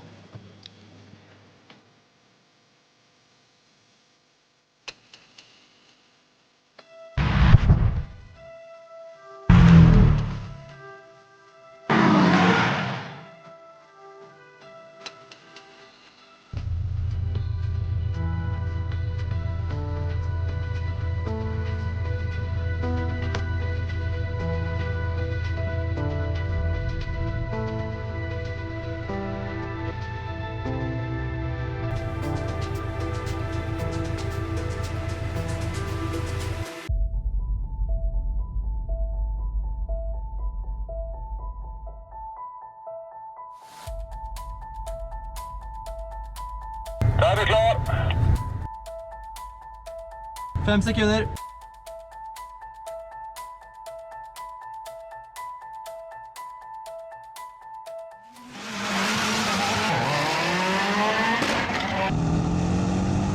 E4. D6. D4. D5. Springer C3.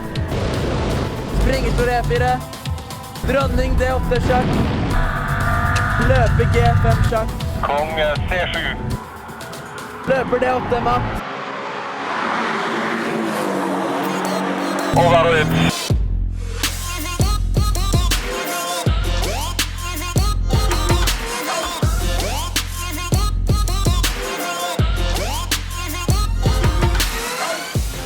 Hvis dere kan bli forelsket i New York, så faller dere også for HTH sin nyhet New York. Med de svarte metallrammene og det industrielle utseendet. Da er det bra at vi har ham her. Han hjelper dere. Og hvis dere ikke vil montere det selv, så har vi også han her. Og før dere vet ordet av det, har dere et nytt kjøkken. I kult design og med smarte detaljer. Smart, ikke sant? Det er kjøkkenkjærlighet som holder. Altibox Norway Chess is the strongest chess tournament in history. Annually, the 10 best players in the world gather in Stavanger to participate in Altibox Norway Chess. Chess is one of the most participated sports in the world, with 10 million live streams counted in the previous World Championship. But how can chess be taken to new heights? By introducing new technology, Norway Chess is reaching new audiences and making chess commercial.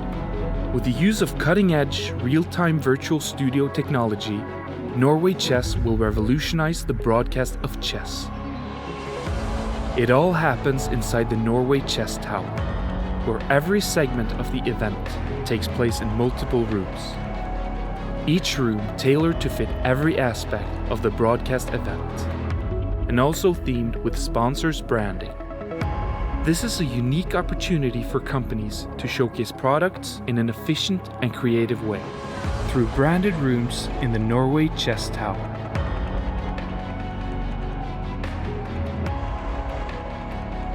This journey will open new international doors and opportunities to reach a wider audience. By being a part of this revolution with Norway Chess, you will be associated with innovation and technology.